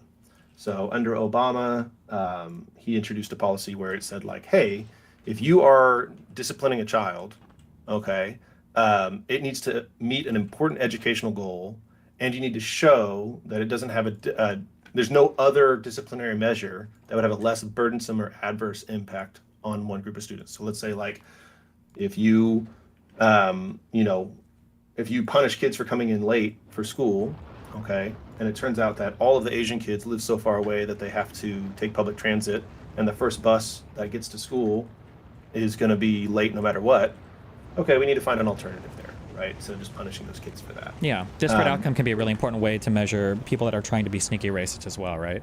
I think the North Carolina Supreme Court case came down to a lot of that when it came to their voting restrictions, where the legislature had requested like racial breakdown data for a lot of voting related stuff, and then they started closing like early voting and certain polling places depending upon where black people were the most likely to vote. But none of the law itself had like written anything about black people, but it was very clearly targeting them. And I think it was through disparate outcomes that they measure that, yeah. And also on top of that, whenever you're doing this kind of thing, like they understand the idea of like a pretextual excuse for this stuff and saying, okay, you say it's for this reason, but if that's true, then why didn't you, use this alternative, less burdensome means, right? Or Yeah. Why, And why is there this- pretextual now is this the evidence fancy of- lawyer way of saying you have like a thing that you want to do that you know is probably wrong, but you're like kind of searching for a bullshit reason to do it. Right. Yeah, it's like bad faith, right? It's just like, hey, this is very clearly bad faith. And so a lot of people are really worried about this. One, because he comes in here and again, he's making this argument where he says it in the executive order. It's really stupid, where it's like, I've got it right here. It's, this is about merit, and we're trying to get rid of discriminatory practices, right? And we're not looking at race-oriented outcomes. Whenever this is pretty well understood, like I know I said it was great earlier, but this is stuff that's been going through the courts. Like we have ways of understanding pretext and understanding these things, and he can't overturn the law, but he can go to the DOJ and say, okay, you can't enforce this anymore. And so under Title VI, that is, as far as I understand, it's all or almost all just the government coming in and enforcing it, right? Title VI has to do with whether a person can receive, like interacting with programs that receive federal funding, right? So it's really easy for Medicare, right? They can't differentiate based off of race because they receive federal funding. So in this way, it would say, okay, hey, well, actually, we're not going to enforce that part. So if it turns out that Medicare and Medicaid turns out it actually doesn't help Black people as much as white people for whatever reason, well, we're not even going to look at that anymore. We don't care, and that's not our problem, because at the beginning, whenever you sign up for Medicare or Medicaid, it doesn't ask you to sign up for the Black person plan. It says, oh, here's your plan. Sure. So those were the two big ones. As far as what you were saying before, when it comes to, you said you glazed the court system a little bit about fighting back, right? And how that was good, and I agree with you on the clickbait bombshell titles. Do you? I kind of struggle with this as an attorney because it feels like I might have the opportunity to, as an attorney, go and start a lawsuit, let's say, and say, hey, my rights personally are violated. I'm going to go and sue the government for it and see what I can do there. But to me, a lot of things in my personal life make it where doing so would put too much at risk for me to do it, and I can't justify doing so. There's some channels that I saw. Legal Eagle has filed some lawsuits against the government. There's another attorney, I believe, that also filed a lawsuit against the government and things like that. As far as like private actors trying to hold the government accountable in those ways, where do you stand on that kind of burden, right? Because I think everybody talks about protesting, they talk about voting and spending their money as speech and things like that. But when it comes to these kind of actions where it's a public record, you're not sure how much danger you're putting yourself in, right? Yeah, I don't know if there's a huge obligation there. I would say there's an obligation to stand up if they're extorting you. I mean, depending on your capability. Like if you're one of these big law firms and you have like tons of money, I think there's a little bit, like I don't like all the law firms that are buckling under the administration's pressure. But like as an individual, I don't think you have an obligation necessarily to proactively sue the government. Okay. There's been some discussion in lawyer circles about that, how it's like, well, if we know that the government's doing something wrong and technically we have standing, right? Like, is it even some people have even said it's worth doing just if they were even just essentially vexatious, right? Just to tie up government resources. Like if there was a lawyer that felt like they had standing because they were a lawyer because the government wronged them, in that point, why not get a bunch of lawyers together to have a conversation, figure out the most effective way to do this, pooling resources like intellectually and time-wise, and then just like file it as a class action? I feel like that would be the strongest way to do that, no? I mean, class actions are a bit of a meme. I understand what you're saying. Maybe there is something like that, but like class actions aren't as easy as a lot of media might portray them to create. But I know what you're saying. Yeah, and you're right. Well, I mean, my understanding is for a class action, one of the hardest things is to get a suit upgraded to like recognize a class that's harmed. But if you're literally suing the government because you feel like you're harmed, you have standing because you're a lawyer. Well, I feel like that should be relatively easy to upgrade to a class now, like more so than like a injury thing or some other type of tort or whatever. But I could be totally wrong. I don't know. I'm obviously. So, I don't even know if I can say you're right or wrong on that. Sorry, it's hard for me to speculate about those things. Yeah. Okay. Without, depth. I was just wondering your take on that because it's like, I would say you would say that there's a point at which, obviously, protesting, voting, all the way up to violence is some kind of is warranted depending on the political situation, right? And so there have been people talking about this where it's like, sacrificing, and in those cases, you're sacrificing time, money, and then all the way up to potentially losing your life.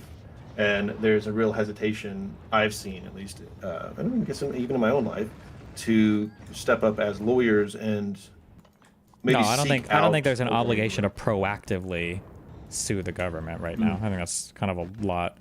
Defensive lawsuits, I think, would be a bit different, and I wish people would act a little bit more strongly defensively. Although I think a couple law firms are now, right? And Harvard is, at least. So yeah, There's about four or five law firms that have been pretty successful in doing that kind of thing, in pushing back so far. They've gotten TROs, I believe.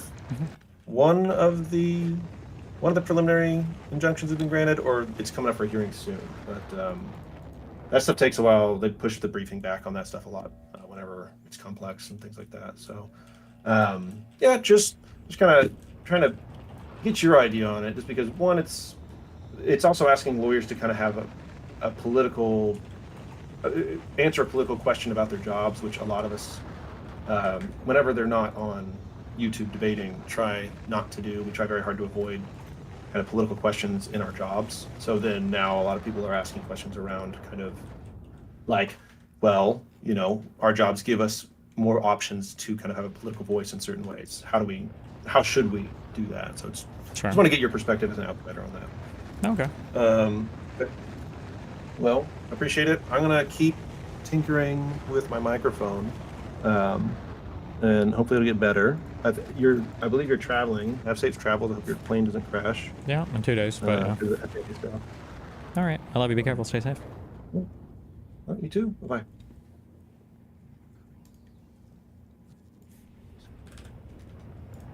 And I already saw, like, while I was sitting in traffic, I already saw on TikTok like some lefty TikToker like criticizing Pete for going on that, right? And so be that is unpleasant, but something that is something that people should do. I mean, I saw Pete Buttigieg was on this Andrew Schultz kind of bro podcaster today, I think it was, or yesterday, and I already saw, like, while I was sitting in traffic, I already saw on TikTok like some lefty TikToker like criticizing Pete for going on that, right? And so there's, I think, a genuine view maybe from some people, like, you shouldn't do that, like that is only helping their echo chamber, it's only validating it. On the other hand, if it's like gonna exist and it's creating all these problems, like, maybe that's the best of the bad solutions. I don't know. What make you of that question? I tend to lean towards the latter. And I think actually the key is, we kind of have like a pretty low glass ceiling in the overtly political space, because no matter how many of us do the overtly political thing that we're doing, a lot of the country just doesn't consume this type of content. Right. They're not going to consume the overtly political podcasts or watch the overtly political YouTube shows. So actually reaching what I call blue-coded sociocultural spaces is critical. When Trump showed up and did the Nelk Boys for however many hours he did it, he told a lie every 15 seconds. But it did not matter, because it was unstructured and authentic in a way that resonated with people and did much more to help him than the fact that he told 4 lies a minute did to hurt him, because that was sort of like already baked in. And a lot of these spaces have become red coded. If you go on TikTok, if you're looking up how to wholesale houses or how to be a better car salesperson or fitness stuff, 90% of it is red coded, where it might not be overtly part of the subject matter, but it's like, these are kind of right wingers. They're sort of loosely in the MAGA sphere.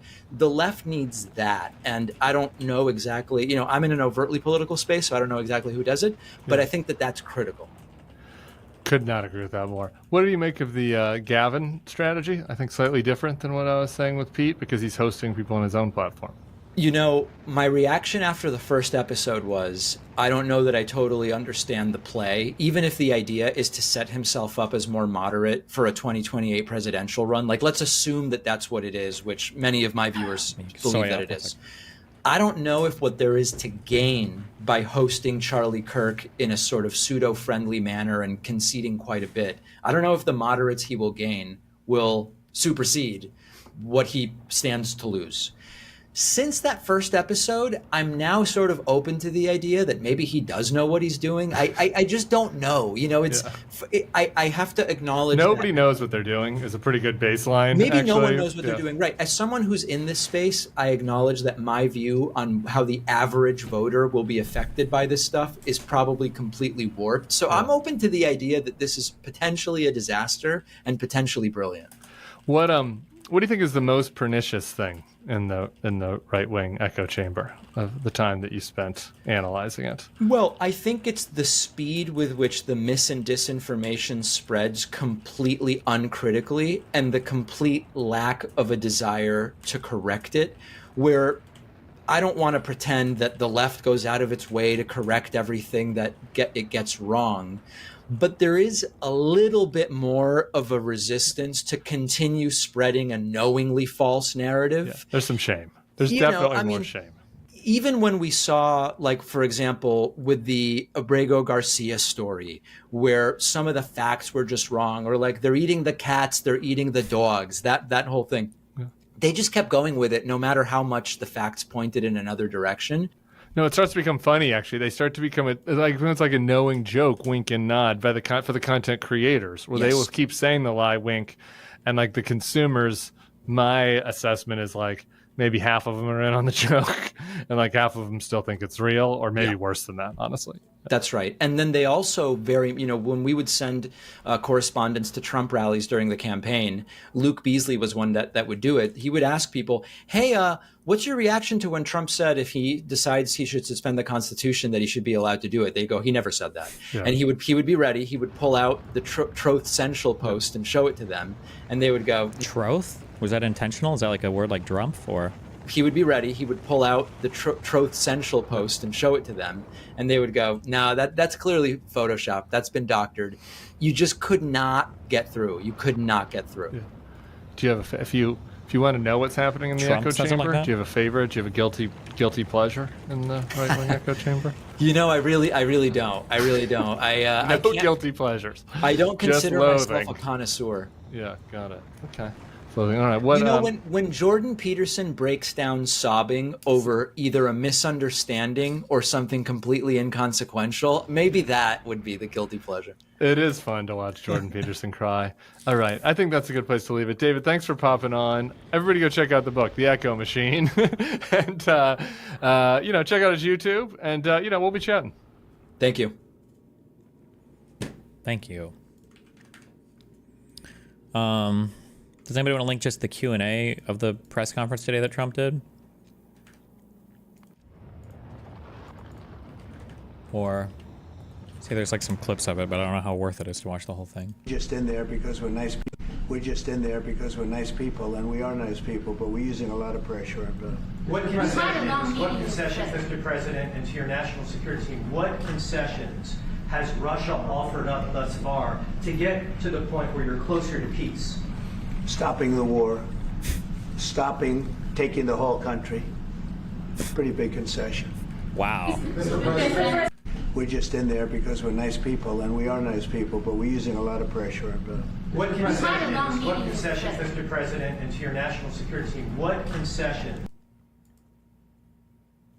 Oh, no.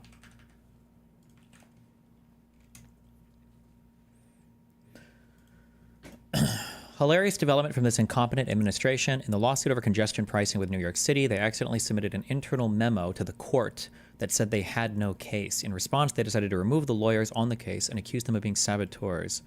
I really don't like Twitter's punishing you for linking externally to the website. I don't like that it rewards...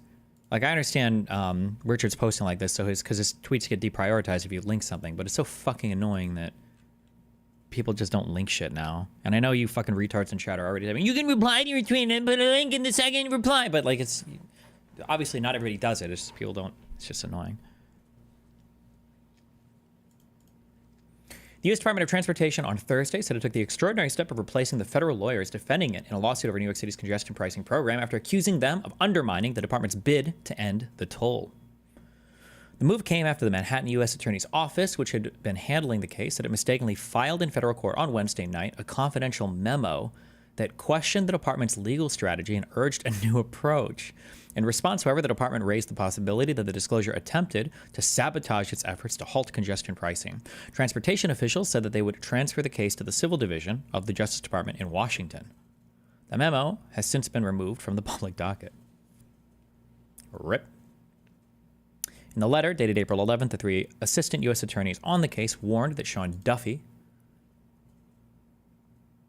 I don't know. The 11-page letter instead suggested that the department could build a stronger case if it sought to terminate the federal government's approval of the tolling program. It's a matter of change in agency priorities rather than stick with the previous tactic of question legality of the toll.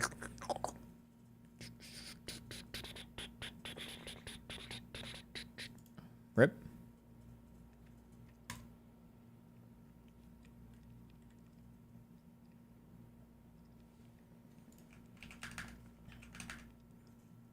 Okay. Shapiro and Zelensky spoke, supposedly.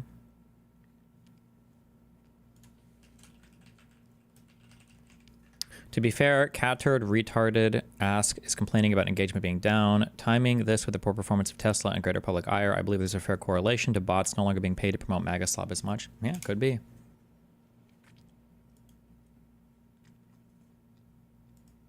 Well, folks, a big question I've been getting since we released the trailer for my interview with President Vladimir Zelensky of Ukraine is, why go to a nation under fire? Why take your crew and take that risk? And the answer is simple, because the truth matters and facts matter. We want you to be smarter and know more things. That's what this show is for. You, our Daily Wire members, deserve the truth. This is the kind of journalism your support makes possible. This is the community that fights for your values. Join us right now at dailywire.com/subscribe. So, last night, Vladimir Putin's Russia blanketed Ukraine that with missiles. tweet was really pathetic, where he's like, it's not even worth the 12 to 15 hours a day I put it on this platform. Oh my God.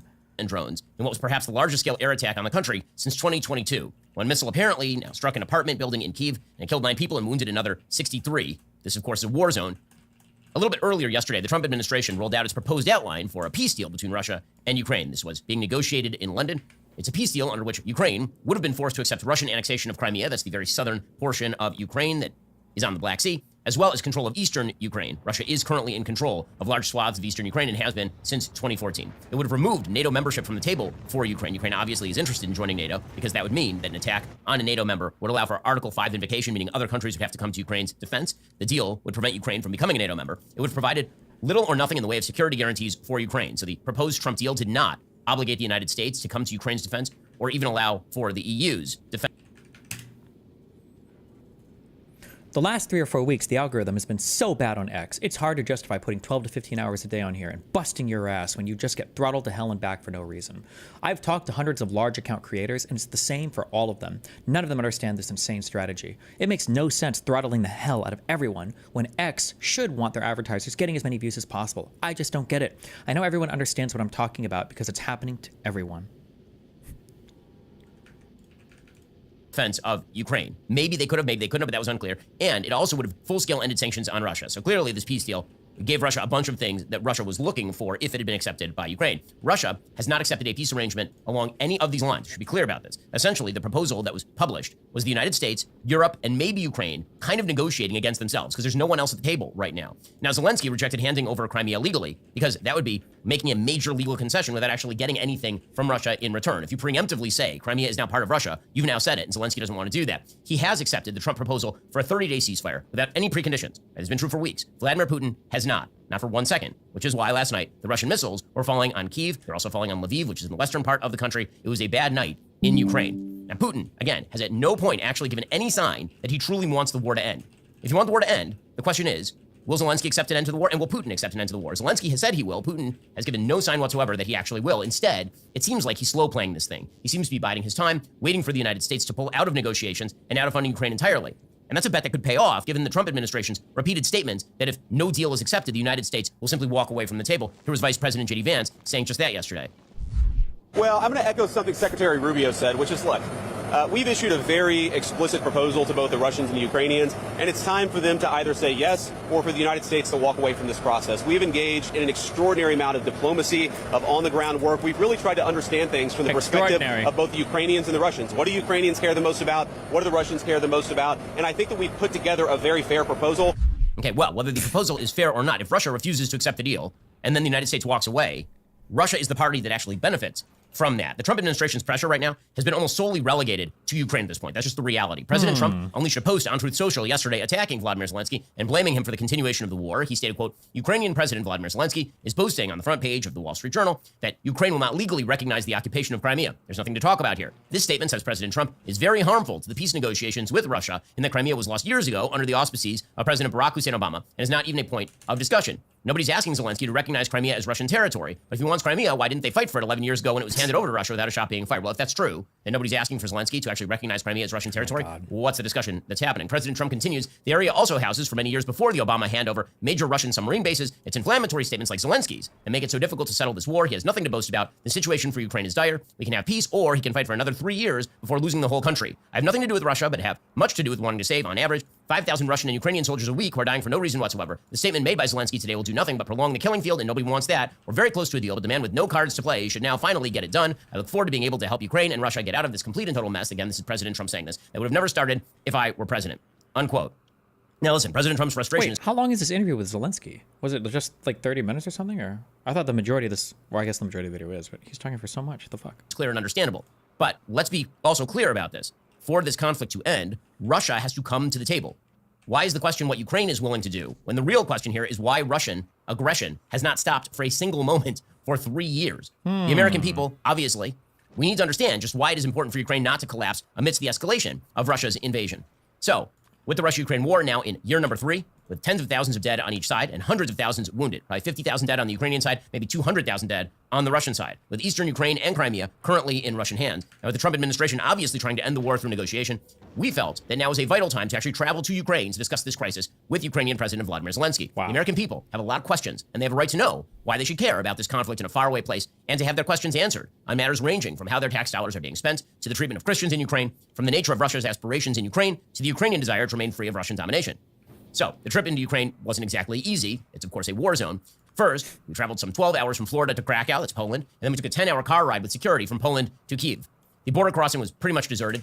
Not a lot of people are trying to get into Ukraine at this point in time. The country itself, it's a beautiful country. The breadbasket of the continent.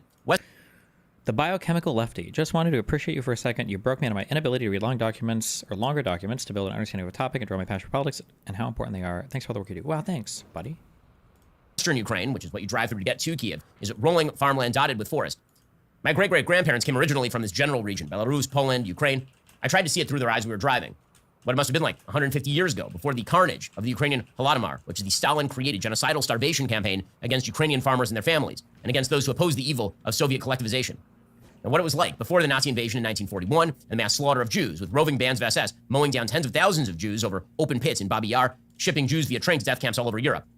Timothy Snyder, historian and author of a book called Bloodlands, Europe Between Hitler and Stalin, writes, quote, during the years that both Stalin and Hitler were in power, more people were killed in Ukraine than anywhere else in the Bloodlands or in Europe or in the world. For both Hitler and Stalin, Ukraine was more than a source of food. It was the place that would enable them to break the rules of traditional economics, rescue their countries from poverty and isolation, and remake the continent in their own image. If you know history, the voices of all of our brothers' blood cries out from the ground of Ukraine. And the history of Ukraine's suffering doesn't stop with World War II. After the war, the Soviet Union again was in control of Ukraine. Its history was then steamrolled and homogenized to fit Soviet presumptions. After the Cold War, after the Soviet Union fell, Ukraine broke free. It became independent. It gave up its nuclear weapons in exchange for security guarantees from the West. Didn't go well for Ukraine, obviously. Though we're not security guarantees, just to be clear on that, but they kind of were. They were like a wink, wink, nudge, nudge kind of, but... Torn between the attraction of joining the post-Soviet West and Russian pressure from the East, the country was governed by a series of corruption-ridden governments, culminating in the victory of Viktor Yanukovych, whose pro-Russian swing led to the so-called Maidan Revolution of 2014. Yanukovych was ousted. Vladimir Putin, dictator of Russia, seeing Ukraine slipping out of his grasp, then launched invasions of the Donbass region of eastern Ukraine, as well as Crimea. Both of those were largely Russian-speaking areas that favored a closer relationship with Russia, but they didn't actually want to be fully ruled by Russia, by the polling data available at the time. Instead, Putin brought in what were called little green men, who he said were sort of domestic insurgents, they were actually Russian soldiers, to take over those areas. Citizens of those areas were brought under Russian control. And then came 2022. Sensing weakness from the American-led North Atlantic Treaty Organization in the aftermath of Joe Biden's surrender of Afghanistan to the Taliban, Putin launched a full-scale invasion of the rest of Ukraine. When the war began, few expected Ukraine to survive. Indeed, the first Russian push into Ukraine came within 10 or 12 kilometers of Kyiv, the capital city, which is located on both sides of the Dnieper River. Actually, Vladimir Zelensky was made offers by the Europeans to flee the country. But Ukraine instead fought suspicious activity. We're good. Meeting that you had. President Zelensky, thank you so much for taking the time. I really appreciate it. Thanks so much. Thanks for coming, Ben. So I want to start by asking you about the meeting that you had in the Oval Office with the president and the vice president. This is almost a couple of months ago. Obviously, things went sideways. How do you feel that you could have handled things better with the president and vice president? I wonder how edited this is. That's really his very first question? Jeez, that's kind of rough, but okay.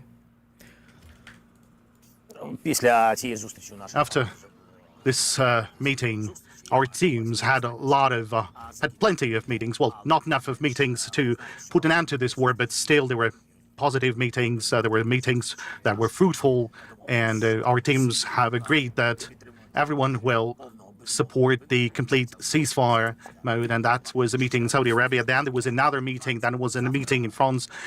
Tomorrow, by the way, there will be a meeting in London. So as you can see, that what's important to us is the teams of Ukraine and the United States, plus our European colleagues. That is, our team has started to work together with the United States, and I can see some positive things about this. I'm grateful to all the partners, and I'm grateful to President Trump for this, as well as to Keir Starmer and to the Emmanuel Macron and to all the leaders who constantly support this very beginning, the complete ceasefire. It's the beginning of the path towards the stable and hopefully fair and just peace. And that is why I think we do have good meetings right now, and I would say good possibilities. Now the question is Russia, and that is the only element in this construct that is not yet ready to put an end to this war, and we hope on the strengths of the United States, on the strengths in terms of the sanctions, on the experience of the United States, and the influence that the United States has on Russia. So for the Russia to agree to put an end to this war, it depends on them. As for our meeting in the Oval Office, I kept saying that we needed this meeting. We had to talk over a variety of elements. We had different meetings, fruitful and more philosophic meetings, I would say, on different stages of our life, and the meeting with President Trump as well. So I think that the meeting in the Oval Office, it did not help Ukraine, it did not help to the United States, and no one. I think we should, when Ukraine and the United States are having the meeting. This translator, is this live translated? They couldn't just sit down and write a script out for it, or were they trying to get this out ASAP? Whatever. Also, wait, real quick question: do you just set up artillery turrets at the edge of this and then bomb shit and then have robots deliver ammo, or do you actually set up artillery train wagons? Setting up the artillery wagon seems cringe as fuck.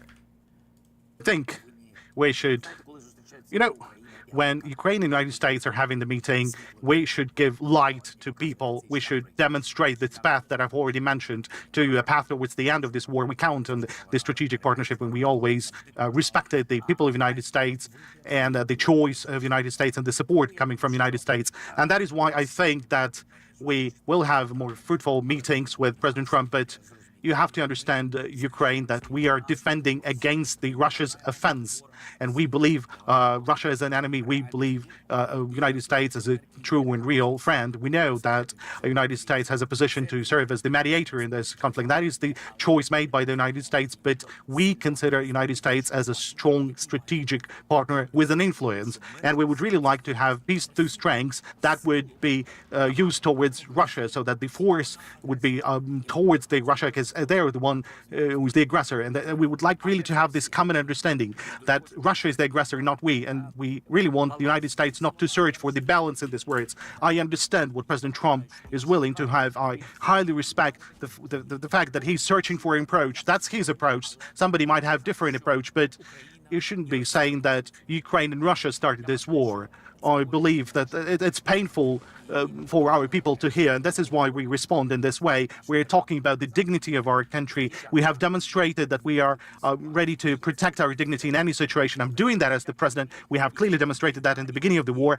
It was the war. It still remains the war. We have only one enemy, Russia and Putin. And that is why, even if we're talking a diplomatic environment, everything that is related to the Ukraine's dignity, I will always defend it. This is my job. I'm the president. I'm the guarantor of the Constitution of Ukraine. So, Mr. President, there are a lot of questions in the United States about Epic how American artilleries? funding is spent. So we've spent nearly Oh, allocated nearly $200 billion to the defense of Ukraine. There are lots of questions about where the money is going, to pensions, to war profiteering, to corruption. How do you answer those questions? What kind of transparency can you provide to the American people to guarantee that their taxpayer dollars are being used in the best possible way to fight Russia, to defend Ukraine, and to ensure that if the United States wants, would an audit be possible by the United States of where those dollars are going? Oh my God.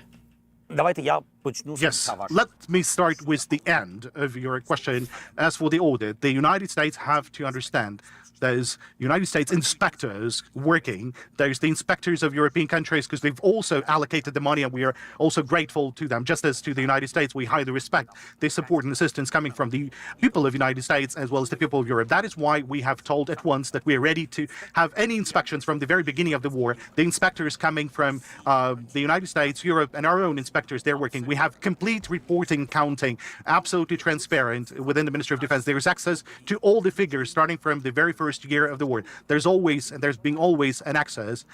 When we've seen in the very beginning of the war that Russia attempted to undermine the support and assistance coming from the United States, because the United States was the main donor, and they wanted to undermine this through fake news, through other tools. That is why we told it once that we are open, send the inspectors, and they were inspectors. So as for the audit, we're always ready to any audit. There's nothing to hide. We're absolutely open, transparent, and that is what's happening.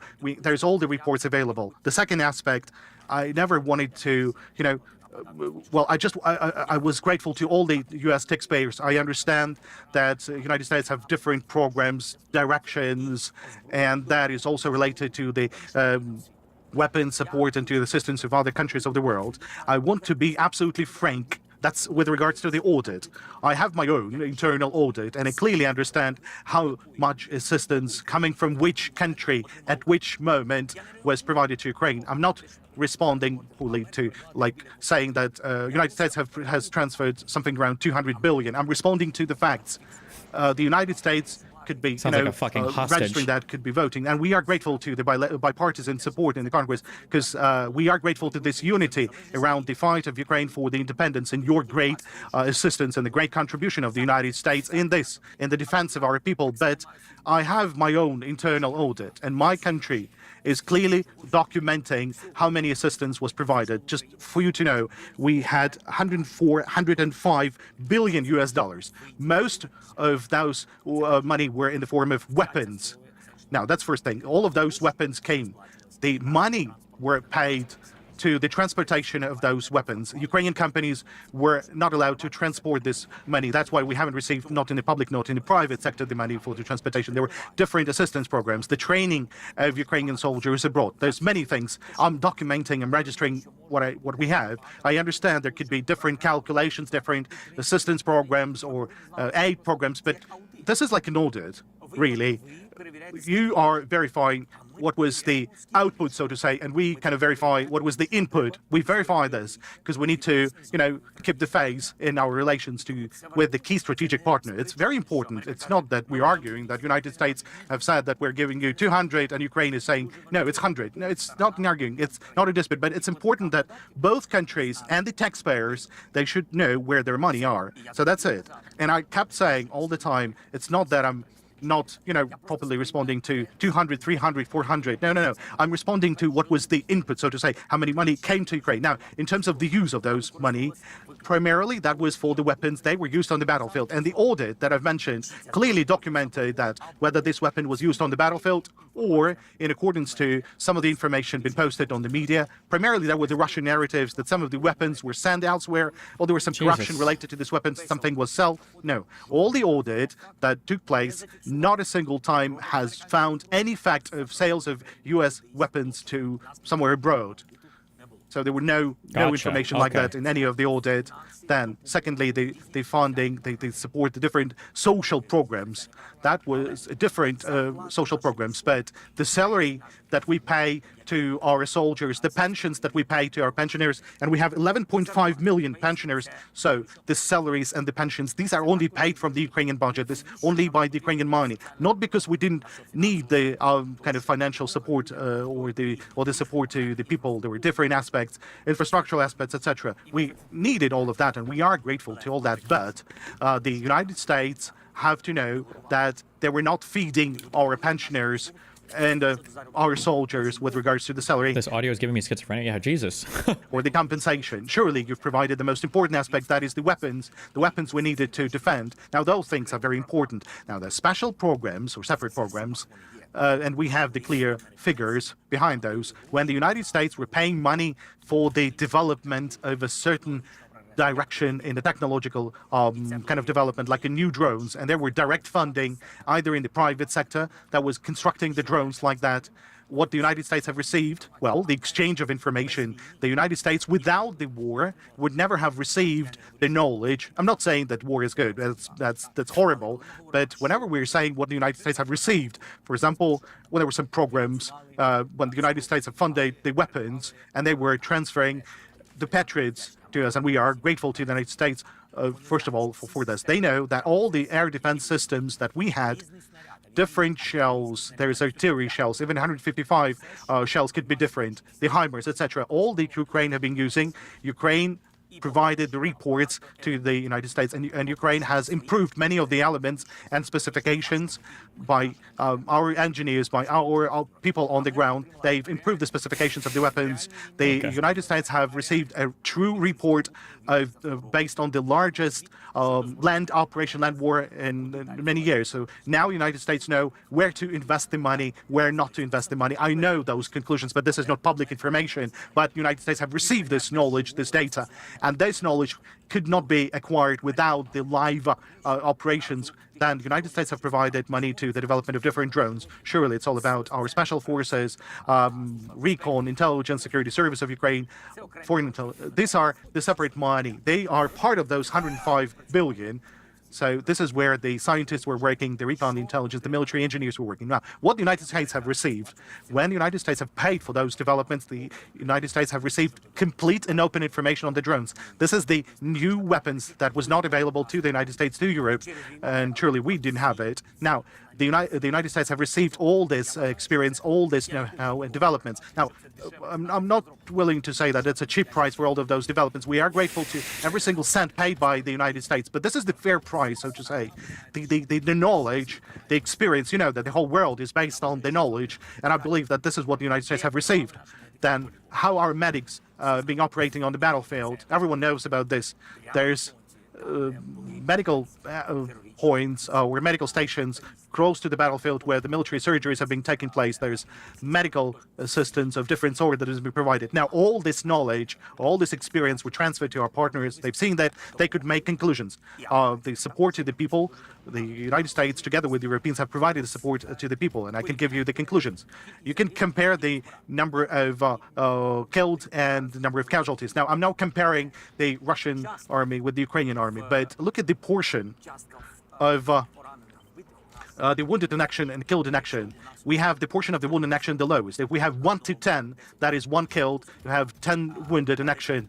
Now, in case of Russians, in case of 10 casualties, there will be 5 wounded in action, 5 killed in action, or 6 by 4. So we're saying that's a different level of medical support, and that knowledge was also provided to our partners. Now, what exactly the United States have received as well. This is the most important thing that I have not mentioned yet. Let's be frank. The people in the world, they believe that we are living kind of fence against the Russia's invasion to the civilized world, including the NATO member nations. And we are kind of a living shield. We are defending this. So if Putin will come to the NATO member countries, or when he will do that, I don't believe that I know everything in advance, but let's just imagine, because everyone see who they have case with, so Putin might go to the European countries. Now, in this case, there would be a need to defend the European nations or to leave the NATO. I'm not saying whether the United States should be doing that or not. That's the choice made by the people of the United States and other allies, but this is a question that will definitely be on the agenda.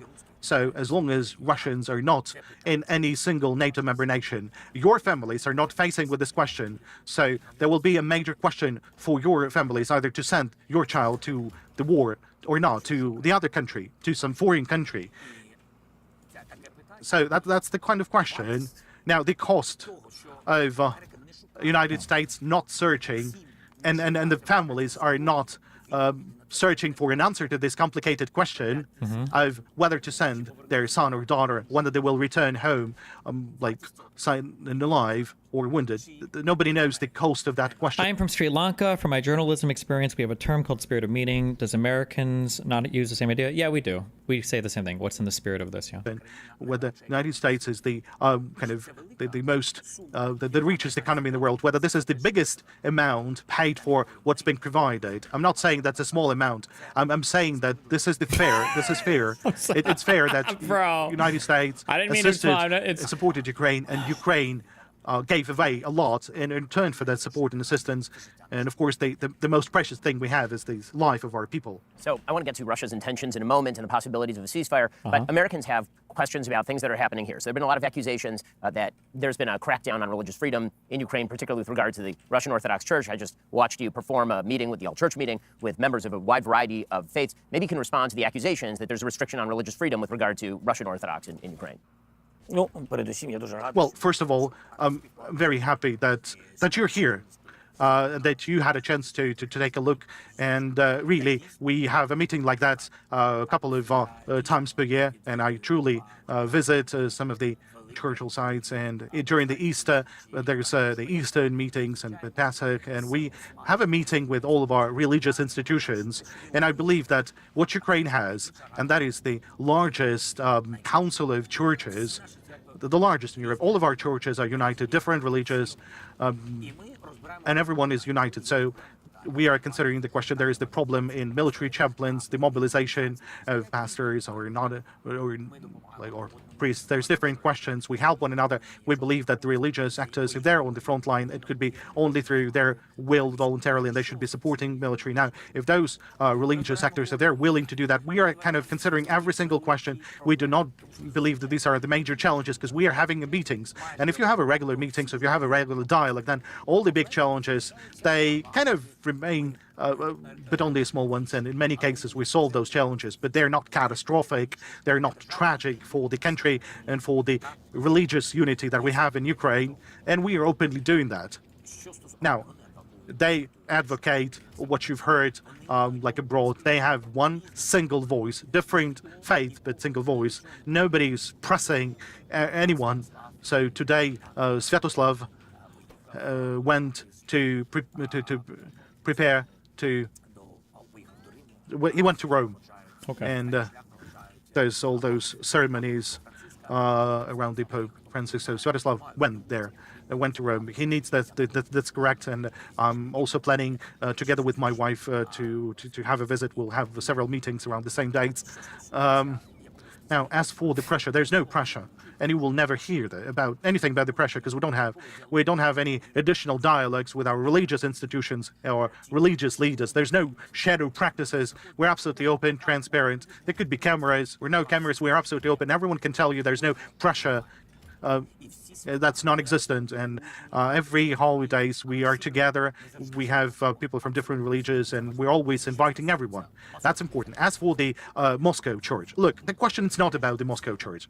The question is that in case of Russia, Moscow is just another agency of the KGB. Everyone knows that Russia's special services are in control of the churches. Well, this is how they have. That's their choice, and their people either support that or not. Well, that's their choice. That's their right. And we've never raised this question before the war and during the war. But that's a fact that their special services are in control of the church. The problem was that their special forces was in control of the churches in Ukraine. That's not the truth. The church should be equal, and the Moscow could not be in control of our church. Their KGB, their intelligence could not be in control or could not be managing the Ukrainian church. Well, they shouldn't be here. So the legislative changes in Ukraine are related to the fact that there could be no connection in between of the Moscow and the church. Nobody closed anything or anyone, but it can't be the case that Russia's KGB is in control of the church in Ukraine. Everyone is against this legal ties. So it's not only about the ties at the level of intelligence. There was a legal connection, legal ties for many years, but that shouldn't be the case. we shouldn't be having disputes or controversies around whose church is older than the others. And Ukraine is not shouldn't be speaking about this. Look, we're sitting here close to the Sofia Cathedral. Sofia is older than Russia's capital city and any churches they have. This retarded translation is 100% intentional by the Daily Wire to make Zelensky look bad. I mean, like, I don't know anything about live translating. Right? I don't know anything about translating anything, period. So I could be wrong. But my guess is going to be, this guy sounds like a person who does live translations. So especially for like news broadcasts, you would have a guy like this translating live, like what Ben Shapiro's listening in on his earpiece is probably this, is my guess. But if you're going to do like prepared content, if you're going to release a video afterwards, then that would be a professional translation that's maybe even the same guy could do it, but it would be somebody who listens to the full thing, has opportunity to write down a script for it and then read it off so that the translation is less hectic sounding. This almost sounds live to me, which I don't know why you would publish a YouTube video like that, but... This building is older than that. That's the answer. We shouldn't have any disputes. We have scientific evidences. We're just saying that our church should be free from any authorities. It's free for the people. So one of the other questions that's been asked is about military mobilization. So, obviously you're in the middle of a war. At the same time, there have been reports online that people are being picked up off the streets in places in eastern Ukraine and recruited into services. How do you respond to accusations and videos like that? Look, and videos. Every single case is scrutinized by the land forces, by the Ministry of Defense. They're the one responsible for the mobilization. And it can have a different attitude towards mobilization, but we have this mobilization from the beginning of the war. It's in accordance to the legislation, in accordance to the martial law period. So the country is in a war. That is why we do have mobilization. We want the war to end. We want everything to end. We want to have a fair peace, calmness, and there would be nothing, not the mobilization, not the martial law. But as long as the war, as long as we have the law, there is the mobilization. That is why there were different aspects, like someone suggested money, someone took money for going or not going to the army. There's different approaches, or there are different cases, but we shouldn't be saying that this is the major phase or the main thing that describes Ukraine today. No, Ukraine has 800,000 right now, or 600,000 people who volunteered to go to the army. That was the law on mobilization, but the people were volunteering to go and defend Ukraine. Definitely, there's different people, and I think there's different people in every country, and the law enforcement personnel should be making sure that everything would be transparent. There would be no coercion or something. There are some kind of disadvantages. That's a fact. We shouldn't be hiding that, like a corruption. But if we have any anti-corruption bodies, there's the security service of Ukraine is. If we are fighting with this on an everyday basis, well, of course you can hide it, like everything, as in case of Russia or some European countries. But Ukraine clearly shows that it is fighting on a constant basis against aspects like that. But those are kind of singular cases. This is not massive. That's more important, and that should be reducing on a daily basis. We're doing that. As we mentioned, we left Kyiv on Tuesday night. On Wednesday night, Kyiv was hit with one of the biggest missile barrages of the war. We've been checking in on many of the people we met in Ukraine to ensure that they are safe. We'll bring you any updates. That was part one of our interview with Ukrainian President Vladimir Zelensky on Tuesday afternoon. Jesus. Part two will continue on tomorrow's show. We'll get some more on this in a moment. First, according to a recent ZipRecruiter survey, 76% of employers... Okay, that was a little hectic.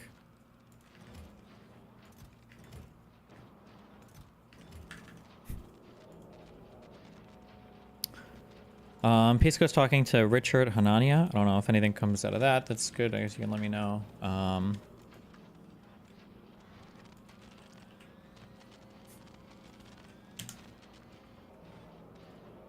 People who will look at you and they'll say, oh yeah, linking that XQC debate. We need to watch that. What do you stand for, Megyn Kelly, especially now because of your support for the president? You endorsed him. You showed up at the rally. I think it was the night before election. Yeah. Made sure to encourage everybody to vote for him. You said you're voting for him, et cetera, et cetera. And we all know how he treated you back in 2015 when you were at Fox with the Republican primary debate and what have you. And he felt that your question was nasty because you brought up quotes that he had said about women in the past, calling them pigs, amongst other things. Ooh. And all of a sudden he goes on the air and said that you were bleeding out of your eyes or wherever it was or whatever. There are people that still look at you to this very day and say, how could you support somebody that would talk about you that way? This not sudden shift, but this dramatic shift that you had. What about you? What do you stand for, and where do you stand on at this particular moment in time, and why is that the case? What do you say to people who ask those questions about you at this particular moment in time? I think they're totally fair. And I appreciate you changing it from sudden shift to dramatic, because it really wasn't sudden. Yes. It was a slow climb between Trump and yours truly. When he was attacking me for that 9-month period, I really was not his fan. And I wasn't, really gearing up to vote for Trump, because he was staying on me like a dog with a bone. And it was highly unpleasant. But over time, I was able, and I'm actually proud of it, I was able to check my personal feelings about the guy and start getting back to what needs to be my focus as a journalist, which is the professional relationship with the guy, the professional Trump. And what I saw was somebody who governed in a way that I very much respected. There were a couple of key moments in Trump 1.0 where I really did like the double head take at him, like, oh my God, look what he's doing. Like when he stood by Brett Kavanaugh, among other things. And I really respected it and saw him in a new light. And then we got Joe Biden. And I mean, it was such a disastrous 4 years. I probably would have run open-armed into the arms of any Republican, but Trump is just the anti-Biden in so many ways. True. And was just That's tailor-made for this moment, to take him down and to take the reins of the country back and to take the country back itself. So I really, I don't know how to say this in a way that, isn't weird, but professionally, I fell in love with Trump, the president, because I believed him that he would close the border. I believed him that he would fight back against the gender madness, which has become a very big issue for me for many reasons. I believed him that he was going to try to get DEI out of our colleges and our woke schools, and that he would push back on this, like, truly, not to sound like Tipper Gore, but smut that's being peddled to our K-5 schools in the name of like health ed or whatever they're calling it. But it's absolutely disgusting, like the sex acts that show up in elementary school libraries. All that stuff, Trump's not having any of that. I believe that he would lower our taxes. I believe that he would be against forever wars. I still believe all those things. I believe he would roll back regulations so that we could get the economy fired up again. I don't believe in the climate extremists and their stupid fake models that already had us underwater by this point in time, and yet we're fine. So I believed in Trump, and I do believe in Trump, and he's doing all the things he said he would do. Now they're throwing up obstacles in his way, but I'm 100% rooting for him. So if anything, I'm just thrilled that I saw the light on him and that I was able to like push my own feelings to the side and get past that. And he got past his negative feelings about me. This sounds like such a cult that I could stand up for him before the election and hopefully convince some people. Absolutely. Sounds like a fucking cult member. Good one, Megyn Kelly. What do you think about people who will look at... Okay, where's my XQC debate?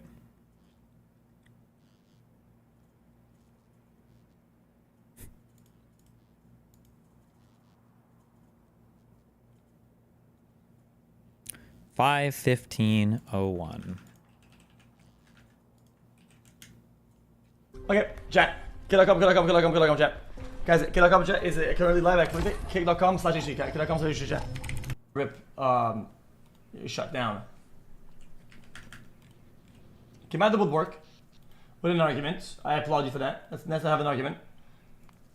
And your first argument is vandalism is not violence, which is objectively absolutely incorrect in every way you could even approach this. There's not even an angle at which you're correct about this. This is. You think I'm going to agree with Persec coming in here with that argument? It's vandalism, not violence.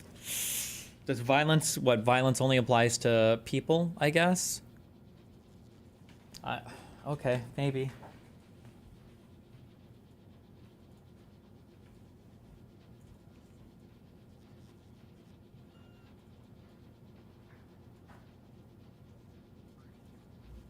Wait, I just my... Fuck. Never mind. I'm getting cold.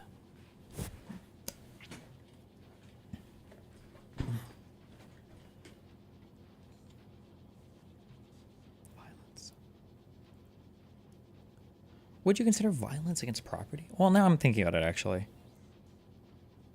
They committed great acts of violence. What did they do? Violence. You know what, actually? I'll 50-50 on that. Because I think when somebody says violence, intuitively, I do think of harm to people. I don't necessarily think of like vandalism, but This is wrong on every facet. I don't know how you could even think that this is the correct thought. Your refusal to he promised his girlfriend they'd eat together in 5 minutes right before this. Okay. Your refusal to kind of onboard that as the new idea is a classic libtard cognitive dissonance or small person tantrum. Somebody's being libtarded. Oh, good though. Boom. I have this idea. I really don't want to let go. I'm wrong. I'm not wrong though. I'm not gonna tell you why, but I'm not wrong though. I think that's just burned it. You could take a new idea and put it into your machine to update.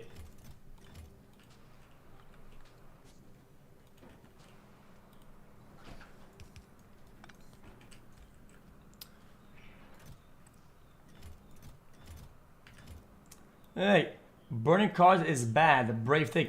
But I mean, I'm confused.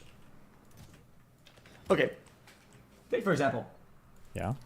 Take for example. Okay. Well,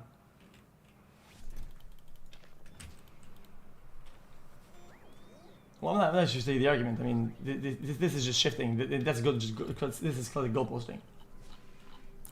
Would you say that torching an empty building isn't a form of political violence then? Well, I think political violence makes it sound different, like you're qualifying it even more. But I don't know.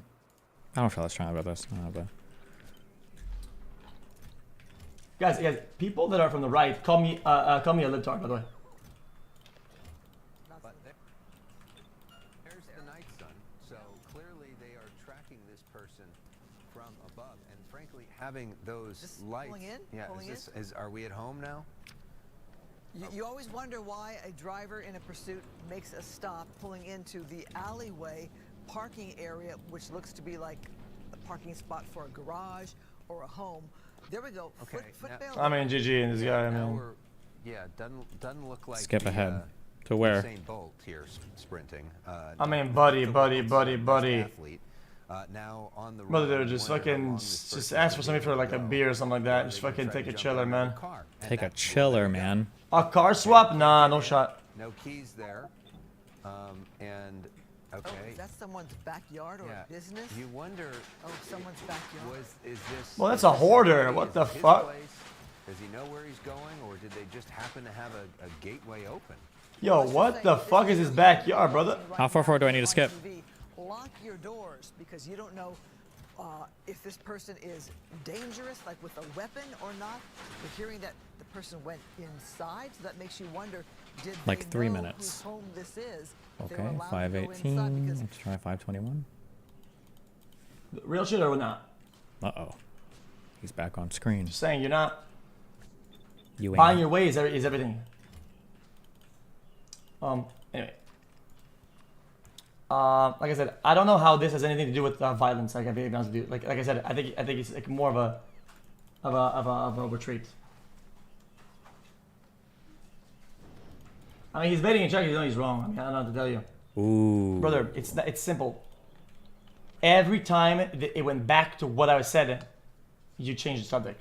Ooh, baiting because he knows he's wrong. Hold on. Let me go. Is that mess? Because he's rage baiting. I thought I'm gonna ban him so I could go to bed.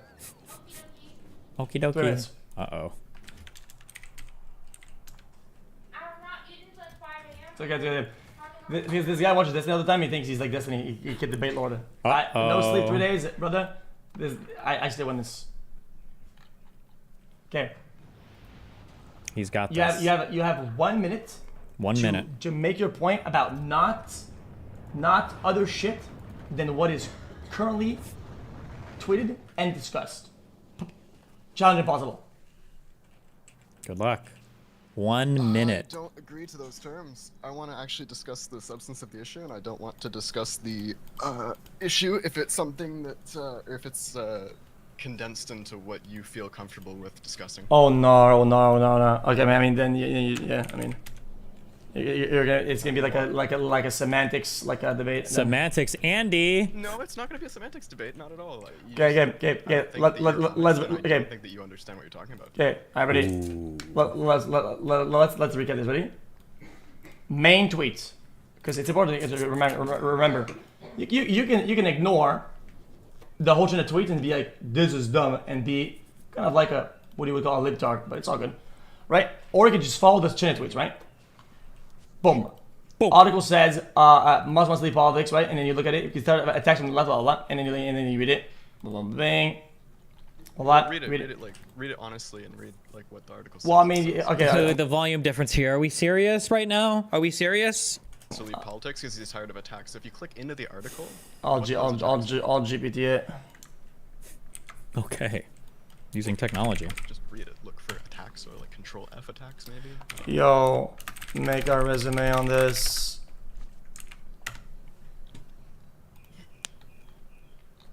So yeah, how are you gonna compare me to? How are you gonna say I'm a Destiny viewer and No, immediately stop. open Notepad the second that you start talking to me, bro? Like, Buddy. Okay. Summarize it.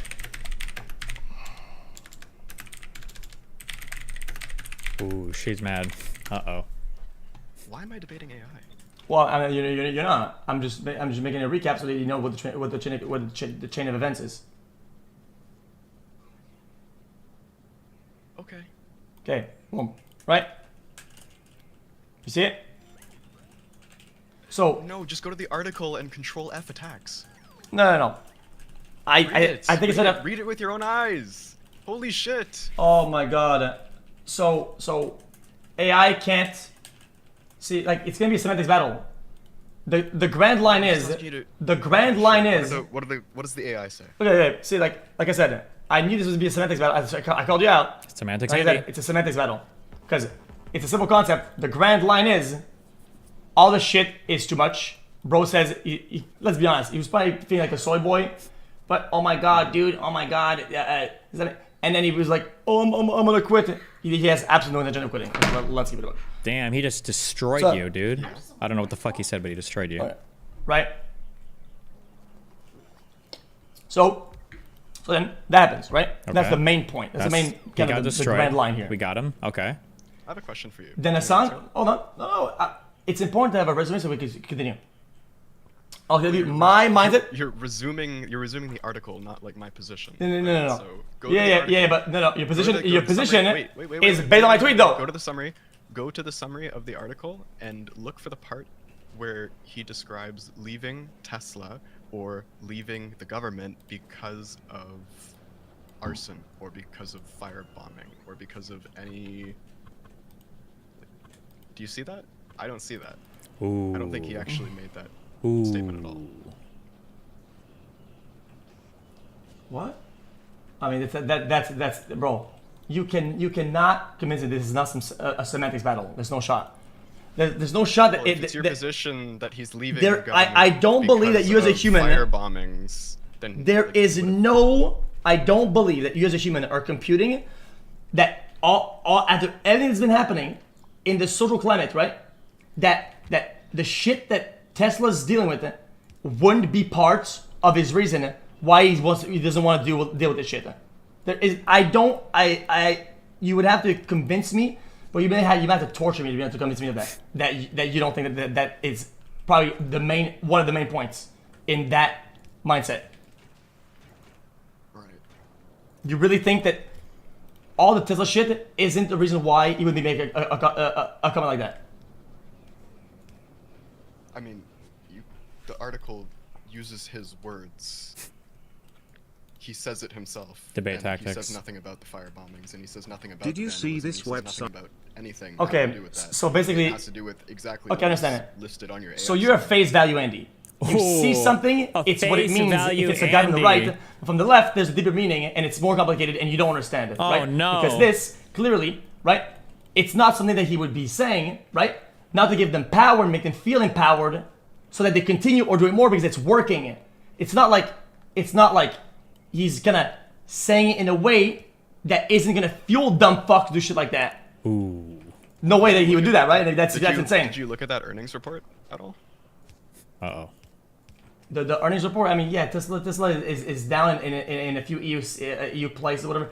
But I'm confused. See, They're again, down everywhere. They're down like okay, wait. 75%. Fairly certain in Q1. Okay. Okay, well, so? How does that have to do with anything? Yeah, do you think that's just because he's been political? Brand risk. Like, obviously the vast majority of people who are actually purchasing Teslas are going to be your typical libtards, because there are people who are actually like concerned about the environment. They're buying EVs and all that shit, right? I disagree. That's just wrong. When you How can you completely disagree piss with off, that? like your entire consumer base, of course it's going to negatively reflect on your company. It's what that brand damage part of the AI stuff is. So then just, I mean, if people are going to be mean and stop buying, then bomb the place then. That's pretty much what you're saying. He's not talking about bombing. He's talking What about I'm where the saying pressure's coming from. It's down anyway. It's down. It's going in bad ways. Just might as well fucking bomb it. I mean, there's no, what else are we going to do about it? What the fuck? I'm saying at all. Well, I mean, that's what I said, because this is about that only. Okay, then that's your position, but it's not my position. So how about you engage with what I'm saying instead of... Why do you engage, why do you reply to a position by saying it's not my position? No, you don't comment on my position. I'm in a firm position of violence is bad, firebombing doesn't do shit, and then you impose your shit. Wait, I'm giving you my position, broadly speaking, in response to that article, so that we can lay the groundwork like we were originally trying to. No. Okay. No, the groundwork is that is absolutely 100% one of the main reasons. Was a top 3 why you would make a comment like that, right? Even though he didn't say per se whatever. Let's be honest. If you give a lot of people leeway on either side or whatever, right? So like what they actually mean, you could see why that would be a thing, right? It's just shit for everybody. It's not worth it. You're kind of feeling insecure, probably makes a comment like that, right? It's just like some soy pass, probably not gonna quit, but still, right? But then, the main reason behind all this, why this happened, is that Hassan decided, all these things is just, it's just the voices, guys. It's just. No, he didn't say. It's just what people do. No. You think Elon would have stepped down if there were no firebombs? Oh, 100%. Typically, like, you just don't want to get involved in politics as a business person. Even for streamers, I would say that. You just don't usually, politics just divide your audience for no reason. It just gets a lot of people really mad at you. They're very touchy issues. It's just not a very good thing to be involved in. And I see, okay, because Hassan tweeted you. But that is such an absolute dog shit, defeatist, cringe mindset. There's nothing good about that. I don't understand how you could say, all these bad things, all these really, these people like that destruction, fucking, that's the voices, guys. That's just them talking. No, dude. There's forums, there's places to protest properly, there's a way to voice your opinion, there's a way to promote your opinion without resulting to violence. That's it. It doesn't go any further than that. It starts there and it ends there. It doesn't have to go anywhere. Anywhere you're gonna go from here is just an incorrect interpretation of what I said. Okay, then what did you say? What's your position? That's it. Voice your opinion like an adult. Raise your voice, right? And you can label that as your voice. What's your official stance on people setting Tesla dealerships on fire? Make sure nobody's inside so you don't hurt anybody. Protest within the confines of the law, whatever. That's your voice. When you start, So you and Hassan agree. Because I don't think he's held any other position than that. He hasn't advocated for firebombing anyone. As much as I hate Hassan, you know how much I hate Hassan. He hasn't actually advocated for firebombing shit. Again, now you're just misconstruing the reason why he feels this way. Again, now we're going back to semantics. Guys, it's not firebombers that make him do that. No. You think that if people protested and said it... You both actually... Wait. I'm not trying to do a semantic argument. I'm just saying you both share the same opinion. So it's like just weird to me that no, we you don't. like, quote, We do retweet not. this. Absolutely not. Especially Hassan has never agreed to that. I disagree. Sorry to cut you off, but Hassan has never agreed ever that violence is a bad means. Bro, he loves that shit.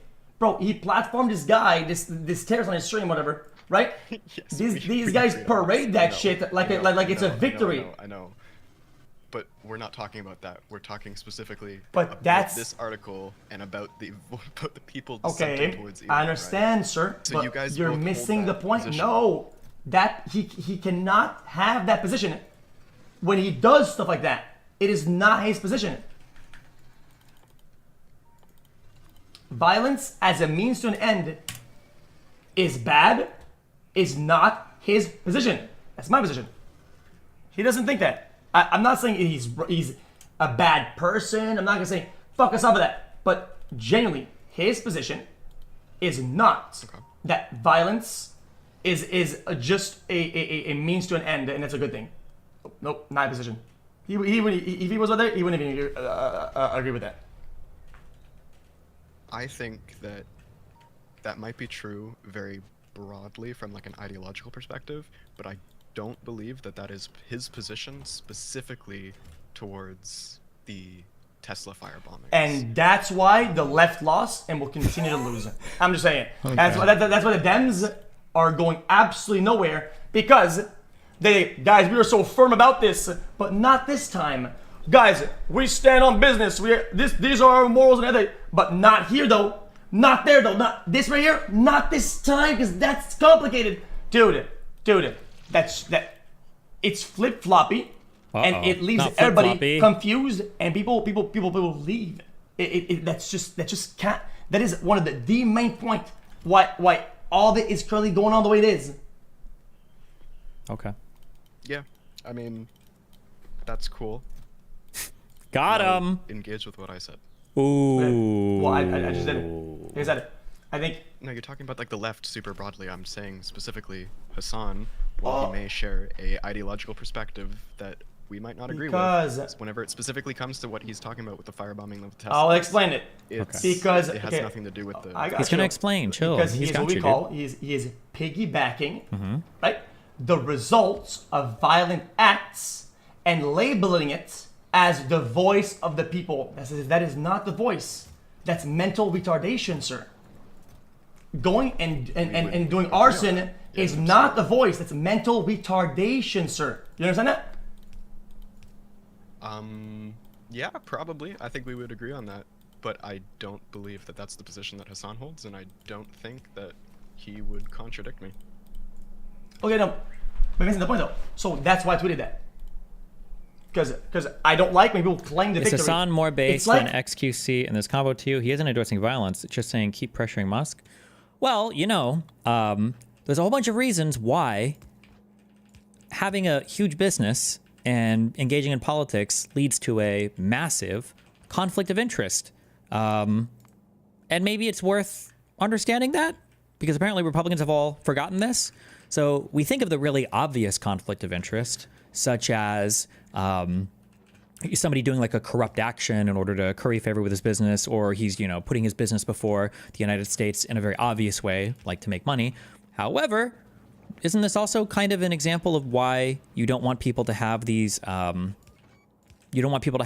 huge financial interests that they haven't divested from in office? What if it was the case that Doge was doing great work, but we also happen to know that 50% of this guy's net worth is tied up with a business that we can boycott? Isn't that kind of weird that you can, quote unquote, boycott a politician? Well, in Elon Musk's case, it would be an unelected bureaucrat, more specifically, not a politician. But maybe it's just not good to be so financially exposed, I guess, in such an obvious way, if you also want to play politics, right? Maybe that's maybe that's a bad idea. Oh, you know, maybe not. if you're playing a game of CS, okay, and the guy wins last round because he gets a headshot off of long, and he had a cheater the whole game that was rage botting the whole squad, and he says, guys, the efforts of the guy who pushed long. Oh man, guys, the guy who pushed long with the op, what a chad. No, you're piggybacking the results of the cheater with your dumb shit, labeling it as something that it's not. And that's just, that is something that it's just a cringe behavior. And when it involves violence, it's a double-double. I mean, of course, double. Yeah. Okay. Well, I mean, like, I think it's pretty obvious if you look into the article, and if you even look at like your AI summary of the article, Elon does not mention the Tesla's burning at all having to do with the reason why he's stepping down from government. On top of that, I don't know if it's your. Wait, actually, I need to ask you a question here. Do you think that the majority of people are protesting against Tesla or firebombing Teslas? What do you think is more? Huh? What do you think is more likely? Do you think more people are protesting, like peacefully, or do you think more people are firebombing Teslas? I mean, brother, that's a good debate, right? Do the Just thing. answer the question. Do the thing. I mean, it's a pretty obvious Okay. question. Okay. So, I'm gonna resume this in a pretty aggressive you way. have to let me speak for like 20 seconds, okay. right? So I just need you to answer the question with one or even the other, really. even though I don't need you to speak the at all. minority, it's a minority of people that are being violent. It's a minority, right? Yes. When the minority in number of instances and the raw numbers is becoming overwhelming, it will cause some form of change, some form of reaction. It's just what it is. Okay, so what it sounds like to me that you're saying is that, like, in this hypothetical scenario that I've created in my mind where this suddenly slips out of control, this is the case. But I'm talking about as of right now, what is the case? Is there more people that are firebombing Teslas or protesting Teslas? Oh man, he's so pressed. Why is okay. Why is bro so pressed right now? What does that have to do with anything? You're just this is like a classic, like, I'm gonna corner you into a way to make you say something that makes me look like I'm winning the argument. Bro, in every protest, most of them, grand majority, it's always the minority. You can't answer the question? It is the minority that causes the bad things. It's a minority that are doing arson. What about it? What does that have to do with anything? Perfect. Yes. It is the vast minority. Very little. I fucking busted. Thank you. Though if the minority of people are the people who are committing the arson, you can, in fact, just say arson is bad, but also arson is probably not the reason why Elon is stepping away from the government. The reason why he's stepping away from the government we can actually get into if you're curious, but it is absolutely fucking not. So all these things are like 2, 3, 4, 5 folds past the main argument. Did you know that? But you guys didn't realize that. Like you failed. You failed to attack the only point of contention that I have. That you're going way past it. You're going to You're going way past it, brother. But this and they cause that. I don't give a shit. You're not gonna say it's the voice of the people when people are bombing shit. I don't give a fuck. Okay, brother. If you wanted to become, let's say, I don't fucking know, the mayor of your town, and you're like, man, this shit's been kind of cooked. I'm out of this, right? And you, right? You guys, Parsec wants to become mayor of bullshit town, okay? Mm-hmm. Okay. And after a lot of people are mean at you, right? Saying you like threats, or whatever on Twitter. It's getting a lot, but you're dealing with it, right? And some guy shows up at your rally and shoots at you, right? Yeah. If you go, yeah, guys, that's fucking awful. Like, I'm thinking about sitting down because I like my town, but it's just not worth it, right? Would you be okay with me saying it? Dude, it's just one guy. People don't like you. I get it. It's a lot of people, right? But it's just one guy. You got one died. A single instance. One died. You fucking loser.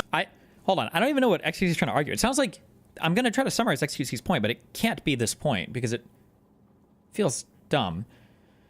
It sounds like the argument is, let's say there's a guy we're protesting. That guy's bad. We protest that guy because he's bad. Let's say somebody shows up and they firebomb this dude's house. We would say, okay, well, we're not going to support that guy firebombing the dude's house, but we still think this dude's bad. And it sounds like XQC is saying, well, no, hold on. You can't say that dude's bad while these guys are firebombing his house because now you're piggybacking on their violence. That can't be XQC's position, though, right? I feel like that would be pretty silly, no? Dude, what a brain dead fucking mindset. What a stupid fucking What is your point? The point is that it doesn't matter. It doesn't. What doesn't matter? What is your point? Where are you going with this? Wait. That's the only thing that I'm saying. Wait, XQC hasn't been like drifting towards like Asmund slot political takes, has he? That's not like happening, is it? Don't call it the voice of the people when it's the fucking terrorism of the fucking mental retarded dumb fucks. Don't piggyback the terrorists as a win for you as the voice of the people. It's cringe. Sure. Yeah, we would agree on that. That's it. Then GG. Then I mean that's it. That's what the tweet says. The tweet. It's not what your tweet says. Your tweet. The tweet says voices. That's it. The tweet says voices. Your tweet is implying that the voices are the voices that are making Elon step down from government, which just isn't the case. No, it's irony. It's kind of like us saying, "Oh yeah, the voice is Shirley." It wasn't ironic whenever you argued with me under the thread, like for half an hour. It wasn't ironic at all. Okay, so let's say Trump said, "Man, I might drop out of the candidate race," right? A couple months ago, right? After he got shot at, right? And people said the voices. Would you agree if I said the voices like that, and I showed him getting shot at? What? Sorry, repeat your question. If we replace the blocks around, we move them around, just like the argument I just made, right? If the son said, guys, don't let your voice matter or whatever, right? Like he said it, right? But instead, it was Trump saying, I might drop out of the candidacy, right? Because I got shot at, and then he typed the voices, and I did the same thing. I made the same tweet about voices, but instead, I put Trump getting shot as the image. Mm-hmm. It's a one-to-one.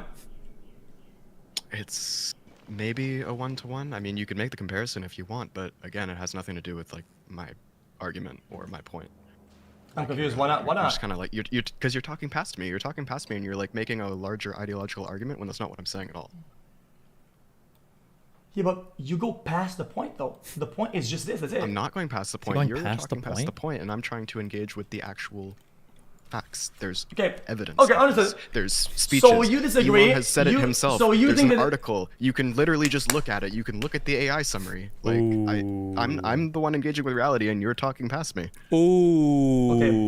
Let's just go. Little bro called him delusional. So you think that the voice of the peaceful overall protest is what is causing him to say that, instead of the actual really bad things that are happening? Really? You think that? No, I you don't think that the social pressure is getting too much for him? There's a bunch of factors, and the AI It's laid the plummeting out all stock 5 price, of those bro. factors for you. It's a bunch of different things.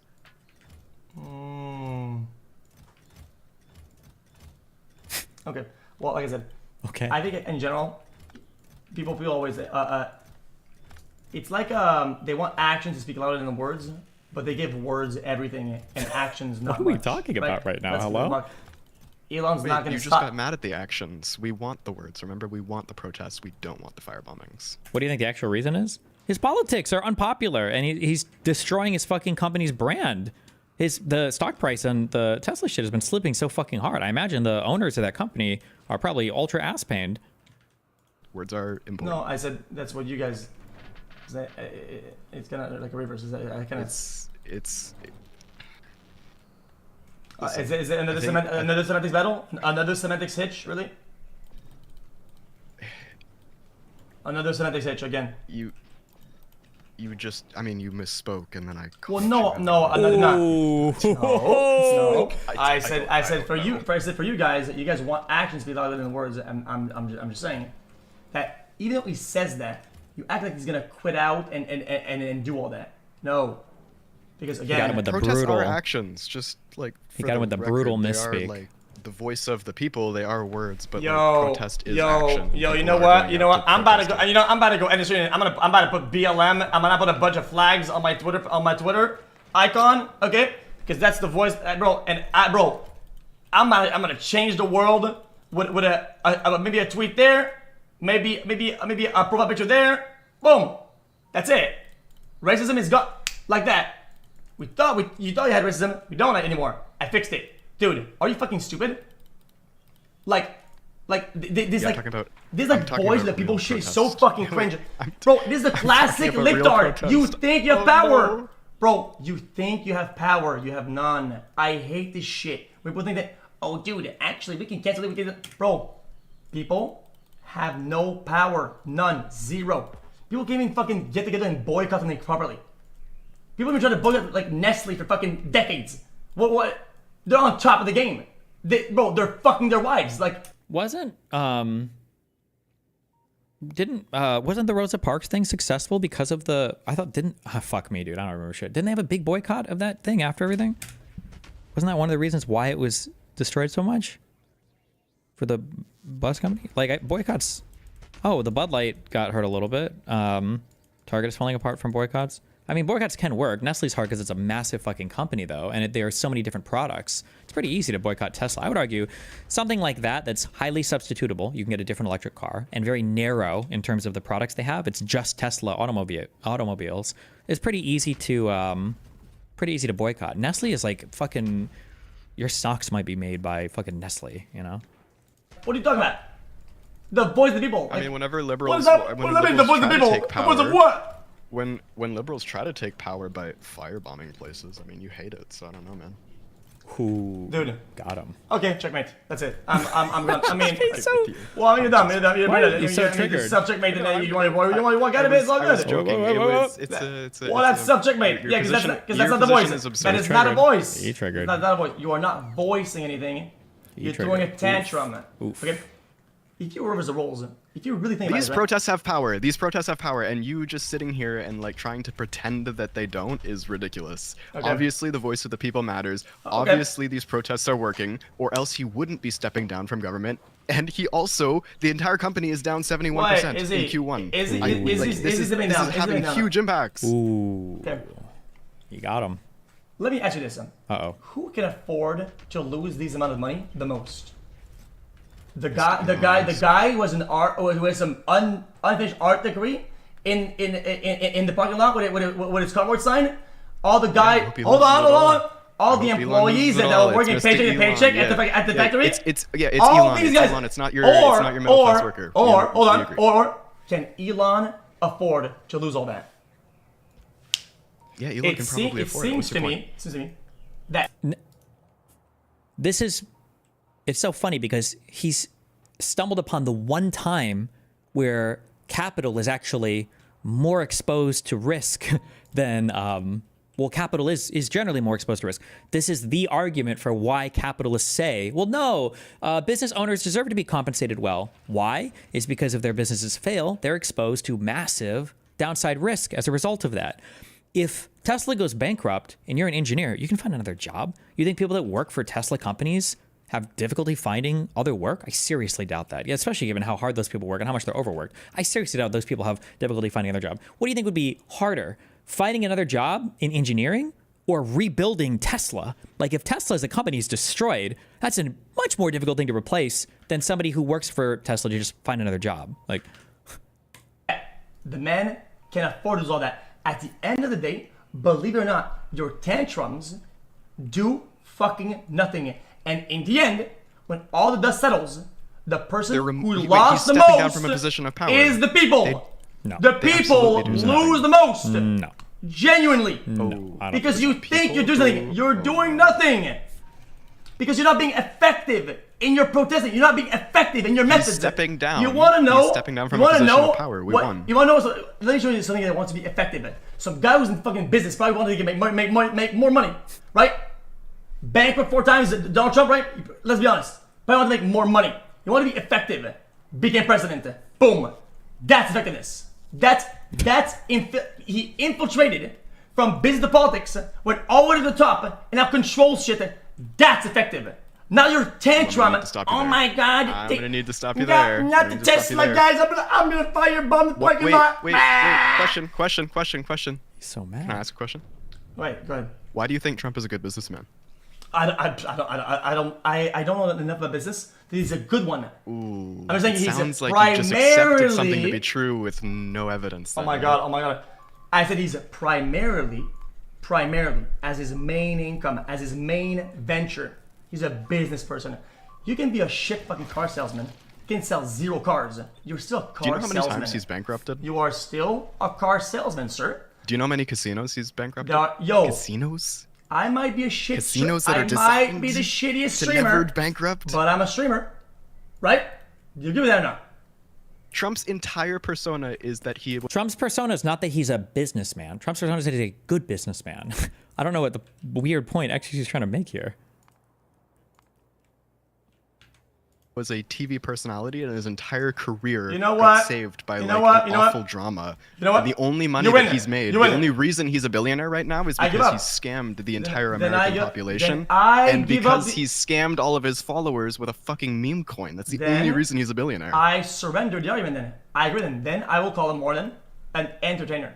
He's more of an entertainer. There we go. Then And do you want an right? entertainer leading your country, or do you want someone who's actually qualified classic to do it? libtard. Libtard. You're abandoning Hey, the fact. don't say I bring Trump got up, 'cause libtarded. you did. You're I did not abandoning bring Trump libtard. up. I did not bring Yo, Trump you up. let me You talk or bring not? Trump You up. let me Are you talk or gonna let not? him talk? You Now libtard. I know what you're doing. You're trying to say that abandoning- classic libtard thing. Classic libtard thing where you have Trump derangement syndrome, even though I'm not the one who actually brought his name up. You missed the point. You missed the point. You missed the point, libtard. This is not the point. I surrender the Okay, argument. what's the classic He's libtard? an He's an entertainer then, right? What I meant by that is that as a primary entertainer, right? He came from doing all of that, whatever that is, entertainment, whatever, failed business, whatever, right? Went to politics and actually succeeded at being effective in his goals. Well, he won an election, to be clear. Now, does that make him successful at politics? I would argue no. Remember, politics is the art of practicing politics, meaning you are effectively using your power to effectuate change. And it seems like he's having a big or he's having much difficulty doing that.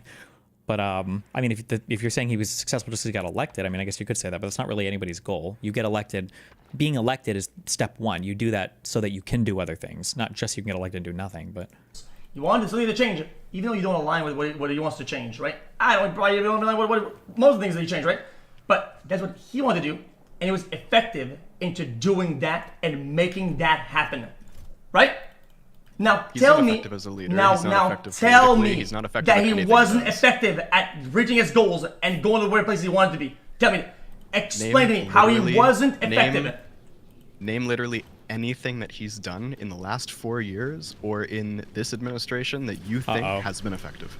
He did something that the libs didn't do for 4 years and won't be able to do ever again, is getting the public on their side and winning the election, bub. That's what it is. So it's And, just I winning don't the even agree with election? most of the politics, right? He did what the other people couldn't do. Win. That's it. That's being effective. That's winning. That's what I meant by that. It's not some I agree or not. It's being effective. You understand? If his goal was to enrich himself, What happened? What I happened in don't 2020? care. Let's say he wanted to be Did he- president I think to he lost. scam everybody like a scammer, right? And I he's think he lost in and 2020. I don't think that's effective. Oh my god. Ooh. Oh my god.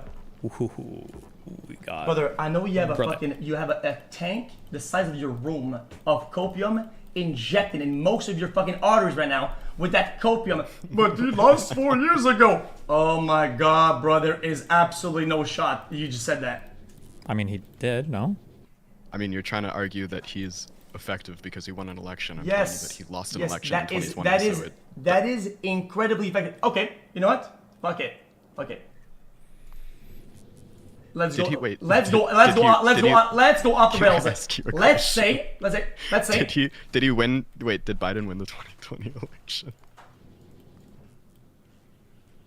You done? Yes or no? You done? Yes or no? You done? Yes or no? I don't know what you just said. I wasn't. What? Did Biden win the 2020 election? Was it legitimate? Was it a legitimate win for Biden? Of course he won. What? Or- Who says there was the opposite? Okay. And if your position is that if someone is politically effective because they win, he lost 2020, so I think that makes your point invalid. Oh wow, you're missing the point entirely. Oh wow. I'm saying, Wow. as a general, it's entry level thoughts, right? These are entry level If guys. the man wanted to do, for whatever reason, had to be president to do whatever he wants to do, right? He's being effective. Do we agree with this or not?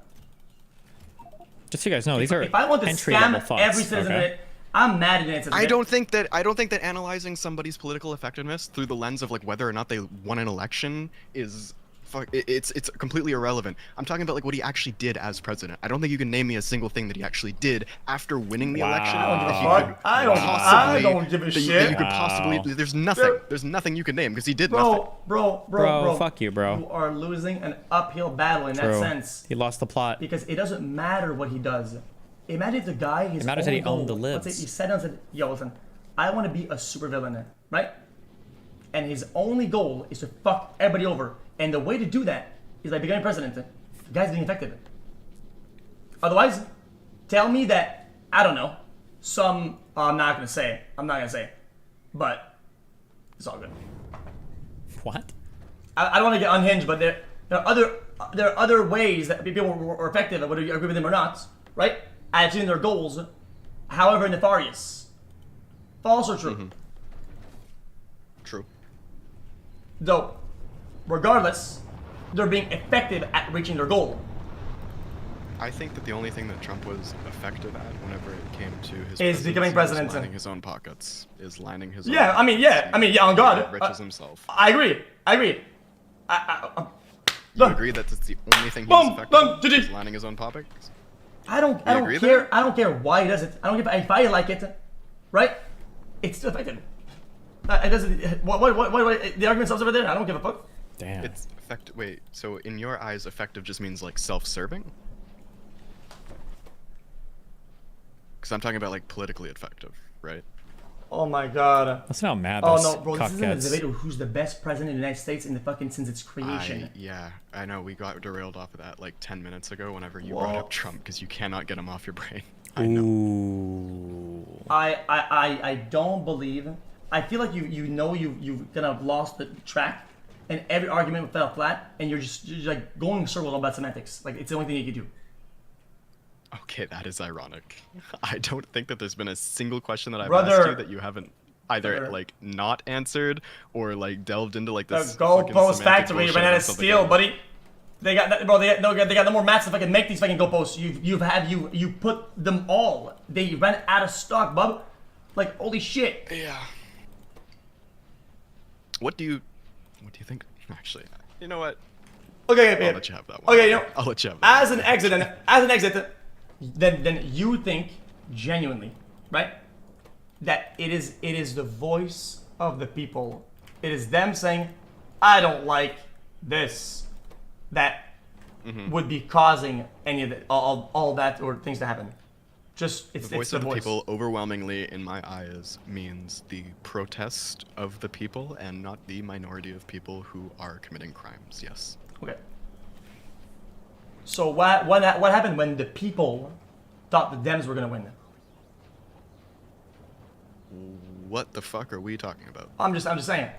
Yeah, I'm just saying. You say the voice of the people. The voice of the people always say the voice of the people. The grand majority. The people do this. The people do that. Right? And then There when, could be more when, than when, one when it's group time of to get people in the United when it's States. time to There get shit are done and put it into stats different and groups. get down to it, what happens then? It falls flat. Yeah. So I guess if you just like lose one time, then you just become politically ineffective for the rest. Based. Wait, real quick. Am I supposed to fucking I use artillery to defend my Glebo planet? Is that real? So what, I have to ship in fucking shells and everything? Rest of history, and you should just never protest again, never like make your voice heard, never do anything other than just sit there and Always make your voice heard. It is like, the lose. only thing that you have. It is the most effective thing that you Yes. have. But when Cringe. you throw shit, you when should throw, never when you let throw someone a tell you that your voice No, doesn't use Tesla matter, right? towers. A single tantrum will literally trump and invalidate thousands on thousands of real adult voices that fight for good. A singular instance of some fucking fuckery will invalidate vast amount of people. And your failure to understand this is ridiculous. It is the most trivial. It is the main point of attack of all the mainstream media when attacking their opponents. Is it singling out the one bad guy and saying, "Look what they do." We're getting a little pointed. We're getting a little pointed. Let's just maybe see if we can just agree on like a larger ideological position. Would you agree that you should just like? Would you agree that maybe we should just like let people protest, right? Like, and if Absolutely. people are Fuck. protesting. Oh fuck no, hell no. What the fuck Don't is let that? So people, don't let people protest is your position? Not if whenever they protest, right? You piggyback the bad ones as, yo guys, they're being effective, guys. Like what a stupid fucking thing. You can do all of that. You can stupid I will fucking literally thing. be behind you. Say the protests were actually effective. Good job, guys. But when you piggyback these guys and you try to claim the win, you are ridiculous. You're way out of your depth. You sound stupid. You're an infant. You are a tantruming small person. You are a small person. Because whenever you don't get shit your way, I need to break things or whatever. Real adults that want to cause change actually go out and cause change. Yeah. That's it. By protesting. How else do you think that they're gonna cause the change if not by making their voices heard through protests? I'm just saying. Are they just your gonna, voice like, go out isn't on, fire? and, like, scream it your up into the air? voice isn't fire. How else would you effectively do this other than protest? And when I say protest, I mean peaceful protests, not the firebombing of Tesla factories. Can you say that again? I was still locked onto my own. I had this argument that's gonna cook you, but it was gonna go too far because it was gonna be some actual good. Sure. What? Okay. Whenever I say protest, I'm talking about peaceful protest. Okay. Mostly How or not? else are Mostly or people not? supposed- Because I've seen the mostly ones, but mostly or not? Mostly peaceful. Oh man. The peaceful ones or the mostly peaceful ones? Because there's two different kinds. Sorry.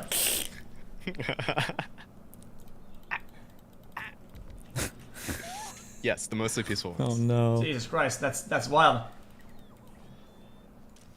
I mean, then I don't agree anymore then. Okay. All right, man. Well, I've said it before and I'll say it again. go Man. I will say it before, I'll say it again, right? It is your duty as a protester to police your own people and tell them to stay in line when they do the dumbest shit out there. Not join them, ignore them, or piggyback their wins. If you're in a protest and some guy's looting some shit, that you should police your people and say, guys, don't do this shit. I think that firebombing Teslas is bad. I don't think people should go And out how and many shoot times Teslas. has Hassan been... that people should firebomb Teslas. And how many times has Hassan ever voiced his concern or his care for these dumb fucks doing this shit? How many times? Today on stream, I watched the intro and he specifically said, Whoa! I don't advocate for people doing this. What? You can Actively go and watching watch it Hassan? right now Which if he chatter holds is the this same again? position. Surely that was added as kind of his good heart, and not to make his next argument or his next few words be, let's be honest, piggybacking that shit, right? Piggybacking that shit. Right.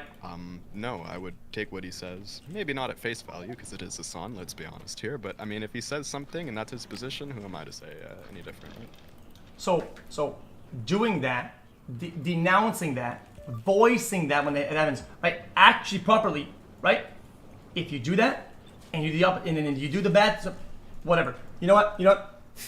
I will say, you know what? He calls both of them out. That's what I try to do, right? But they don't. He doesn't do that. He's kind of like a little bit like the Two sides Andy. Oh wow, yo little kid. Why don't we use Andy as much anymore? The 2+2 right there, 4. That was really good. Good job. But everything else, you're a fucking bitch ass. You suck. Quit mathematics. You're a dumb fuck. Yo, quit school. You fucking bitch. You loser bitch. Damn. But guys, I said something good about what he did. So, I mean, I get to fucking cook his ass about all the bad stuff. Like, fuck off, dude. Like, what a ridiculous fucking dialogue. You want to know why that's real ironic? Fuck Because off. I did not see a single post on main, retweet, quote, retweet, anything. I didn't see anything from you about January 6th when it happened, which was the same, if not worse, political violence, but just done on the other side. But ever since we started this weird conservative grift that we have going on, we can't call out the other side. So it's really rich that you won't call out January 6th on your timeline, but every single time that it's anything to do with the left, we will call it out January every single time. 6th And then we claim to be a mass centrist, and we claim to be a fence sitter, but we only focus on the one side. And January 6th was 100% worse than anything that has ever happened to Tesla in its fucking history. I guarantee you. This is a pretty classic example of, Destiny. hey guys, oh, But what you about? just critiqued this exact same thing. Don't. Oh, what about Don't Hassan? spin around in this, because Uh-oh. if it's bad for Hassan, it's bad for you too. Ooh. You can't stay ideologically consistent when other Brother, Go That's back bad. and look at Brother. every time I've addressed Brother. I it literally said it. It is a mass hysteria. It is genuinely mental retardation, unprecedented. And I have said multiple times, bro. You want me to make this like my Twitter background? Oh, I forgot. You're the voice of the people, dude. I forgot to change my profile picture to a picture of a anti January 6th. Don't do that. To? Change your guys. Who is he talking to? Are you talking to me? Guys, are you talking to your chat? Guys, when the guns and the bums don't work, chat. Good. Hey, back to the old reliable chat. Profile picture. Okay. Change. Hey, your name. No. How is XQC making fun of both? Change your Twitter name to all the other cool stuff that's currently trendy or whatever. Be virtuous. That saves the world. That's effective right there. So you're telling me I can't do profile pictures or firebomb? What else are we supposed to do? Right? If you want to critique Hassan for not criticizing the left for doing absolutely insane shit, I would 100% agree with you.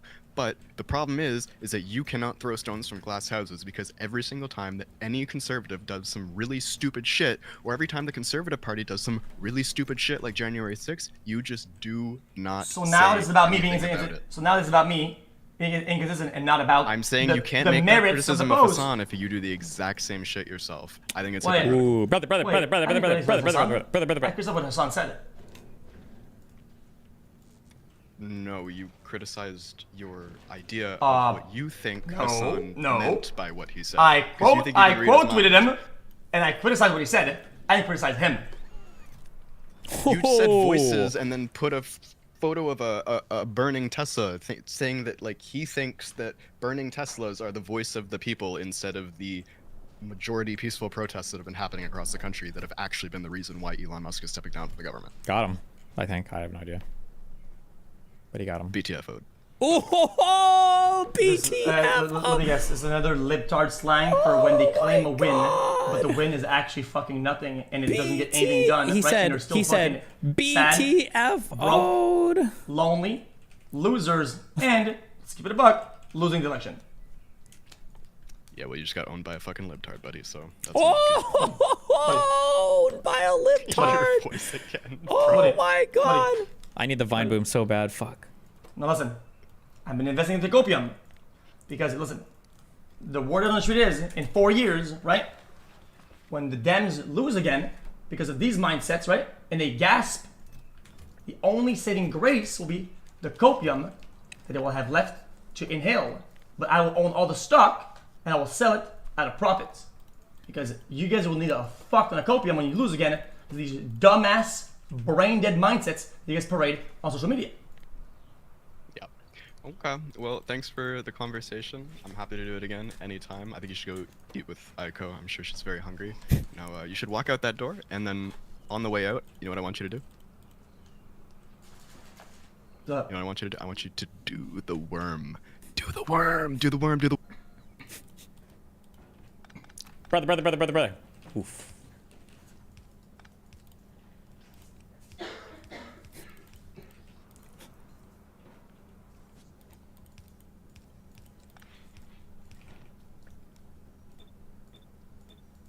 Is he not gonna go out to eat? Chat. Listen, I don't mean to toot my horn, chat. I cooked.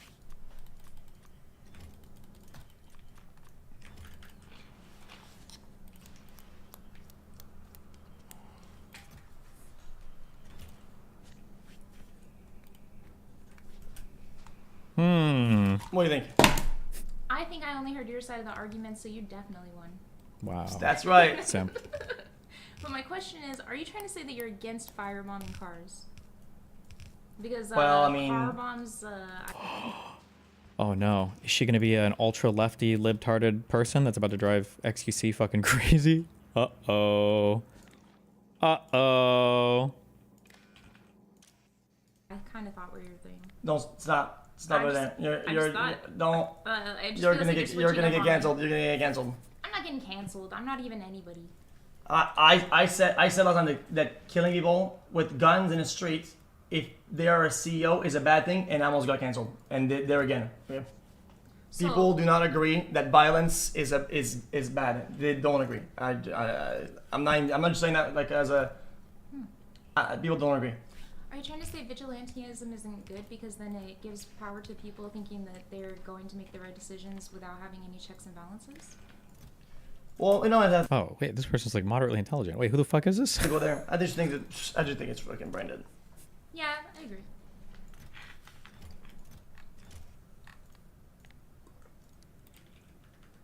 Aiko. Oh, is that the one that they joked was her sister for a long time?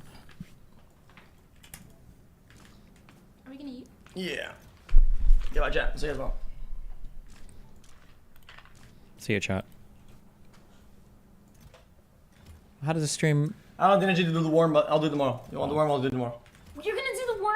Tomorrow, though. Not right now. No, but I won't get to see it. Nah, that's Come it. on, just I'll a clip quick it. worm. I'm too tired. I'm A sorry. quick I'm worm. too tired. It's a small worm. Thanks. I never get anything. You want to see a small worm? I mean. Yeah, I don't get anything. I got I you. listen Good to an one. argument, only one side. Whoa. What So, are you, Sean? Why you don't want to see a small worm? I mean, Oh my God, I just removed the said that cam. I you'd be mean, like, whoa, like what? sorry, my bad. Whoa, you said small? All right, brother. I see it, Chelsea. Wow.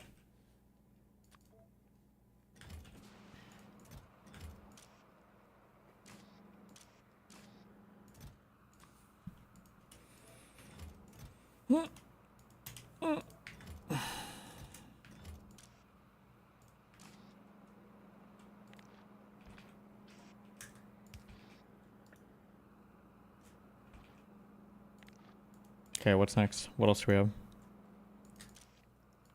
Who won? I feel like we all kind of lost there because I don't even know what the fuck that debate was supposed to be about. It seemed kind of dumb.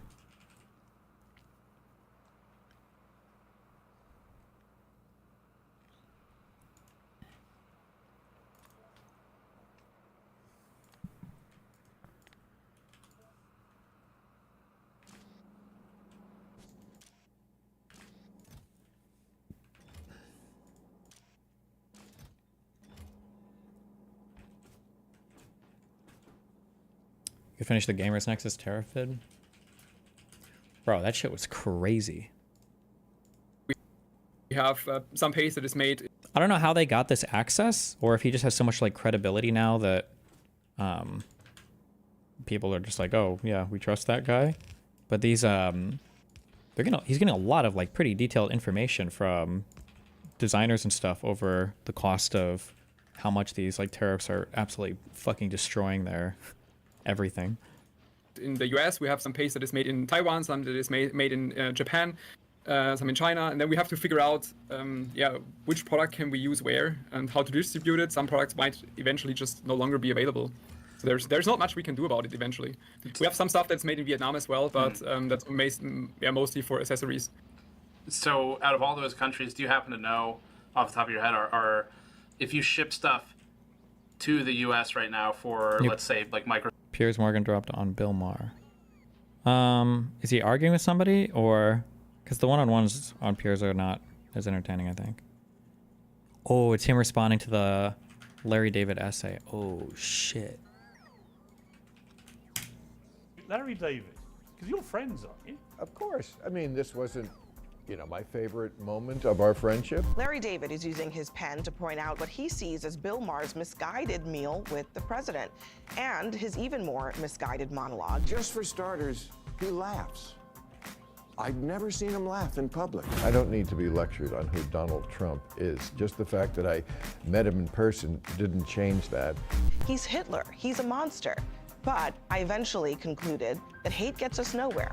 I knew I couldn't change his views, but we needed to talk to the other side, even if it had invaded and annexed other countries and committed unspeakable crimes against humanity. Oh, man. And I realized I'd never seen him laugh before. Suddenly, he seemed so human.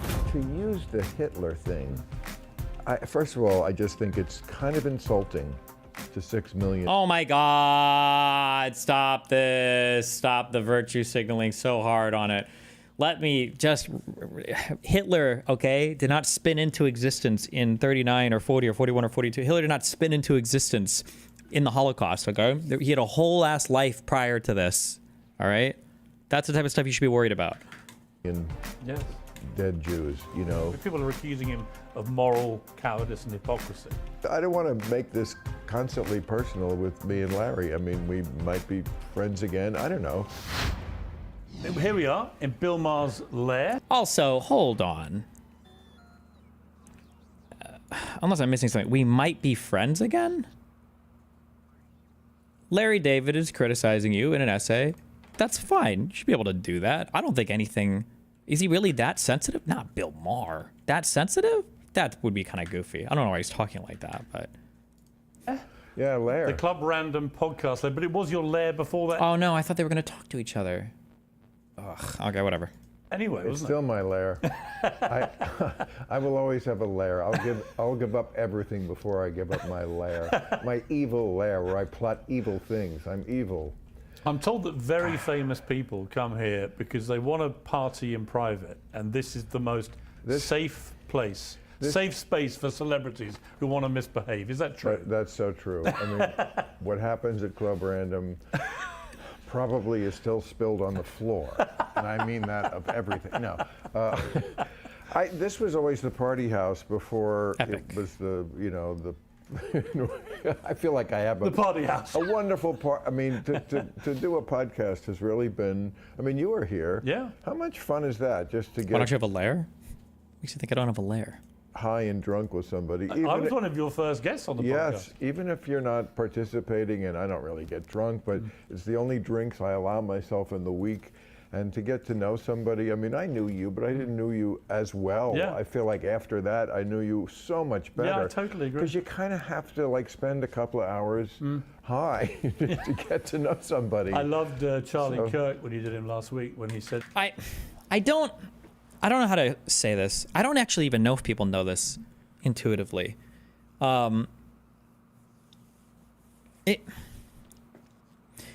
It feels like in life, people think that the big moments in your life, okay, let me give you, as an old timer now, okay, 36, okay, as an old timer, people have this weird assumption that in life, the important things are going to be these really big moments that test you, where you really have to stand up for the things that you believe in. And these are the like defining things, you know, that really show you what a person is. And there's a small element of truth to that, and there's a large element of falsity to that. The challenging thing in life is to maintain a character such that you are consistently making virtuous and beneficial decisions day in and day out that are building towards a better version of yourself or a better whatever it is that you're after. This is the thing that is important. This is the thing that matters. That matters more than anything else. Anybody can be really mean or really nice in short spurts of time or like off camera, but this is why I don't like listening to religious people or philosophers or whatever talk about their shit, and then it's like, oh, but also I'm super pro-Trump. Like, oh yeah, let me talk about how important it is to be moral and virtuous and all this stuff. Oh, but also if you don't vote for Trump, I'm gonna fucking hate you because DI and woke is too much for me. And it's like, okay, well, hold on. When you talk about these moral and virtuous things, where are you applying these to? Like what part of your life or what decisions are you making where these things are actually being applied? And this idea that, you know, well, how a person acts off camera to me in person, that's the important thing. No, it's not. It's easy to be to be nice and funny and charitable and affable and charismatic to a person in a one-on-one environment. That's easy. There's no incentive not to be. If anything, I'd be surprised if Trump was a huge ass monger in person. Why would he be? You're there, you're hanging out, you know, why wouldn't you be nice? Somebody being nice to you in person and then being a horrible person publicly, if in some ways is even worse than just always being a cockbag. And I don't understand how that's not the most obvious thing in the world. Like all the people who are like, Andrew Tate is so nice. Like, yeah, no shit. He's a literal fucking scam artist. Of course he's fucking nice. That's his job. His job is to be nice to people, is to be a scam artist. How is this a beneficial, or how is this a pro to you? Like, you would not understand that? I don't know. This is really cringe that people get so, I guess, like, fooled by that? Or I just feel like, the fuck? Come on. Do better. It was probably the nearest he's ever come to taking drugs. Well, he is religious, and that is a drug. Very religious. Well, I was going to ask you about that because there's so much happening. The Pope has died. How do you actually feel about that? Do you have any feelings about it? You were raised a Catholic, and around the age of 13, you kind of gave that up. You discovered your mother was Jewish. Your father, I think, stopped taking you to church because he didn't like what they were doing in various issues. I think in terms of birth control and stuff like that. So Yes. that was your upbringing. Did you feel anything when the Pope died? Do you feel any feelings about that kind of thing as a former Catholic? You're triggering me right now. I'm still processing it, Piers, and I hate that you did this to me on camera, and I have to go through my grief. No, I mean, we were talking in our meeting today about what should we talk about it on the show on Friday, and I said, I think it's, first of all, look, I know there are 1 billion Catholics, and many of them do care, but I am one. Oh, okay, great. Just to, FYI. No, I'm glad you threw that marker down, bro. It's just more interesting to me who the next cross-dresser is going to be. I mean, this guy was, a mixed record, I think we would say. Did he move the needle a little forward on liberalizing the church? I mean, you mentioned my father. By the way, for the people listening and might think, oh, he found out his mother was Jewish, then he quit the church. Nothing to do with each other. No. Just that around that same time, I was about to receive my first communion. No, first communion I did, my, confirmation. And that's why I don't have a middle name, because I never did it, because my father did pull out of the church at that time, just because he did not like the politics of Pope Paul. He loved Pope John, who was the liberal pope, and liberalized a lot of things in the church. And my father, a good democratic liberal, it was a period after the Kennedy assassination. The country was in a cynical mood. And, my father loved Kennedy and he loved the Pope. And, for an Irish Catholic, that was a great time. And then Pope Paul came in and, he was kind of old school. And I think we went back to, turning our back on the congregation during the Mass, all that kind of stuff that Pope John was good at getting rid of.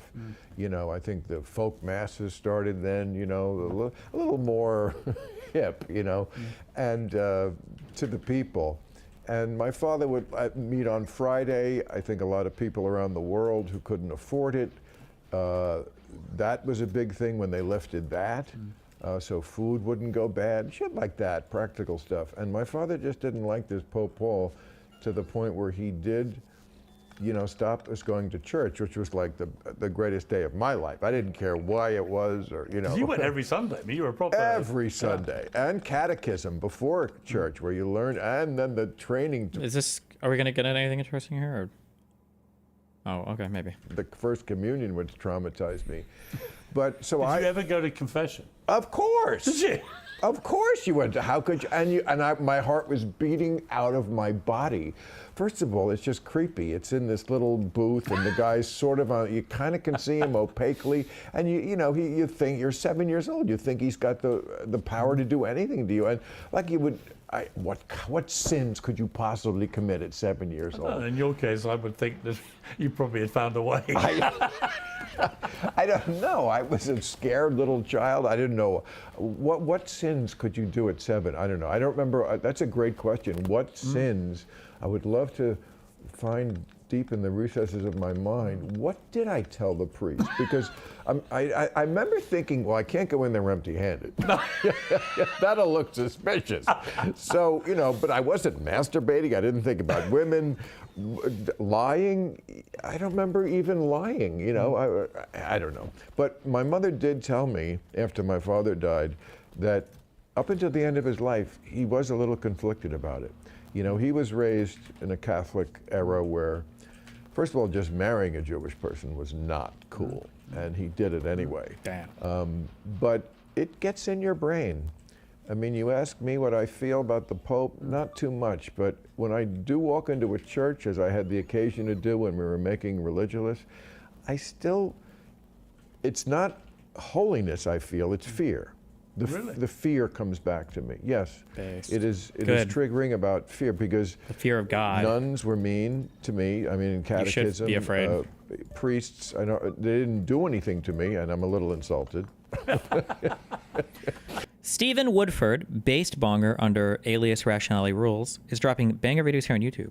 Our streamer should befriend him. Besides being super based, he is also well read, spelled R-E-D, and knows both how to structure arguments and tell fun stories. Go see. Okay, I'll think about it. I was a very cute kid, so their loss is all I can say, Piers.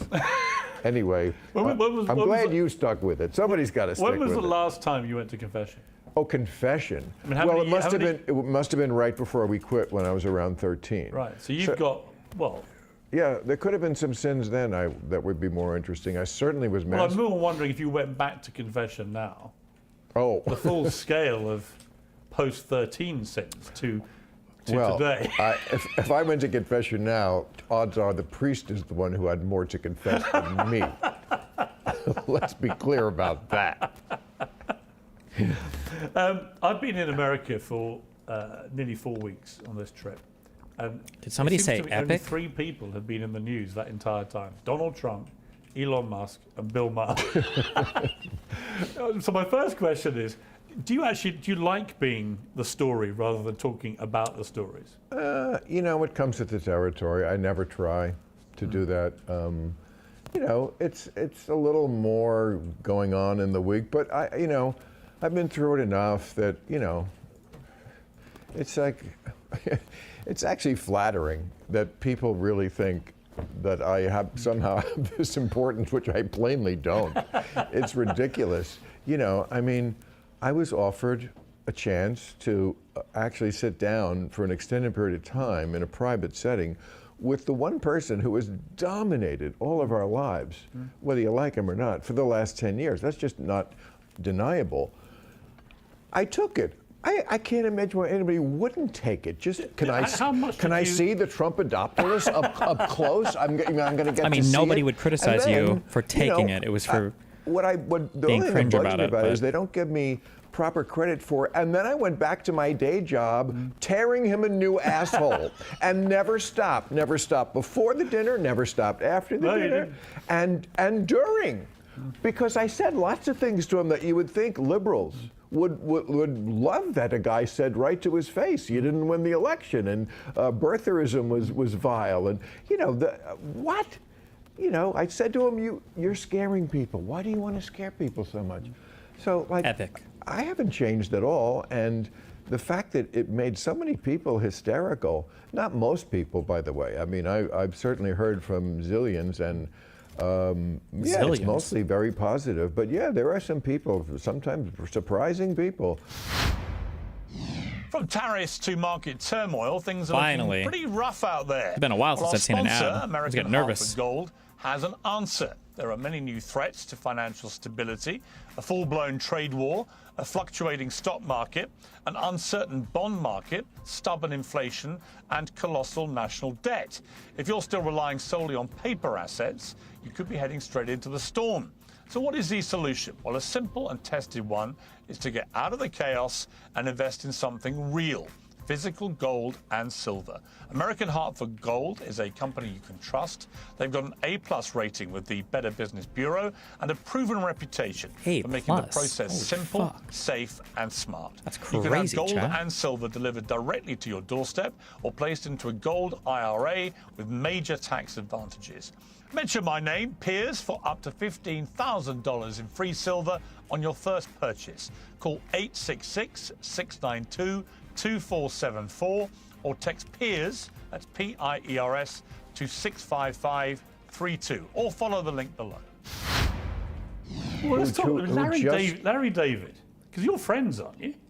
Were you friends? Are you friends? Of course. I mean, this wasn't, my favorite moment of our friendship, but, look, I don't want to get in too much into that, but I think the minute you play the Hitler card, That's what I think. You've lost the argument. Yes. And also, I must say, come on, man. Hitler, Nazis, nobody has been harder about and more prescient, I must say, about Donald Trump than me. I don't need to be lectured on who Donald Trump is. Just the fact that I met him in person didn't change that. And the fact that I reported honestly is not a sin either. But, you know, to use the Hitler thing, first of all, I just think it's kind of insulting to 6 million dead Jews, you know, who, like, that should kind of be in its own place in history.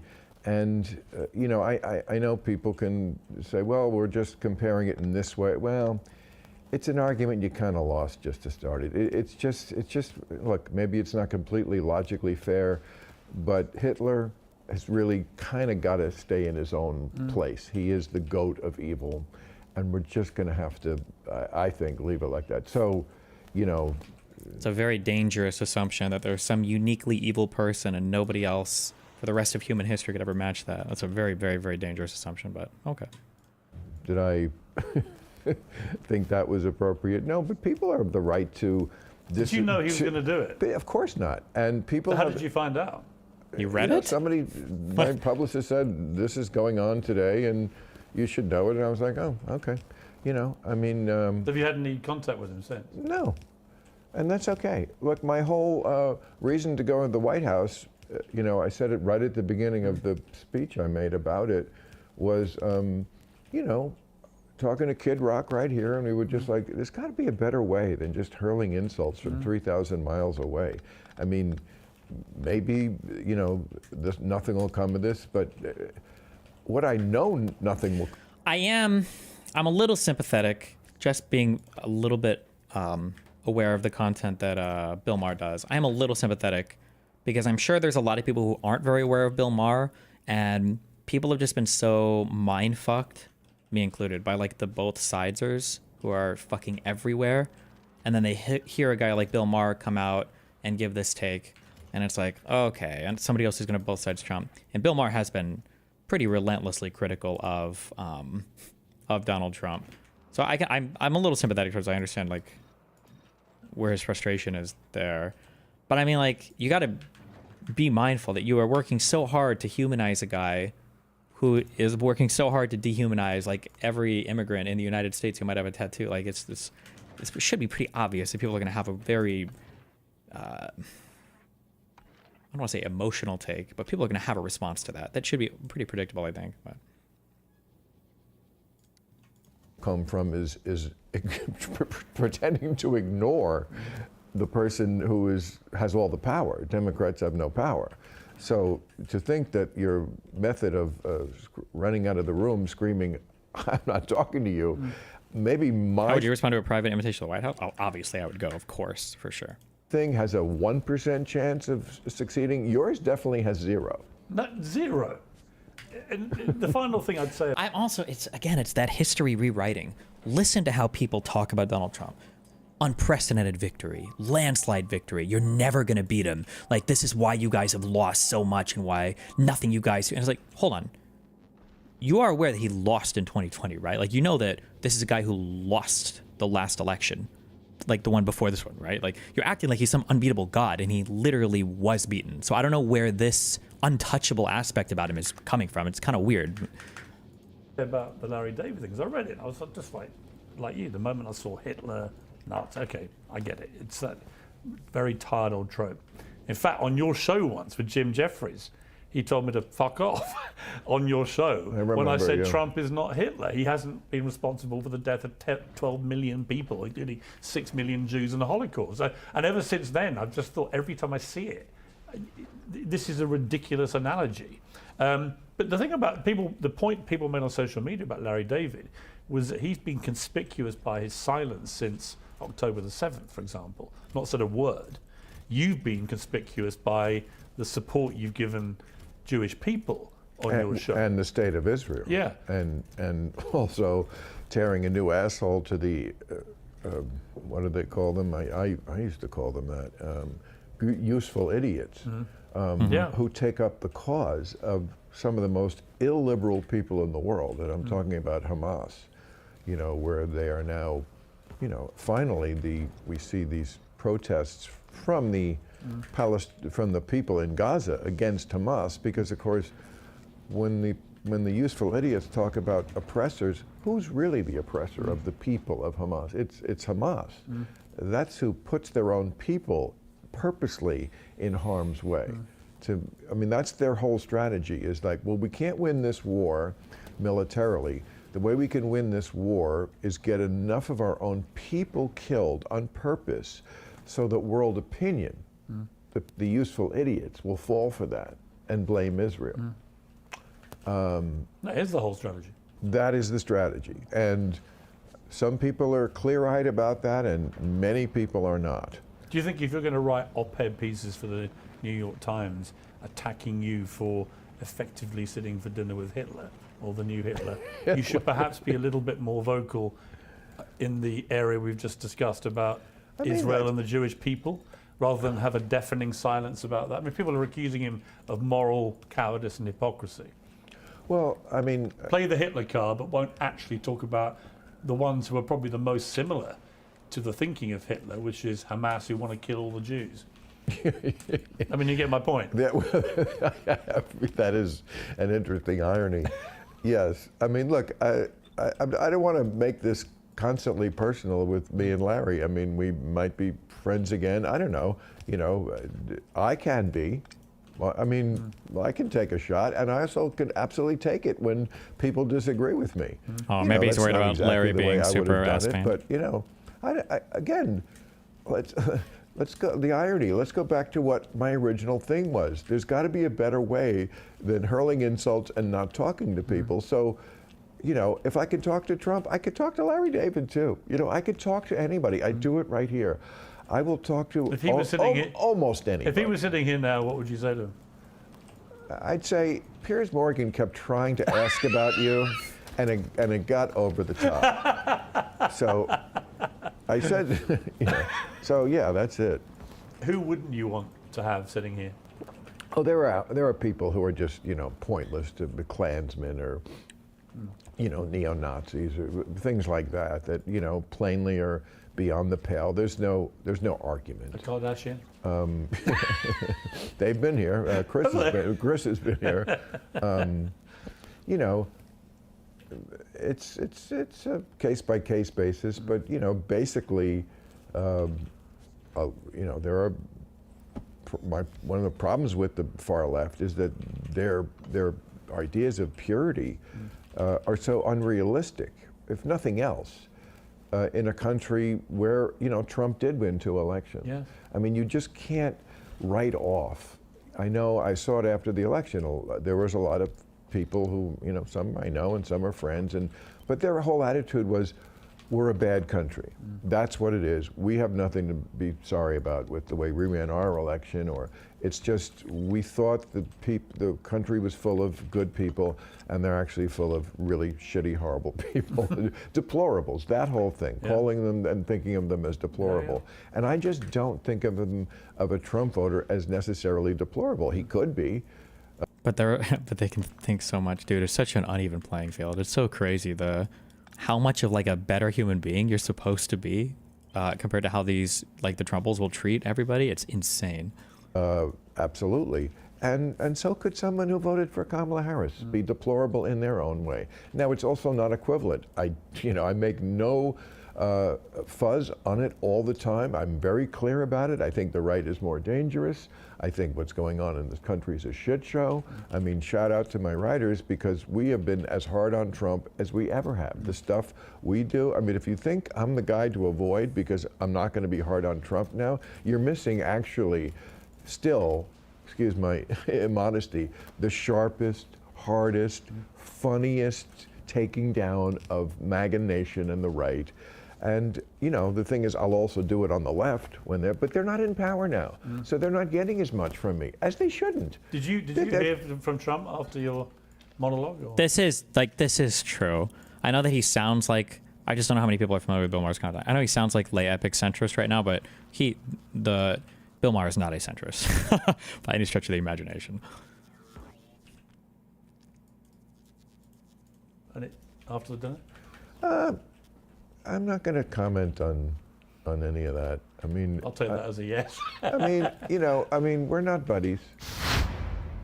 The IRS is the biggest collection agency in the world. Enforcement is ramped up in 2025, and if you owe back taxes or have unfiled returns, waiting is not an option. The longer you do, the worse it gets. Smart move is to get ahead, but never contact the IRS alone. Let the experts at Tax Network USA handle this for you. Why? Well, not all tax resolution companies are the same. Tax Network USA has a He preferred misspoke direct during line the to ad IRS, read? meaning they know Yikes. exactly which agents to deal with and which to avoid. They have proven strategies to settle tax problems in your favor, whether you owe $10,000 or $10 million. Tax Network USA's attorneys and negotiators have already resolved over $1 billion in tax debt. You can talk to one of their strategists today. It's free. Stop the threatening letters, stop looking over your shoulder, protect yourself from property seizures and bank levies. Don't let the IRS control your future. Call 1-800-958-1000 or visit tnusa.com/peers. That's PIERS. April 15th is upon us. Act now before the IRS does it first. Call 1-800-958-1000 or visit tnusa.com/peers. Good luck. But would there be any reason why that would be a problem anyway? I mean, here's the thing, I kept my honor. Yes. I did not go there and put on a hat and become MAGA and, again, said things to him I'm not sure that people around him ever say to him. Maybe they do, I don't know. But for a country, and I'm certainly one of these people who've been complaining that he's surrounded by ass kissers, I think it was kind of good to infiltrate someone from the other side in there, just to say these things, just to see if, I'm sorry it didn't come out the way you wanted, that he went apeshit about it, but that's just who he is in private. It's just different. And but I thought you were intellectually honest because totally you actually just said what Yes, happened it did. and how you genuinely felt about it. I've known him 20 years. I've had Really? meals with him and stuff. Yeah, 20 years. Yeah, I did the Celebrity Apprentice, and Oh, okay. well, I won that first season of it. So after that, I then became one of his boardroom advisors on subsequent seasons and stuff. Then I went to CNN and interviewed him maybe 30, 40 times in that period. Wow. And so I got to know him very, very well, and I still talk to him quite regularly. And I have no problem, notwithstanding all that, in whacking him when I think he's wrong. Right. And I think he actually respects He does. people that do that. Yes, that's the impression I got. What he doesn't like is people who he thinks whack him because they feel that... I don't think Trump respects people who push back against him, because I think a person like that who does, I think keeps a lot more of those people around than Trump has, and Trump absolutely does not keep those people around. He ought to. He doesn't mind if he thinks you genuinely believe he's wrong about something.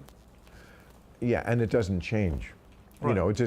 Again, just don't conflate me being honest about what it was like to see him in private and criticize him privately and his reaction. Don't conflate that with me condoning anything he does or has ever done, because that wasn't part of the equation for me, and it never will be. And, I don't know, he said, he certainly was happy to tell me that night that he had seen the show on the Friday before and thought I would be nicer because I was coming to the White House 4 days later, but you hit me hard. And maybe he's saying that, I don't know. I don't know if he watches every week. He certainly used to tweet about it a lot before we met, and it was always horribly insulting, and maybe that will become that way again. And if it does, okay. I kept my honor, and I will keep my honor. I'm going to call balls and strikes the way I see them everywhere. And to some people, that makes me a hero. And to the people I think are not leading us in the right direction, that makes me the villain. But I'm going to keep on that path. As difficult as it can be some weeks, I like where I am. I've kept faith with the idea from the beginning that I would never pull a punch, either side. And yeah, you lose some fans, but currently I am apparently the #1 show on CNN. I saw that. And that's a rerun. I thought that's just because I appeared on it. I was on your monologue show. that's a rerun of the show we do on Friday on HBO, which is a more complete version of the show. You should definitely get HBO and watch the real show. But they show a version of it that's slightly less material because they have to fit in the commercials on CNN. So, you know, that CNN audience used to be, and hopefully will be again. I think they're making good strides, I hope, and I think in getting back to the middle. That used to be where the great middle of the country just got its news without, you know, opinion. It wasn't too slighted either way. There was Fox, there was MSNBC, but then if you wanted down the middle, you know, CNN. Well, Ted Turner always said to me when I worked there, he said, never chase the ratings. He said, the ratings will come to you if you're seen to be the impartial one. Wow. And I thought there was a So lot of deep. merit in that. And I think that the more partisan CNN has been perceived to be, with some good reasons, with some of the hosts they've had, I think that the more they've lost that reputation, well, the more difficult it's been for them. And I must say this about them in that battle. A lot of that they could not help because of who Trump is. How do you stay impartial when he is telling a giant lie? Then you have to say the president just lied, and now you've lost.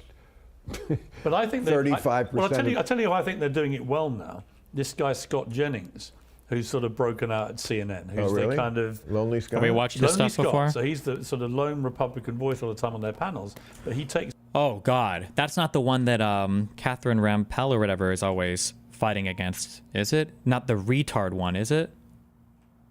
Oh God. Okay. It's on like 3 or 4 of them, and he gives it full barrels. Often tries to defend the indefensible, but does it very eloquently. And it was interesting what he said about what happened with the Larry David thing, not to labour that point, but just on a general point. He said he thought it was an attempt to stop other people on the left doing the same, but it was actually a sort of passive-active intimidation. Wow. My question is, okay, where does it end? So a comedian, he's not allowed to talk to Trump. Does that include now senators? Yes. Governors? Because I'm just a comedian. Yes. You know, It's ridiculous. I don't really. But that's where I want to have what I want to have answered is how far does this go of who it can't talk to Trump? Because again, as I said last week on my show, he's there for almost another 4 years. Yeah. That's a long time to hold your breath. That's a long time to hide behind your binders when you're in the Oval Office. You know, I mean, we can see you. And, you know, I just don't think that method is viable. You know, it's one thing not to talk to a foreign leader. But this is the American president. It's ridiculous. I know we don't like him and what he's doing. It is a horrible shit show. It's never been worse. I say it every week. I do a whole show of jokes about it. But it is the American president. It would be different if, for example, we have the hotline to the Kremlin, right? We put that in the Kennedy era because we thought, you know what, as bad as the tension gets with Moscow, isn't it better just to have an open line? And that's a foreign country, and we still didn't yank it out of the wall. It would be easy when just yank it out of the wall, let's not talk. But we didn't even do it with Moscow, but they want to do it with the American president? Okay. And I know people are saying, he's not my president. Yeah, both We sides get it. say Are we doing that anything when else they lose here? it. He's not my president. Well, you know what? I'm sorry, precious, but we don't get our own personal president in America. We have elections, and one guy wins, and he legit, I'm sorry, won twice. And by the way, the time he didn't win, I said to his face, you didn't win. Yeah. You'd think a liberal would love that somebody did that to the president. You'd think that would be like nothing for that? Nothing? I completely agree. It's crazy. I told you privately, crazy. and I'd said it on air. I think you did exactly what you should have done. And this idea that you can't is indicative of the mindset, to me, of why the left has got itself into such a problem. And again, especially with Trump, because they don't seem to know how to take him on. Like, what I'm looking for is not someone that just screams at Trump all day and calls him Hitler, but somebody who actually presents a compelling argument to the American people of how it could be different. Well, that is a compelling enough thing where they want to vote for them. My answer can just be summed up in 4 words. as opposed to what? Yes. As opposed to what is the... You don't have the court. You don't have the Senate. You lost the House. You lost everything. You lost everything with your stupid boutique issues and your insistence that Joe Biden was a handsome young triathlete who was completely capable of functioning for another term. So now and not having a primary. And so now you have nothing. You have nothing. I said it last week. It's that scene in the movie where they're having a gunfight and then click, click. Oh shit, there's no bullets. I've seen them. Sometimes they throw the gun at the person. Like they throw the gun because they don't have enough bullets.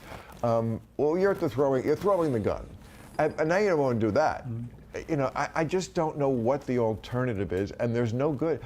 We're already fucked. By the way, I was the one who kept saying this all those years. I said, if you let this keep going, this slow-moving coup, this is going to get to the place where, you know, honestly, are we really ever going to have another real election now that, they have, he's got his guy in at the FBI. This is what I kept saying. What if he wins again, he's going to replace, you know, the people who stopped him the first time. You know, the Ratzenbergers in Georgia who would not say, okay, I'll find you 11,000 votes.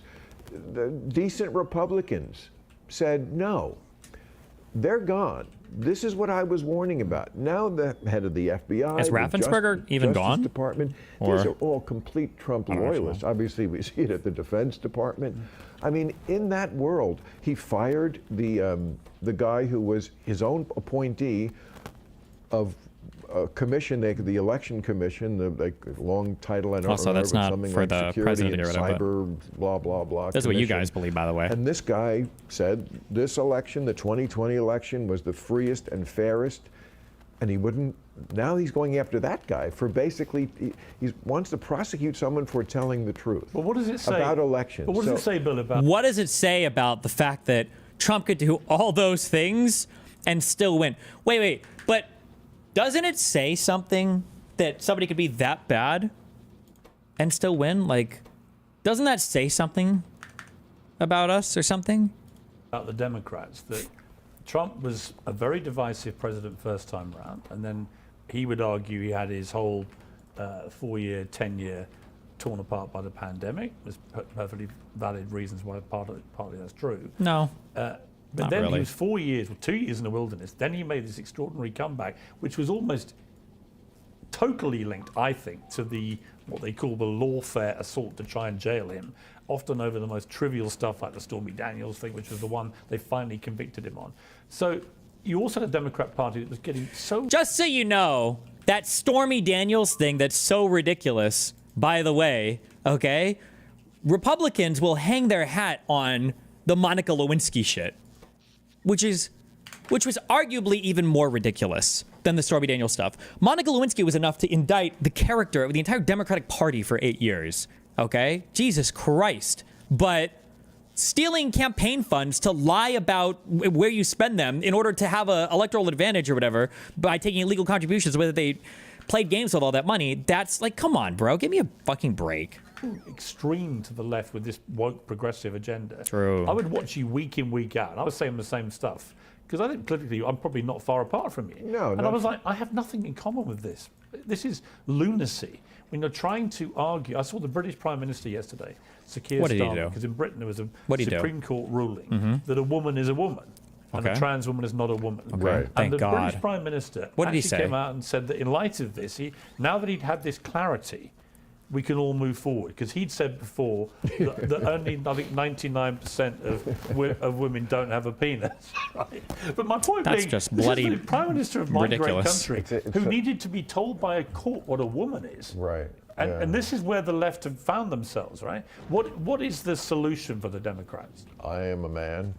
Well, I am one of the two sexes that Trump is recognizing. But I also understand it's not that simple. Somebody was here, maybe it was Charlie Kirk, and I was surprised that he doesn't think there's such a thing as trans. I do.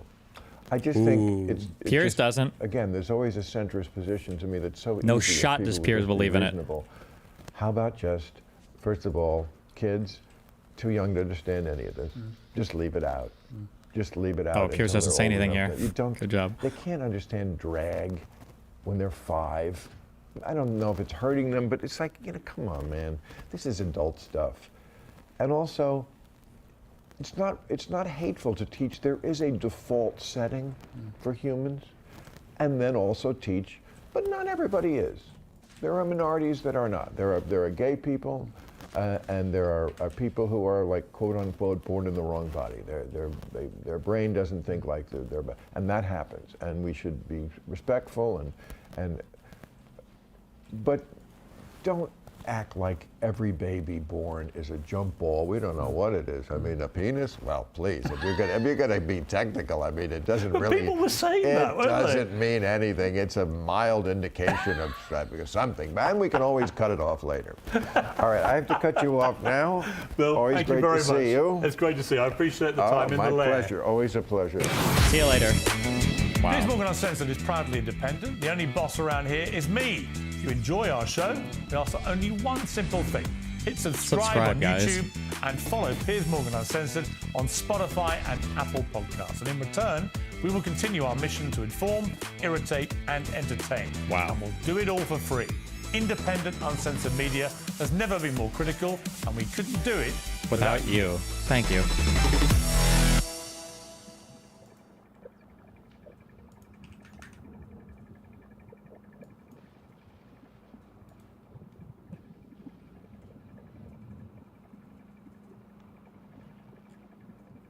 Absolutely Bayzed.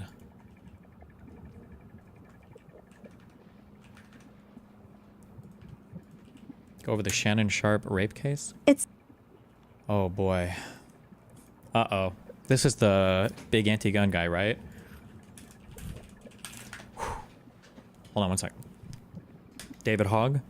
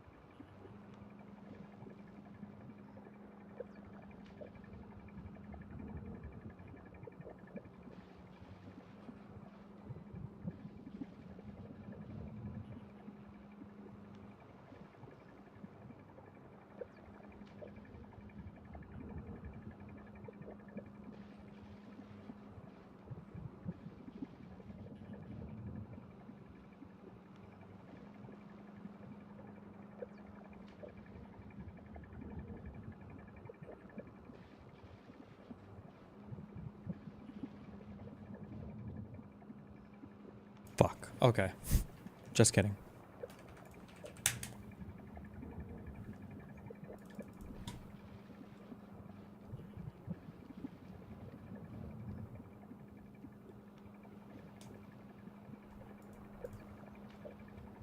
I told the debate people, since I missed my flight this morning, that I would do it digitally if they wanted to. Just I feel bad fucking them over. And they actually have it set up, so I think I'm about to do that. Why don't you just productivity in your labs? I do, and you should. I'm just trying to burn extra science because I want to destruct it all, and I don't want to have a bunch of extra shit, and I'm just being autistic.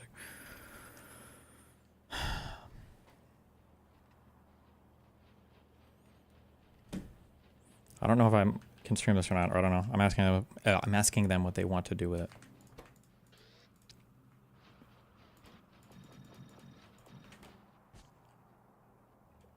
Get a notification that 8 things got destroyed?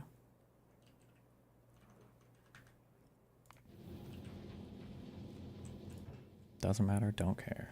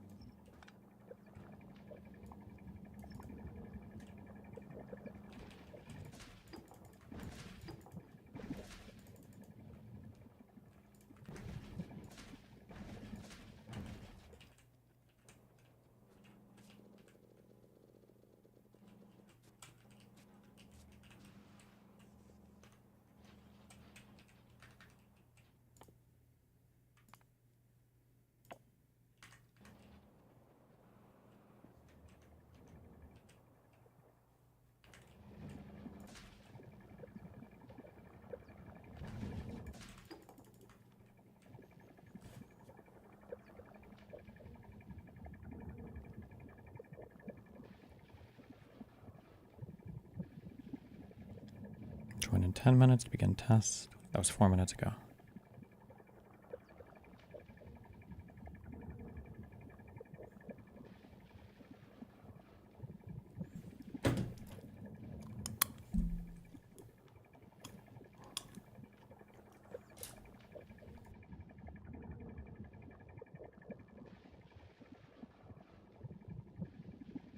Fuck, I'm so tired. It's okay. Okay, we're gonna do this. What,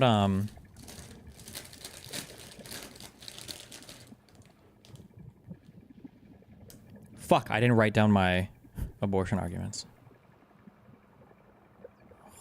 Did you see the painting that Putin gifted to Trump that Whitaker talked about? Yeah, I think that was a while ago. Oh, that one. No, I saw that post yesterday.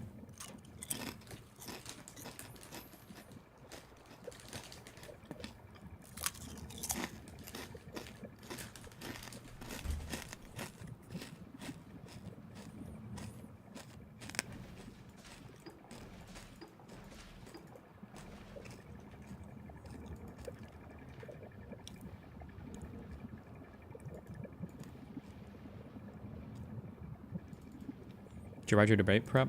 Well, no, I was going to do it on the plane. It was a 6-hour flight.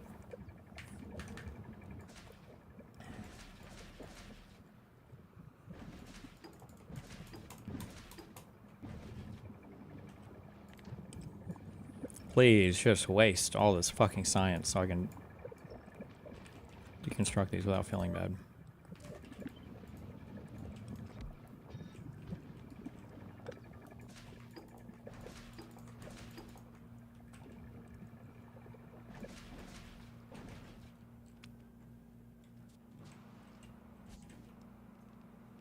Stream the first 30 minutes? I have no clue. I asked them if they were streaming or what, and if they don't respond, then I'll assume I can stream.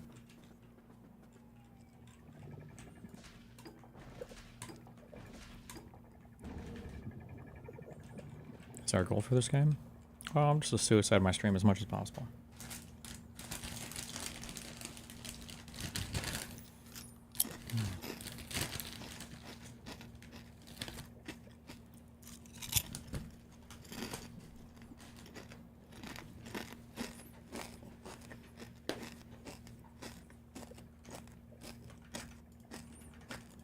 Are you going to the Detroit event? Yes, I am.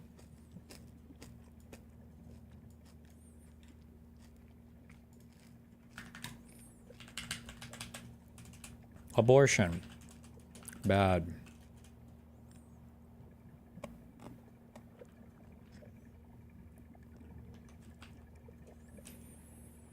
No, good. I mean, good. Sorry, fuck. Wrong position.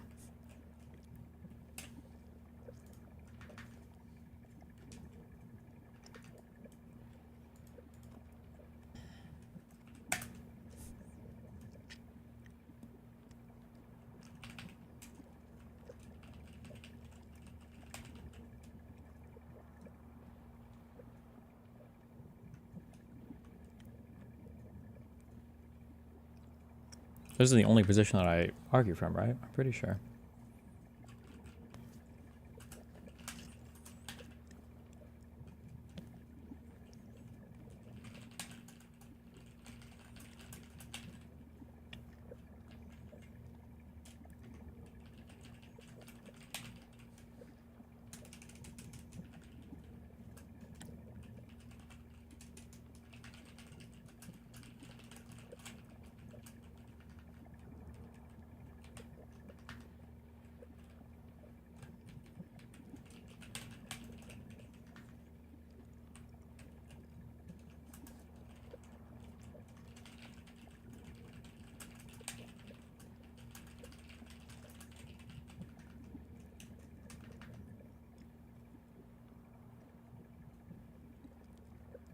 I think of all the counter arguments people usually use. I've debated her before. I'm trying to remember what her other arguments were.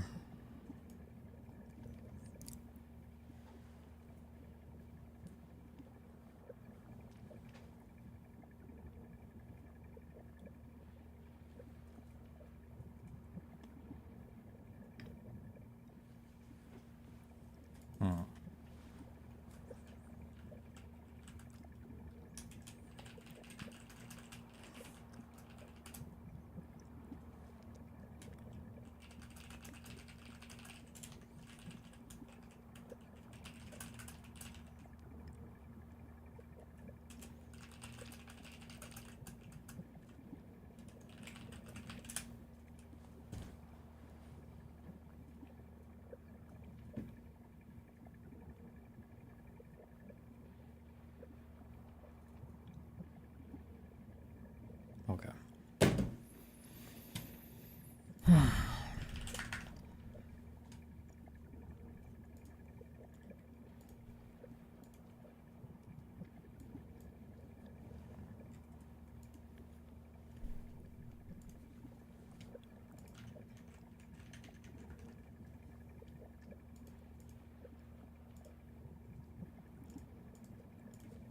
Why does this always do this weird shit to me? Oh my god.